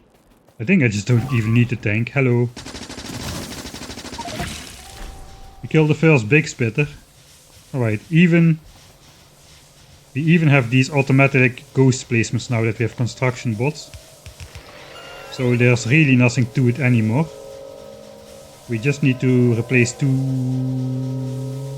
steam engines. Looks like, and that's all. That was the big bad biter attack again. And we're back up and running. Can we see it this time, or is it again somewhere on the edge? Maybe again somewhere on the edge. So I guess we are gonna just take the car, because the tank is effing slow. And the car is very fast with rocket fuel. I'm gonna need to find where those guys are hiding again. Apparently they parted past my oil. I'm assuming they're here. They could as well be here still. You kinda just need to explore around the edge of our pollution cloud. So it's kinda useful, all those X's are on the map. So again, they're on the edge because if they're not on the edge, there would be a hole in my pollution cloud inside here. I saw something flick over here this time. So let's just go take a look over there.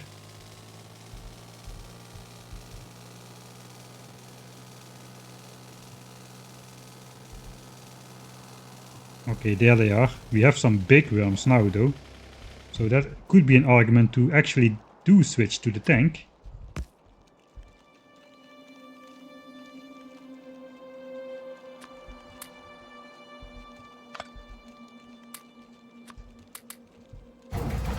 Alright, I don't have like ammo or something, only the machine gun, but that's alright. We don't even need the machine gun, we can just storm everything. Like so. Ah, maybe not actually. Oh, maybe not. But this is bad.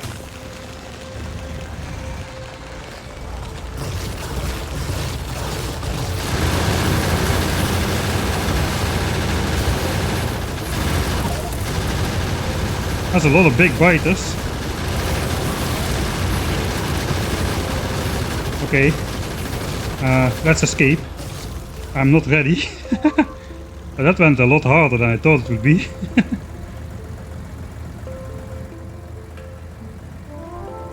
Okay. So, another reason to use rocket fuel for your tank is you can potentially escape big biters in your tank. And you can turn around. And he definitely won't survive that.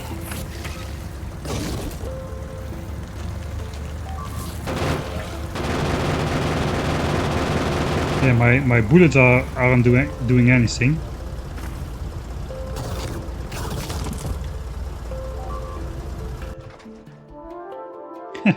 Okay, that did not go great. The tank has a lot of hit points though, 2000.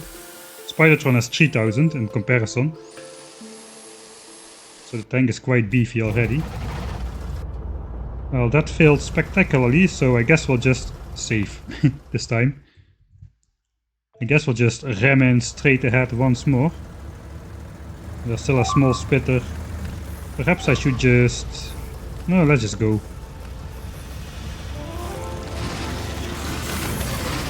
Alright.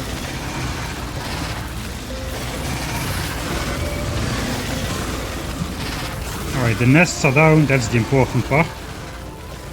The worms by themselves, we can come back for them later. We did kill the last one. So now we just need to get rid of the biters. Can we just do a big reverse? Maybe we can.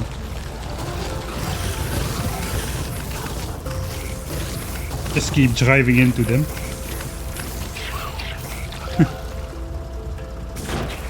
Alright. So that was the dangerous biter with actually quite a fight. We could leave those worms for later, or we could just like storm ram through them as well. This is again where rocket fuel also comes in handy. Every bump you do against a nest or a worm does decrease the hit points though. So it's like driving into a rock really. But yeah, you don't even need ammo to take down some small expansion. We can just storm ram everything.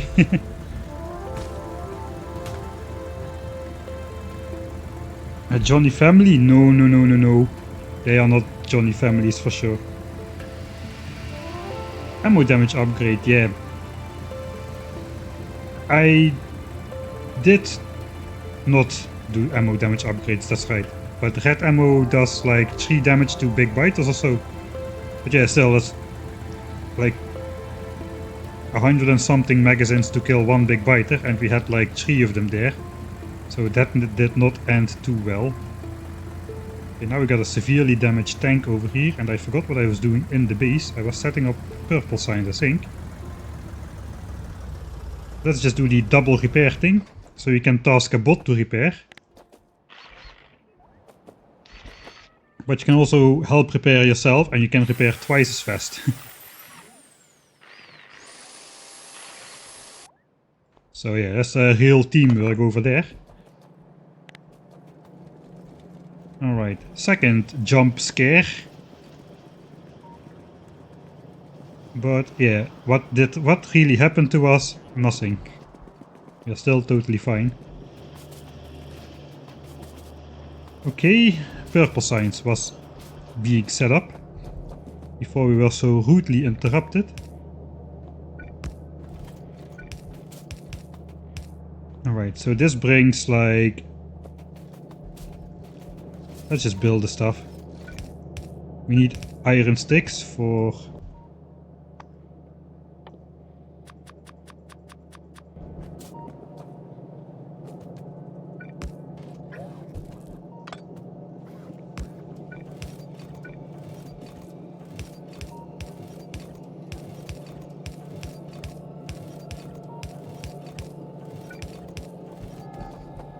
we need iron for the iron sticks for the rails. Okay, I do not want to fill these buffer chests just yet,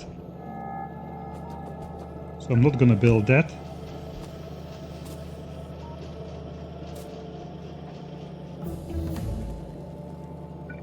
I guess I'll put this down though, but I won't put the inserters down just yet.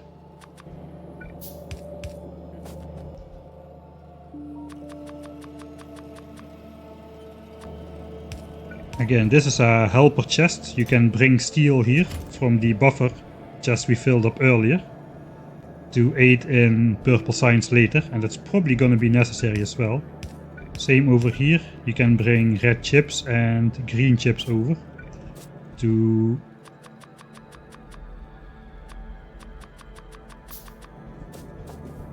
aid purple signs basically. Okay, so we need to get red and green chips on this belt over here, which means the green chips needs to do this.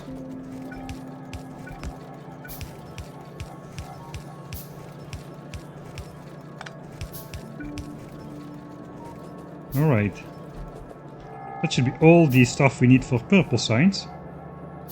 Now we just need to actually make the stuff. The rails is going to be made like so.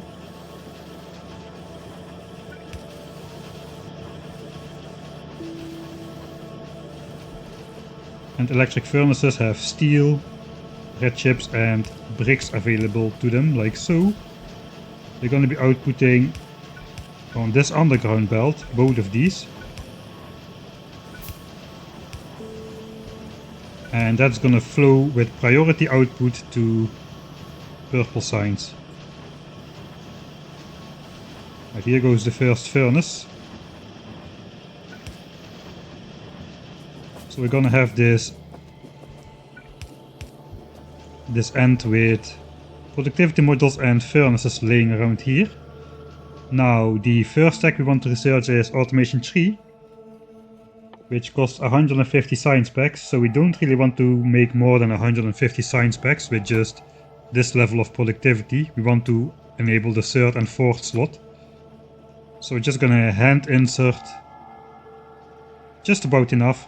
So 50 electric furnaces and 50 productivity modules create 150 purple signs, so that's exactly what we need.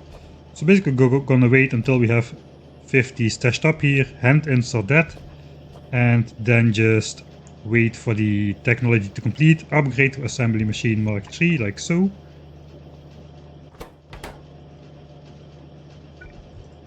And then only then we allow full access of resources to purple signs. Rails we can just give access to, because we can control the amount of produced signs just with electric furnaces. Right, so we just have to wait a bit. But purple signs is set up. I guess we could set up the belts towards yellow signs already, though I don't really want to do that. We could give access to robot frames and low density structures though. And just control blue chips by hand, similar to what we are doing for yellow signs. But we don't need to produce any yellow signs, we just will wait for the Mark III assemblers and only then enable yellow signs. Alright, so that is done. Blue chips are still just going in here. We did make the rest of those modules. The question is, do I have enough modules to make 40 Mark II productivity modules for the labs? That would require 200, yeah we do, but we also need 160 modules, which we have.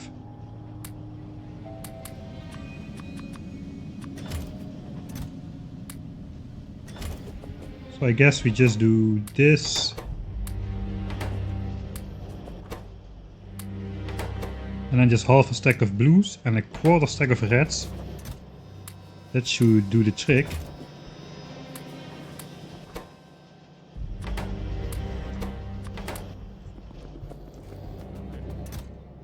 And we can insert those in the labs, and that will basically up their productivity bonus from 8% to 12%.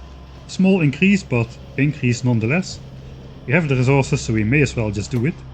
This is gonna take a while though to do, so perhaps we will apply our first use of speed modules here to get the job done 40% faster.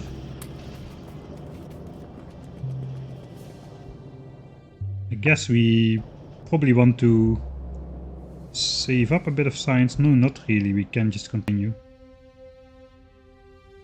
We need to wait still, so let's do damage upgrade, that is not a bad idea. Oh, thanks Jimacha for moderating again.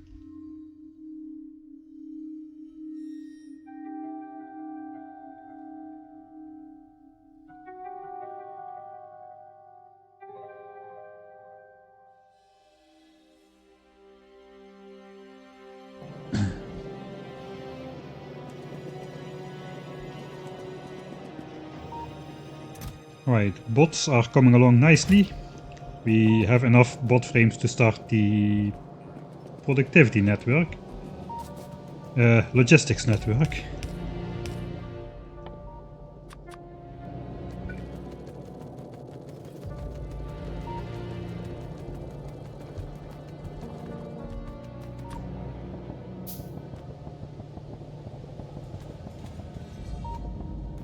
Yeah, this I should not be doing on stream, this kind of stuff. Dropping engines on the belt.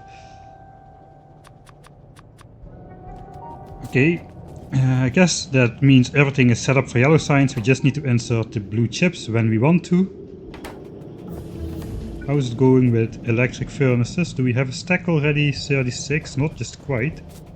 What are we missing? Red chips. Let's just boost that a bit. We can boost furnace production as well. So all of these late game signs are set up to be boosted with your stashed up resources from the earlier game. Alright, we want to wait until these are done anyway, before we start consuming purple signs. So we have plenty of time to get a damage upgrade in. Pollution cloud is still roughly the size of our pre-efficiency module era, even though we basically have like full-fledged blue signs, and now we start on purple and yellow as well.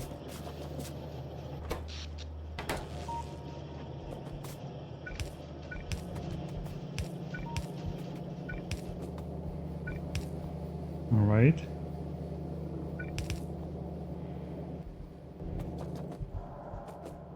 $45. Can I just make a couple by hand or something? I guess I need the productivity modules as well, so that's a good point.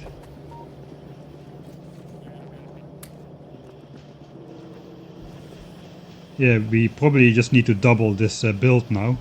The red chip build. We have the copper, we have the green chips, we have the plastics. No, we actually did not do that either. I'm first trying to kickstart purple slimes. Perhaps this is the wrong order to do stuff in. But it's the order we are doing it in anyway. Right. We are ready to produce our first 150 purple science packs, so let's make a celebratory save. First purple science. That was probably best spelling ever. I think I I misspelled I even misspelled the number. Alright. Whatever. We'll probably remember what that means. But that's gonna make us 150 production signs. Alright, new milestone will come.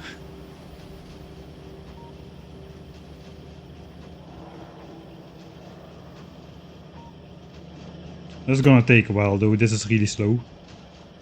21 seconds, plus we have these modules inside which slow these machines down to 0.6. But here it is. First purple signs. Right? Okay, there it is. Right. So it's okay for this purple signs to go in the labs, but we do not want that purple signs to go... What again? Oh, come on. Hey, that's a big attack. That's our entire oil field is gonna be gone. I have 8 gun turrets left. Damage upgrade is not complete just yet.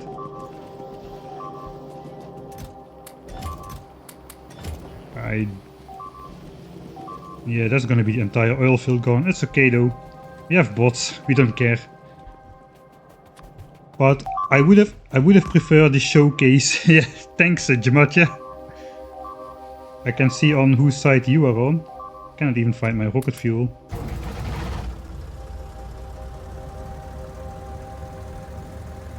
I would have preferred the showcase to have been completed just a while ago.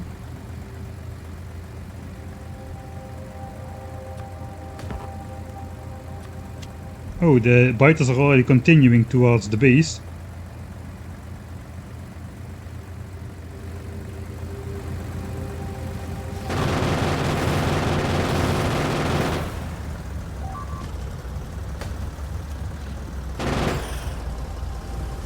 Alright, what else did we lose? Just some belts here? Okay, but that was a big attack, which means this is probably going to be visible on the map where they are. It looks like they are...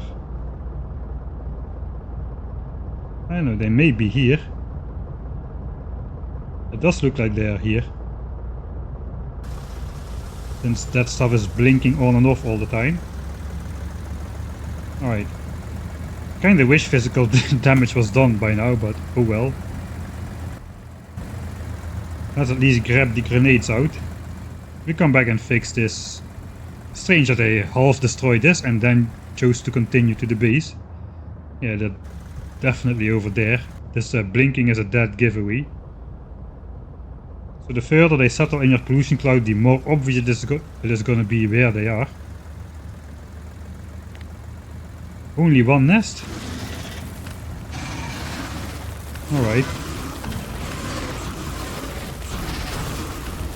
Does this help? Not really. The big worm is just too resistant.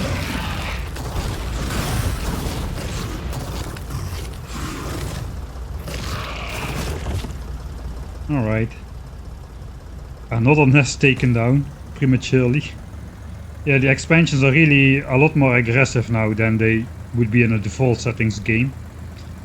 So that is why we're getting all of this stuff to happen to us. At least we did set up purple signs. Pretty soon we'll be ready to...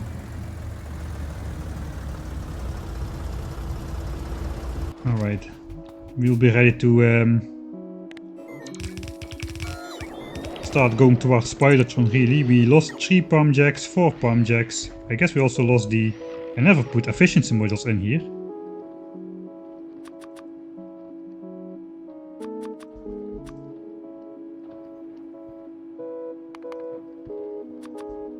Alright, so let's do that while we are here.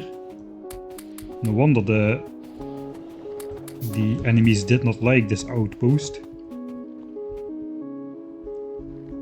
Alright, so can we control anything else from the base?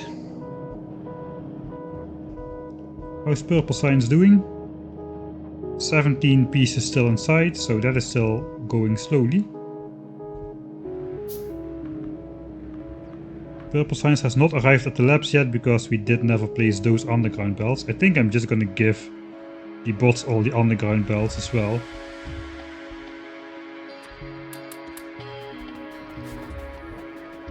I'm just waiting to handcraft one more module so I can have absolutely every little bit of the base efficiency module. Alright.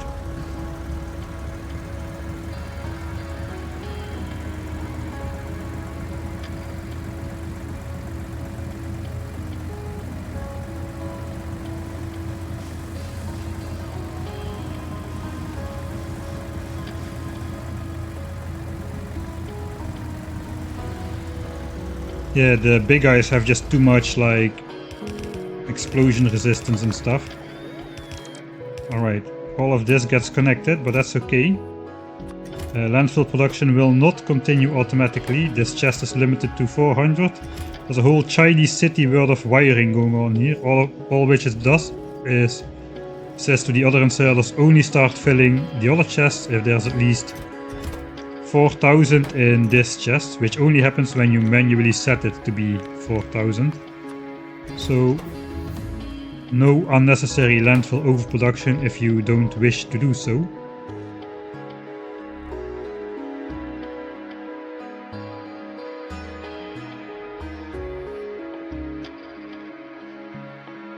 I guess we can research another level.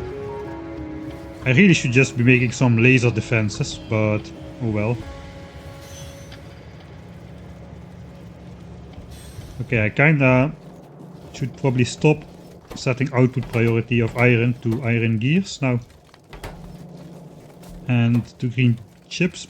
Let's keep it on green chips, but not to iron gears. So at least some of the iron flows down further down the bus. Kinda starving the rest of the base, it looks like. It looks like we may...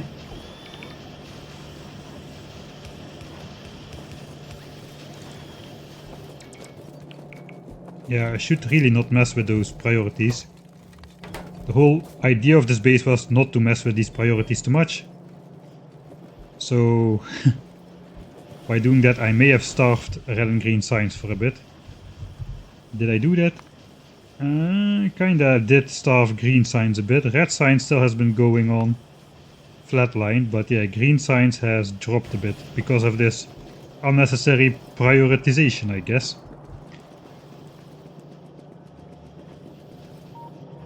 Slowdown capsules are also valued. Slowdown capsules and personal laser defense. If you have personal laser defense, I guess anything else is valid. I don't see how you would need slowdown capsules to aid the personal laser defenses. They're just gonna obliterate anything anyway, I think. Alright. Let's just start giving the bots some of the stuff they need.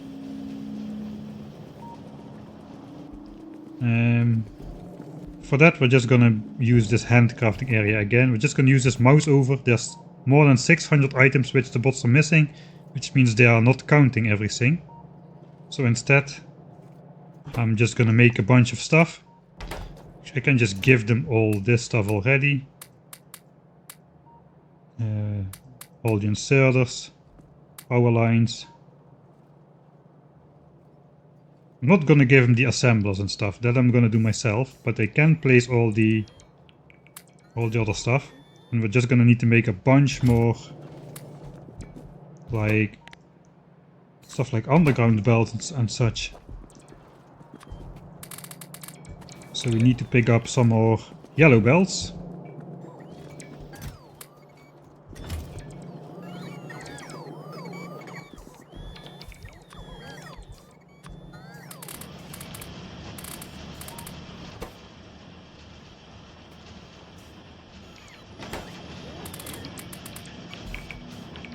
I'll just keep supplying these chests with stuff until this drops below 600. And then we can get a true overview of what it really is that we need.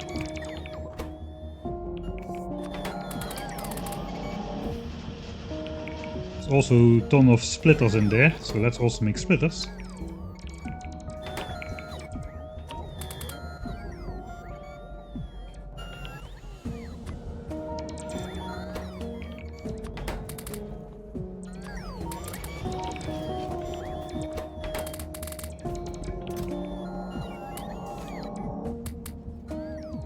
Alright.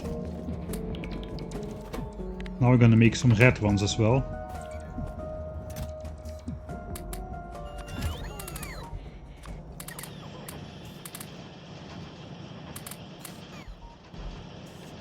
I don't see any red splitters there, some red undergrounds though.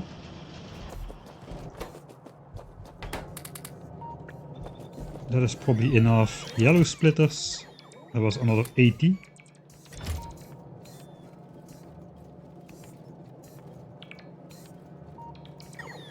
We're also gonna need to make a whole bunch of inserters.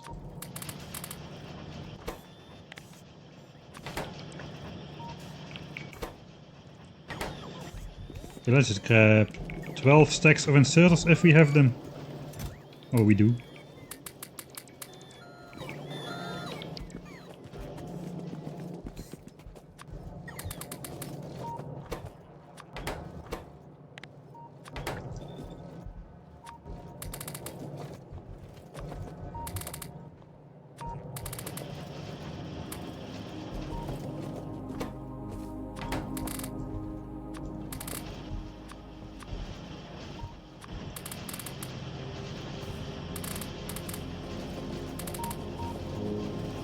Alright, that should probably drop this stuff required below 600, I think. Yeah, okay, it's no longer flickering on and off. So it's now less than 600 things, so we can start to get a grasp of the stuff. There's no longer, as long as it's over 600, it just counts 600 items in here. So you don't really know what you're missing, but now it's static. We can see everything we're missing in real time. Like 3 rail pieces, 63 lights. Let's make more lights. I'll just handcraft lights.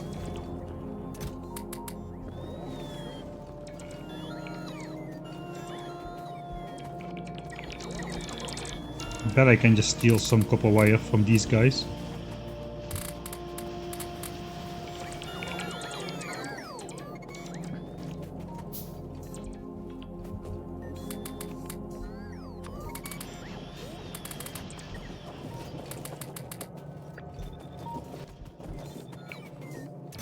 Okay, all inserters go in there.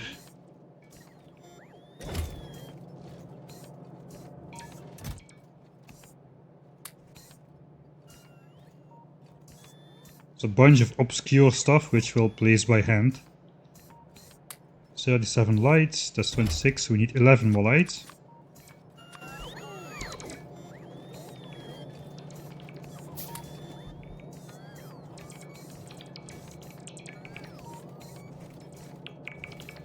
Alright, and the rest is all assemblers, roboports, beacons, blue belts which you don't have yet.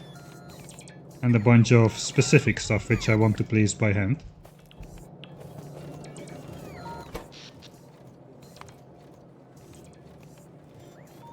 Alright, again we are spiking above 36 megawatts, but we are not using more than 36 on average. So that is good. Our bots are placing the last bits of stuff. Maybe I should build the second coal belt, I don't know. I just extended the belt to the end. Okay, that is what's causing this empty look. Alright. Damage 4 is coming in, that is good news. If a big biter comes now, we do not 11 but like 16 damage. It's not really much better. It is a lot better, but it's still not great.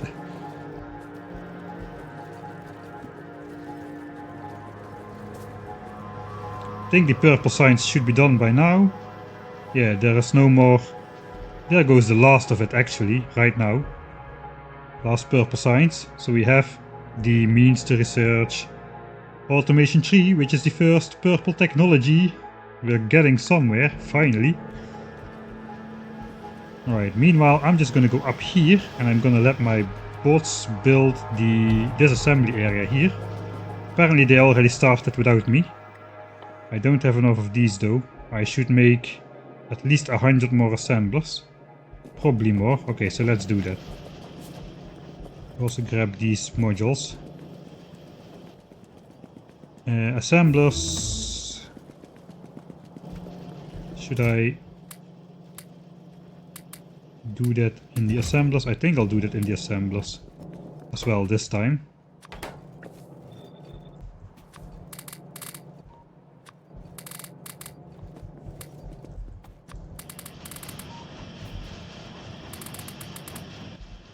It's gonna increase my assembler count quickly.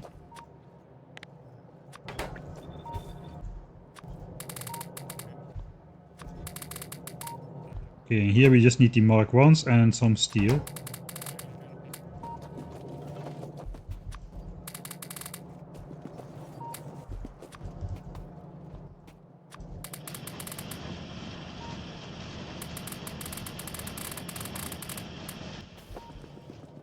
Okay, there's already 200 assemblers. Yeah, it's way too easy to overproduce stuff if you just do uncontrolled resource insertion over here.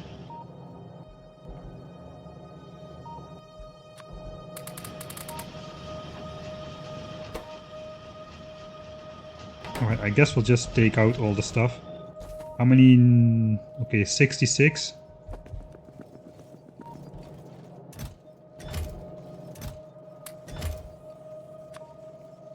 Okay, let's just do this. That converts all of them into those, and then we should have all the assemblers.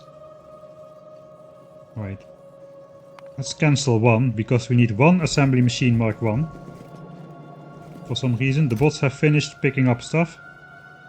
So I should pick up this stuff again, except at the moment I cannot.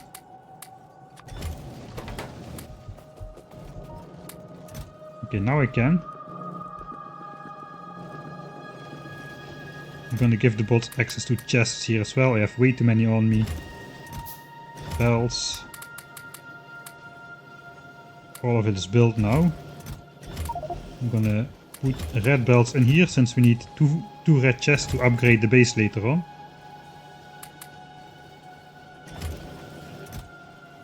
Just getting rid of some stuff. Since the bots built all of this now, I don't need to carry this on me anymore. The same for these splitters. And also for the inserters. Just a couple ones and that is enough.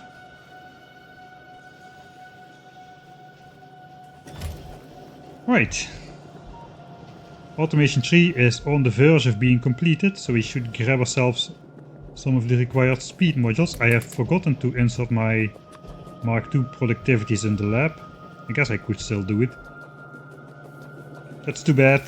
My OCD wants Mark II productivity on every single last purple science pack, but that is not gonna happen. 8 of them we still have left over, and that is correct. Let's build this area while we're here, because the Mark III assemblers can use 4 modules. Okay, now we quickly efficiency model this. Okay, the Mark III assemblers are done. And now we can start producing double the amount of red chips with the extra stack here. That's gonna be a huge help. I'm gonna set output priority for now again to the bus for both red and green chips. Oh, I guess we're building rocket fuel then. I forgot to switch off my...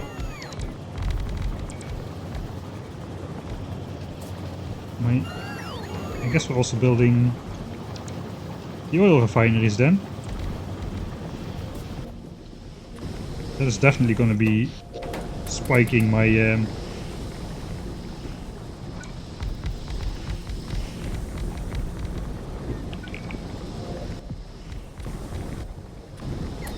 power usage. Alright. I hope I have enough efficiency modules for all of this. It was not planned to build this just yet. No, I kinda do not.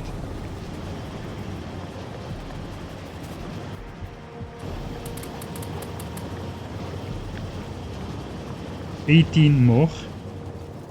I just disabled module production as well.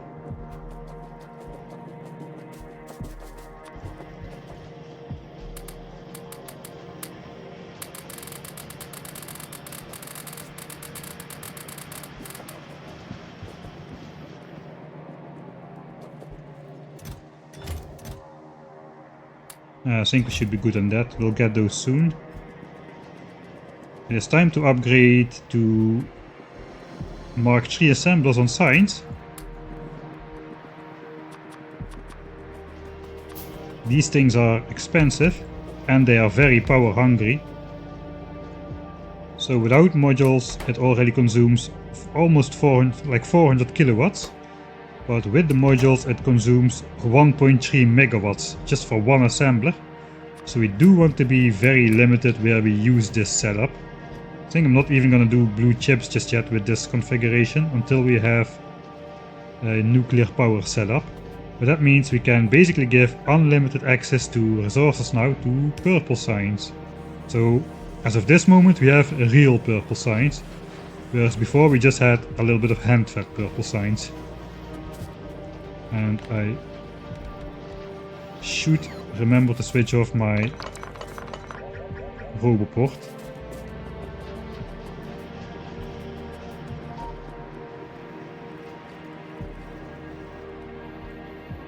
Right, we're gonna need a bunch more efficiency modules, but we have plenty of red chips, so we can now just hand control well which modules are being made by inserting red chips at the appropriate location if we don't have enough red chips, which will be most of the time.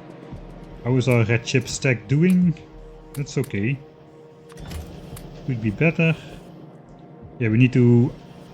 This is why we need to upgrade plastic, because we don't have enough plastics for both red chip locations like this. So let's grab these.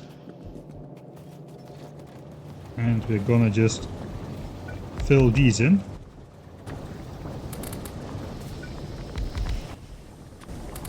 And that is plastics. Okay, we don't have enough coal.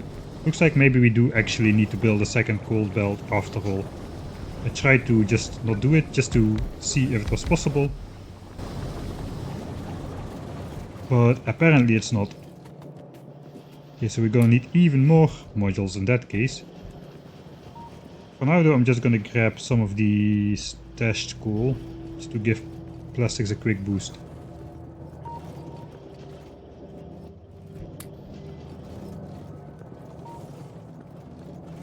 Coal is prioritized to output on the belt, so that is gonna be fine.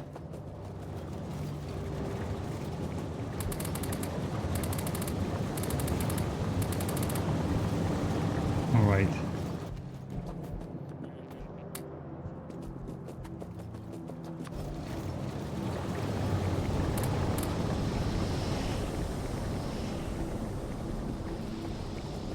So I guess we'll just slowly start to put the rest of the stuff in place as well. Second sulfuric acid producer, that is just to facilitate nuclear power. Alright, I should be researching stuff. Okay, now red science is backed up as well. That's unfortunate again. So I guess now I kind of failed to sustain 45 SPM over the entire course, but at least we sustained 45 SPM until we hit yellow and purple science, which is when SPM is gonna drop anyway, because yellow and purple science together is like 3 times like quadruples like the research cost of technologies to add yellow and purple signs to the rest, roughly. All right.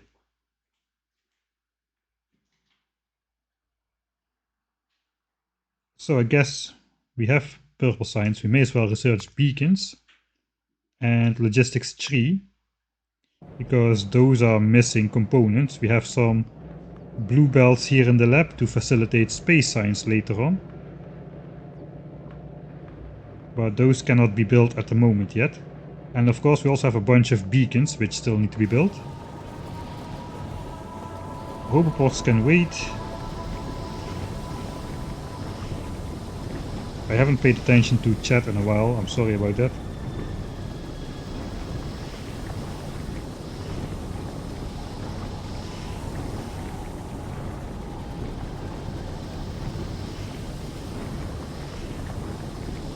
Yeah, this is the starter base to get to... This is the starter base to build a base that can get the 10k SPM thing up. So this is like we're gonna have a multi-step program. Right. I guess we can just build all the assemblers.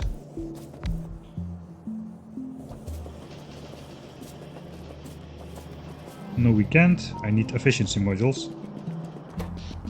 Yeah, we're getting there with the 36 megawatts of power. Nuclear power is going to be high on the priority list once we got most of this blueprint built. Alright, this is going to be rocket control units, which I definitely do not want to efficiency module. I'll wait producing those until we have nuclear power Mark III assemblers and a productivity module base, basically. Here is our Mark I assembler, the Legacy Mark I assembler, to make the satellite. Yes, it can make a satellite. 6 inputs. Assembly machine 1 is your guy.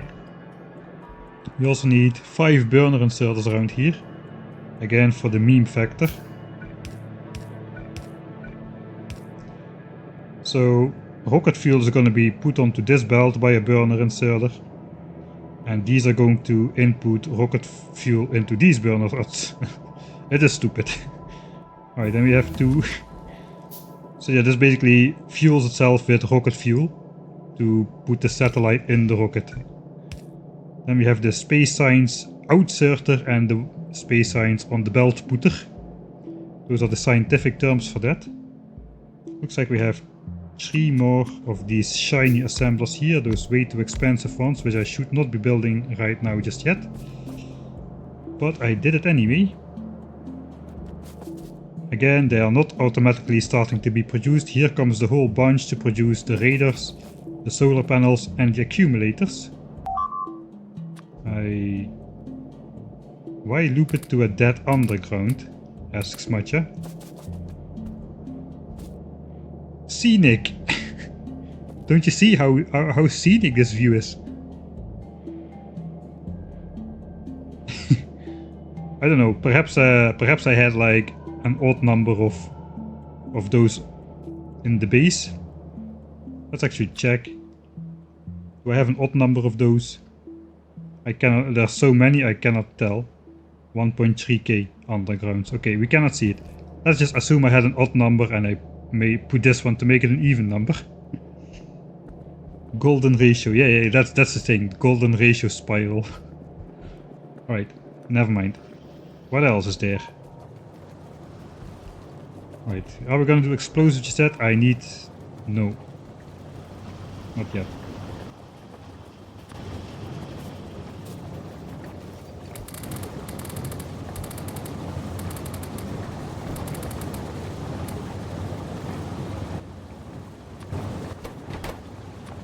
Alright. So that's a full chest of coal into plastics. How are we doing? Probably I just need to do the second coal belt. There is no escaping it.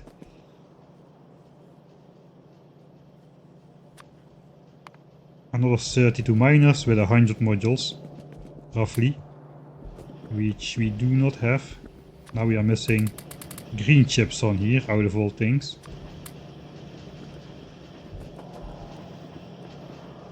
Oh, whoops.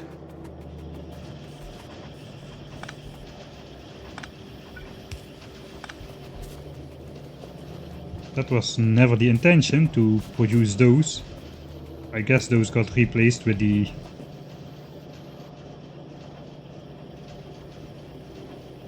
Okay, they finished just like 10 products each, so not too much damage done.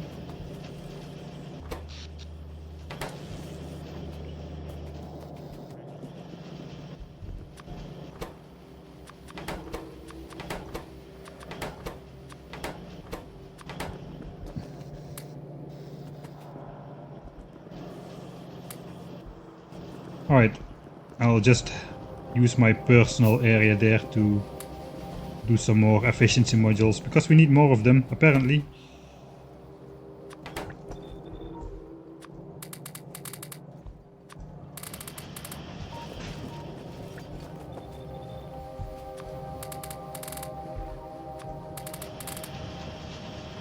Alright, that's gonna make a whole bunch of those guys.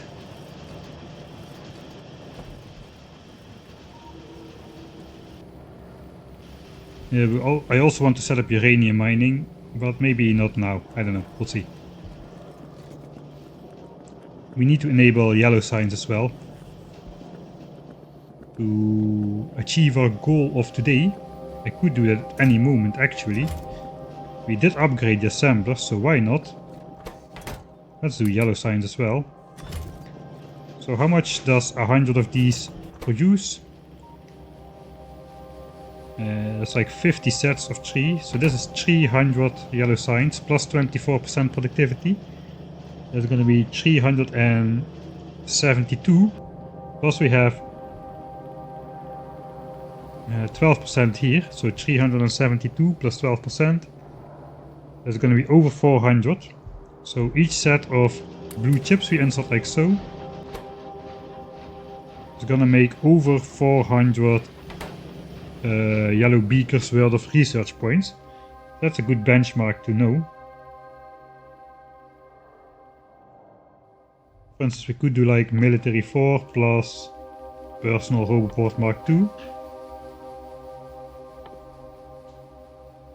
And that would be 400 packs.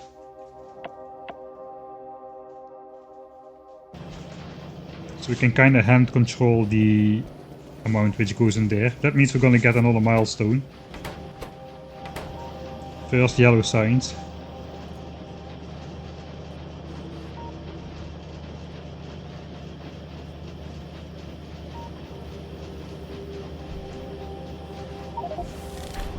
There we go. Yellow signs at 9 hours and 28 minutes. The way to Spidertron is open basically. I'm thinking about just doing a hard beeline to Spidertron. 2500 science packs. I just said we could do 400 with one set. It's like 6 sets and a bit plus the 7 sets, 8 sets. So we need 1600 blue chips to get to Spidertron, but then Spidertron requires a bunch more expensive stuff. Yeah, I'm not sure we're quite rich enough yet to just do a super hard beeline.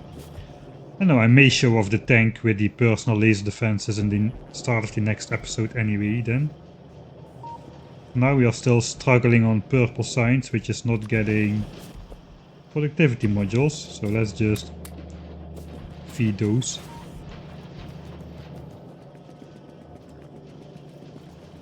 Right, yeah, so once you get to purple and yellow signs, this amount of resources is never going to be able to keep up that level of production.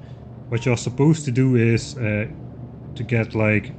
This is enough to get you to the rocket though, just 1000 signs is easy, but to get like a true 63 signs per minute base which can produce infinite resources, you're supposed to build an external steel belt and 2 or better even 3 external belts of green chips. That will switch off steel production here, switch off green chip production here, and that means with that iron and copper is going to be available for low density structures and all the other stuff around the base. And with those aided belts, we can get up to 63 SPM. But yeah, that requires a bunch of outposting, which requires a bunch of what's it called? A bunch of power. So we need probably nuclear power is the best bet for now. We need to set up uranium mining, build a nuclear plant. We also need to take out the biters. Should I will decide next stream, tank or Spidertron. Maybe we'll do a vote.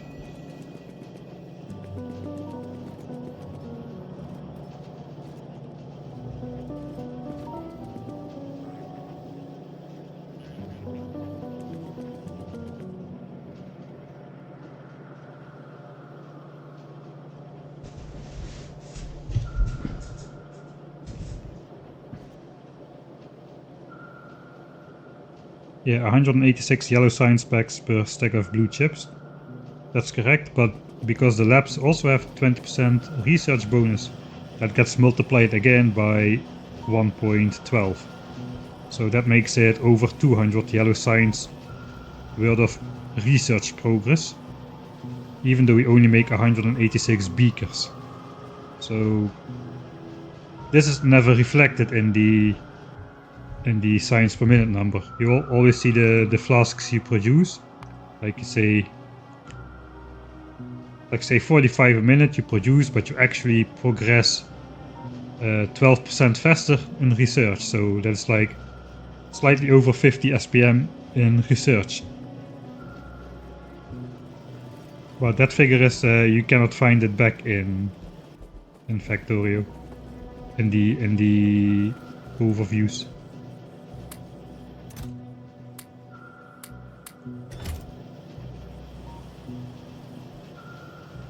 Alright. I think what we're gonna do... Let's add the coal mine now still. Those modules should be long ready already. So now we set up... I guess we can put blue chips on the belt. And then we truly have yellow signs set up as well. We could just slowly let the base brew in the background, get through the required signs, and we go out like explore and set up solar panels, and perhaps take out some biter expansions as well. I think it would not be a bad idea to do that. For now though, we can just copy paste this mine. Not all of it fits.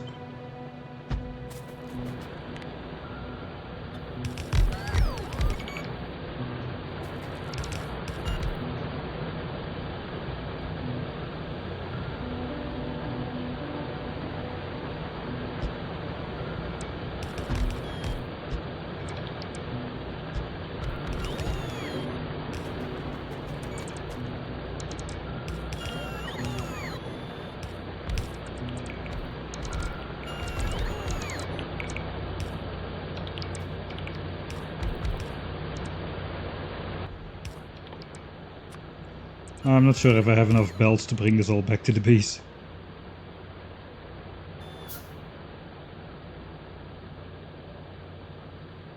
Oh, Machet, thanks for moderating and throwing away the spam bots again. I hope you still hear this, but probably too late already.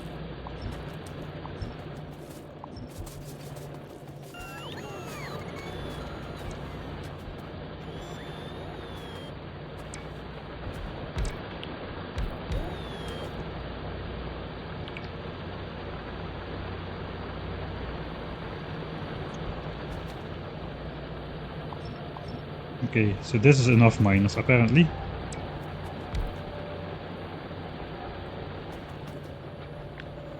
Alright, 64. That'll do.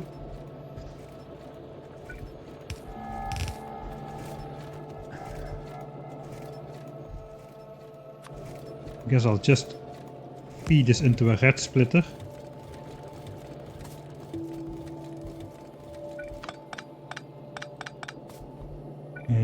I should not leave this unconnected too long actually, that will destroy the coal mine.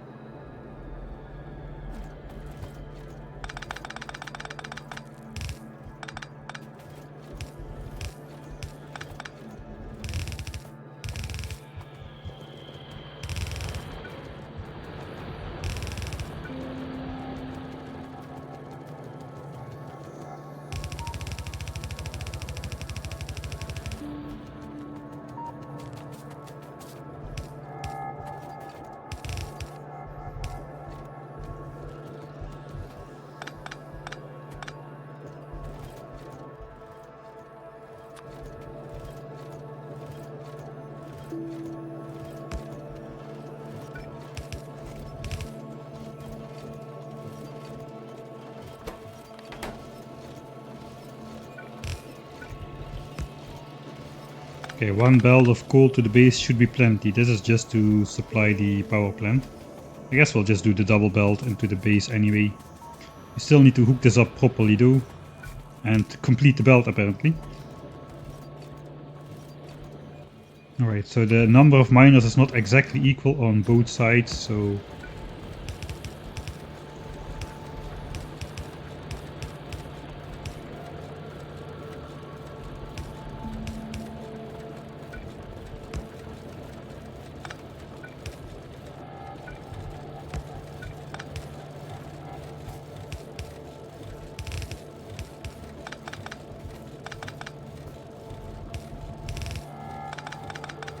Alright, something like that. I guess we can balance these. The ones with the uneven number of miners between them, like so. That would help a little bit perhaps. And we'll just red belt it into here. That should produce 2 full yellow belts all the time. There already were no gaps, so I think we should be good on that. Right, we doubled the coal mine. No more coal problems, no more plastic problems.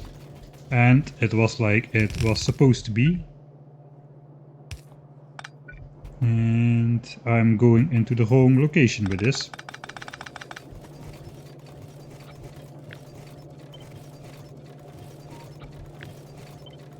Ah, come on.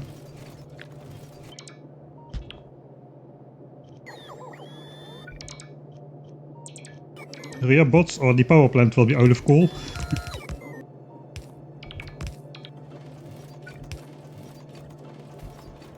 Right, and that is going to be saved for a stone belt.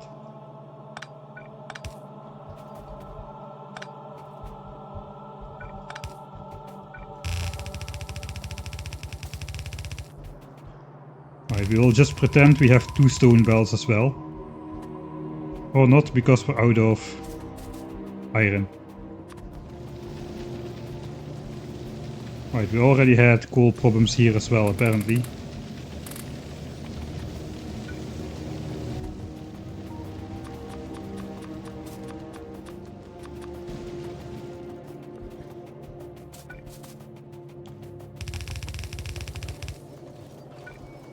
Alright. Looks almost real, right?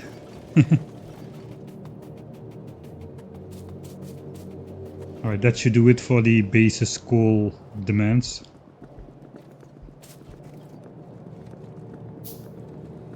The resources in the map are definitely pumped up because of the 10,000 signs per minute goal. We don't want... We're gonna be limited by UPS and frame rate and that kind of stuff. We don't want all of the UPS to go to resource collection systems. We want the UPS to go into the base. Okay, it's finally time to set up the rest of oil cracking as well. That was already set up. Alright. That completes the whole oil stuff. Upgrade to red belts is going to be once we proceed to stage 7 upgrade. We're now in stage 7, which is yellow and purple signs. This upgrades the entire base to Mark II, Mark III assemblers and red belts. But before we can do that, we need nuclear power. Alright. I guess we could be researching some yellow science stuff.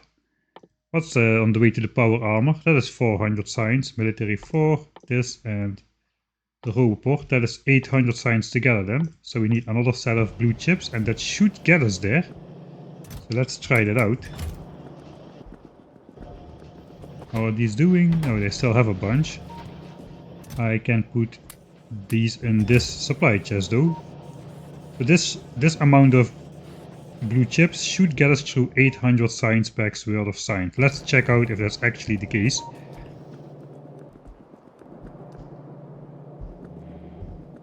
Alright, then is everything built, or well, it's not built yet. I guess we can build this section here as well. Why not? Let's get the explosives going.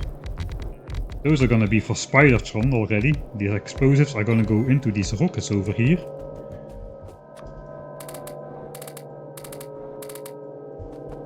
As soon as we enable that.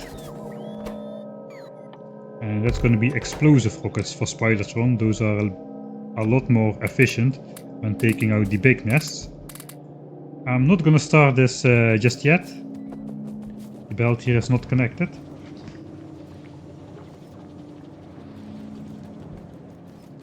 Right, what else is there to do?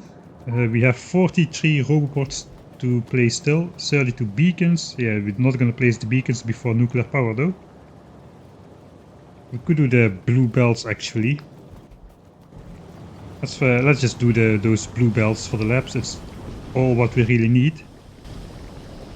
Just plop a temporary assembler at the bottom over here.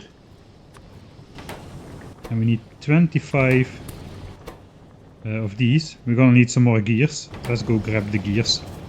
We're gonna put the cursed blue belts in place. Those do underground belt weaving in the opposite direction with yellow belts. We'll check that out in just a minute.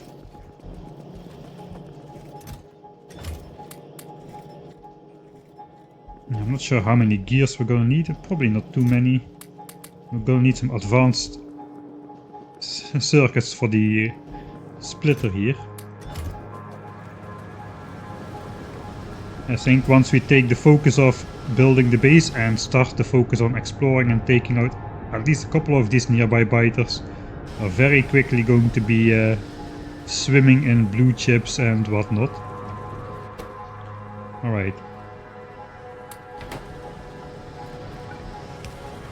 Here we go. This is the blue belt setup. Okay, military 4 is in. Now we're researching the power armor Mark II already.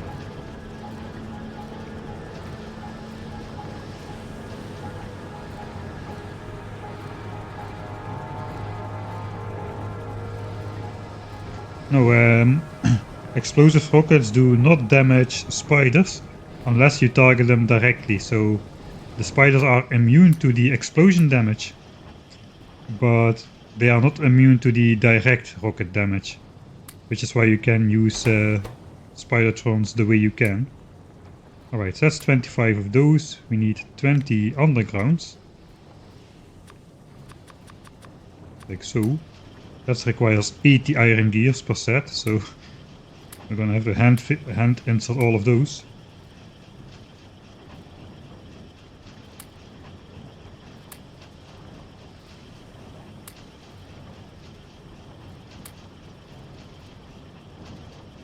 Ah yeah, we're still missing some efficiency on the rocket fuel assemblers, thanks.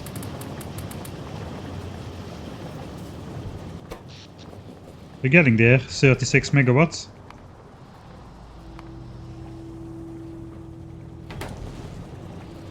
Right, that's 20 of those, and then we need one splitter, one whole splitter. Like so. And that's gonna be it for the blue belts for now. Let's go to the lab area so we can see the madness at work. And the rest is going to be blinking on the map until we have nuclear power, I'm afraid. No extra roboports and no beacons for now. Right. If this doesn't hurt your eyes, I don't know what will. Belts are empty now though, mostly. There's a little bit of purple signs floating around, but not too much. Yes, the space signs is going to come in here. And it's going to be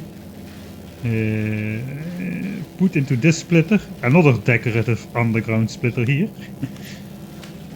Underground belt here. And this is going to loop around like so and come back up here. While the yellow belt loops around in the opposite direction. Just to make your eyes hurt a little more.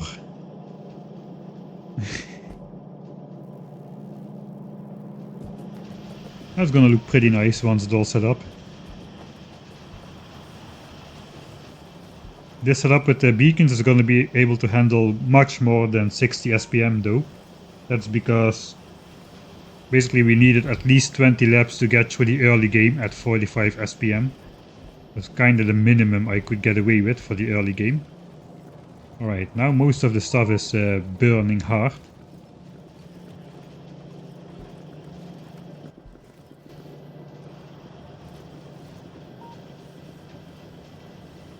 Alright, it doesn't look so bad. Of course these resources are starved.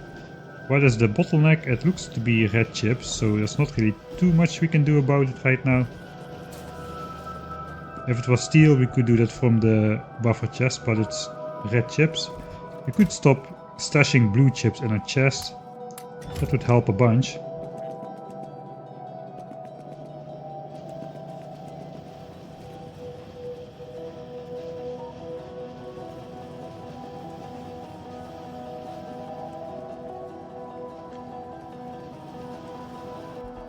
Alright, then the last thing we're gonna do, I guess we're gonna make... Should I do it now? I don't know. I think that thematically fits better in the next stream to prepare for combat. I was gonna make the laser turrets, but no, I don't think so. Yeah, next time we're gonna make laser turrets, which we turn into personal laser defenses. We're gonna make a bunch of solar panels and radars so we can light up the surrounding area, and we're probably gonna explore around a bit more. You saw the tank in action without laser turrets or without personal laser defenses on the small expansions.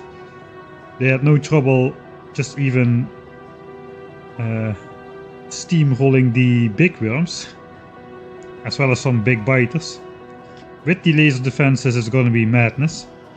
So it's kind of a forebode of the Spidertron defense. I'm not sure we're just gonna wait until Spidertron. I think we just let's just do the tank thing for the nearby ones. It's gonna be fun. Right. Yeah, so this is basically the base up until purple and yellow signs. Next time I think we can get to either the rocket launch. Okay, the commercial is exactly playing now. That is bad. Okay. No matter. Yeah, we've gotten to purple and yellow signs, so this is where the base starts to struggle until we get the expansions going. But at least we can get the early research projects, which are the best ones, out of the way. The Mark III assemblers, the blue belts, if you want them, and we can get some of the early yellow technologies to upgrade our personal status in this world here. So yeah, I think I'm just gonna call it at this part. So let's make the end stream save right here. 6, this is Yelper Science. That was the goal for today. Are we polluting any biters? No, not anymore. We did have like 2 expansions settle in our pollution cloud. 3 expansions actually, those were like 10 minutes after each other or something. But for the rest it was quite calm, even though we don't have any defenses at all. Pollution cloud is starting to grow, but pretty soon that won't be an issue anymore. We're going out to take out the biters. Not sure I'm going to stick to my principles of getting to Spidertron, or we're just gonna have some fun with the tank. That we'll decide next time. Let's get the uranium patch in view as well. Nice and glowy in the night.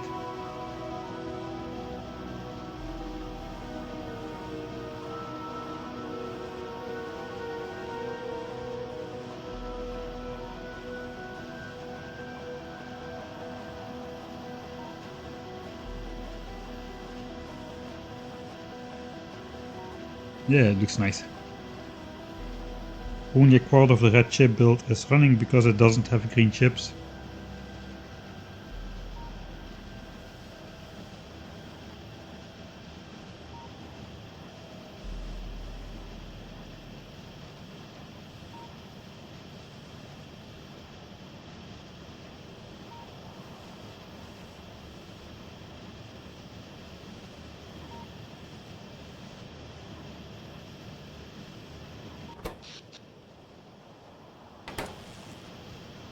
Yeah, this is kinda as much as you can get out of the starter base.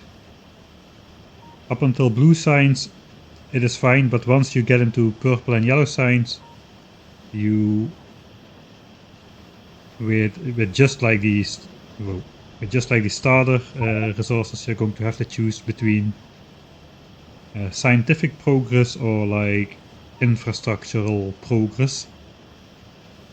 And right now we are going on the tech path towards Spidertron still, but if we decide to go for the tank, we could just stop researching for a while and suddenly we are going to be getting all the stuff to make the Mark III modules and stuff. We'll get to that part next time. This is the Roboport network, the minimum amount of Roboports, which still covers all the logistics chests, and the full construction area. As you can see, in this stage we're going to add 43 new Roboports, which is the end game amount of Roboports. Only missing the Roboports, the beacons and the rocket silo over here.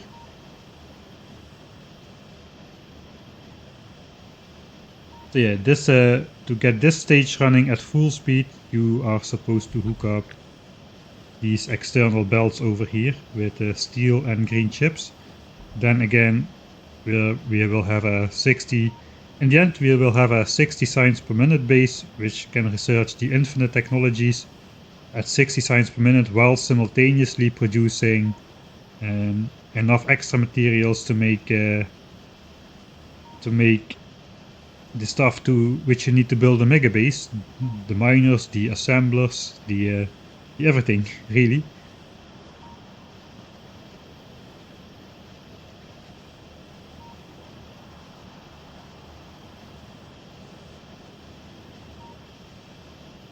I guess next stream is mostly going to be about getting to... I mean, maybe we'll dabble around a bit with tanks just to get rid of the most nearby nests, and to... If we're going to place solar panels anyway, we may as well take out the biters which are in the way for those. But the true destruction is going to have to wait for Spidertron, and then we're really gonna clear a large area. And then we're gonna forget about efficiency modules, we're gonna make nuclear power productivity module the entire base and pollute like a maniac. And I guess the stream after that is going to be the stream where we set up the external outposts and get the base to a true 63 signs per minute. Let's actually, I did save already, so let's apply the upgrade planner. That's probably gonna trigger the bots, but that's alright. And then we're gonna do stage 8 on top of that. And then we can see all the beacons in place. So this is gonna be beaconed. Blue chips is beaconed way beyond what you need for science, because you need a lot of blue chips to make the Mark III modules, which you will need to proceed beyond the starter base capable of launching a rocket. If you want to go like to the 1000 science per minute basis or even more, you're going to need a serious amount of module production. And this starter base is set up to get you started with module production for your first builds as well. The first external build is probably going to be a fully moduled Module 3 production area, which is fully dedicated to producing Mark III modules, whereas the starter base is mostly dedicated towards science and producing all the building blocks. So yeah, we'll just have to wait until it's that far. Cannot get too far ahead of yourself on a 10,000 science per minute project. Everything is gonna take time.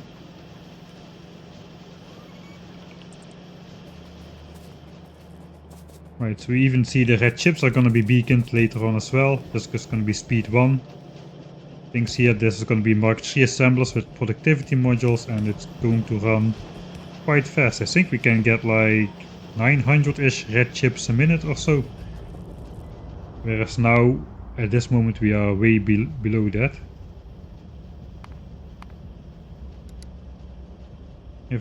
Over the last hour, we have been producing about 200 a minute.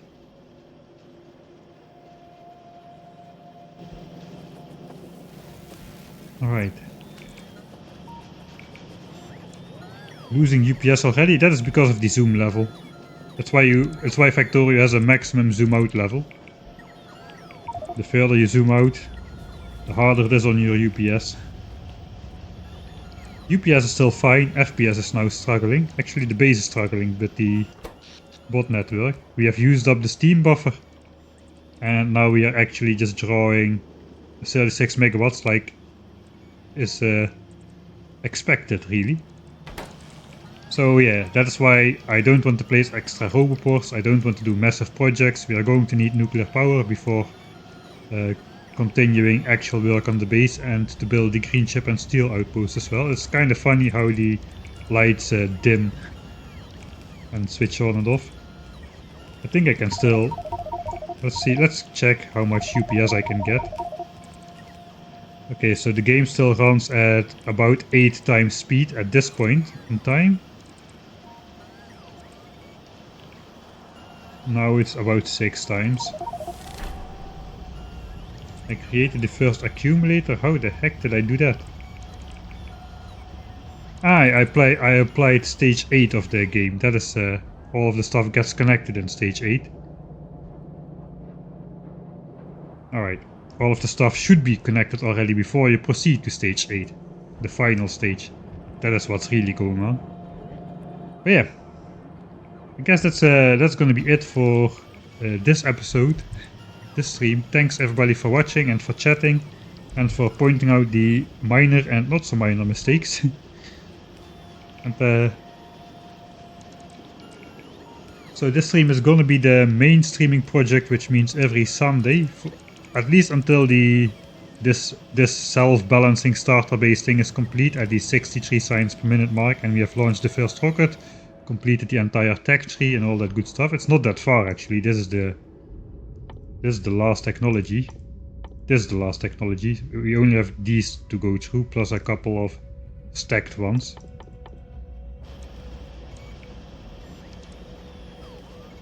After that I'm probably gonna switch main projects, perhaps start a new main project, and the 10k SPM is gonna be mostly a side project, because if I do this stream only on Sundays with 5 hours of progress per week, this is gonna probably take 2 years to complete. So some more work has to be done. Perhaps I'll also do some work on it off stream. I don't know, we'll see how that goes. That's future shenanigans. For now, everything should still be on stream, especially for this self-balancing starter base. If you like this base and you like the way it progresses through the game, you can get the blueprint book from my Discord. I put it on there last Thursday, I think.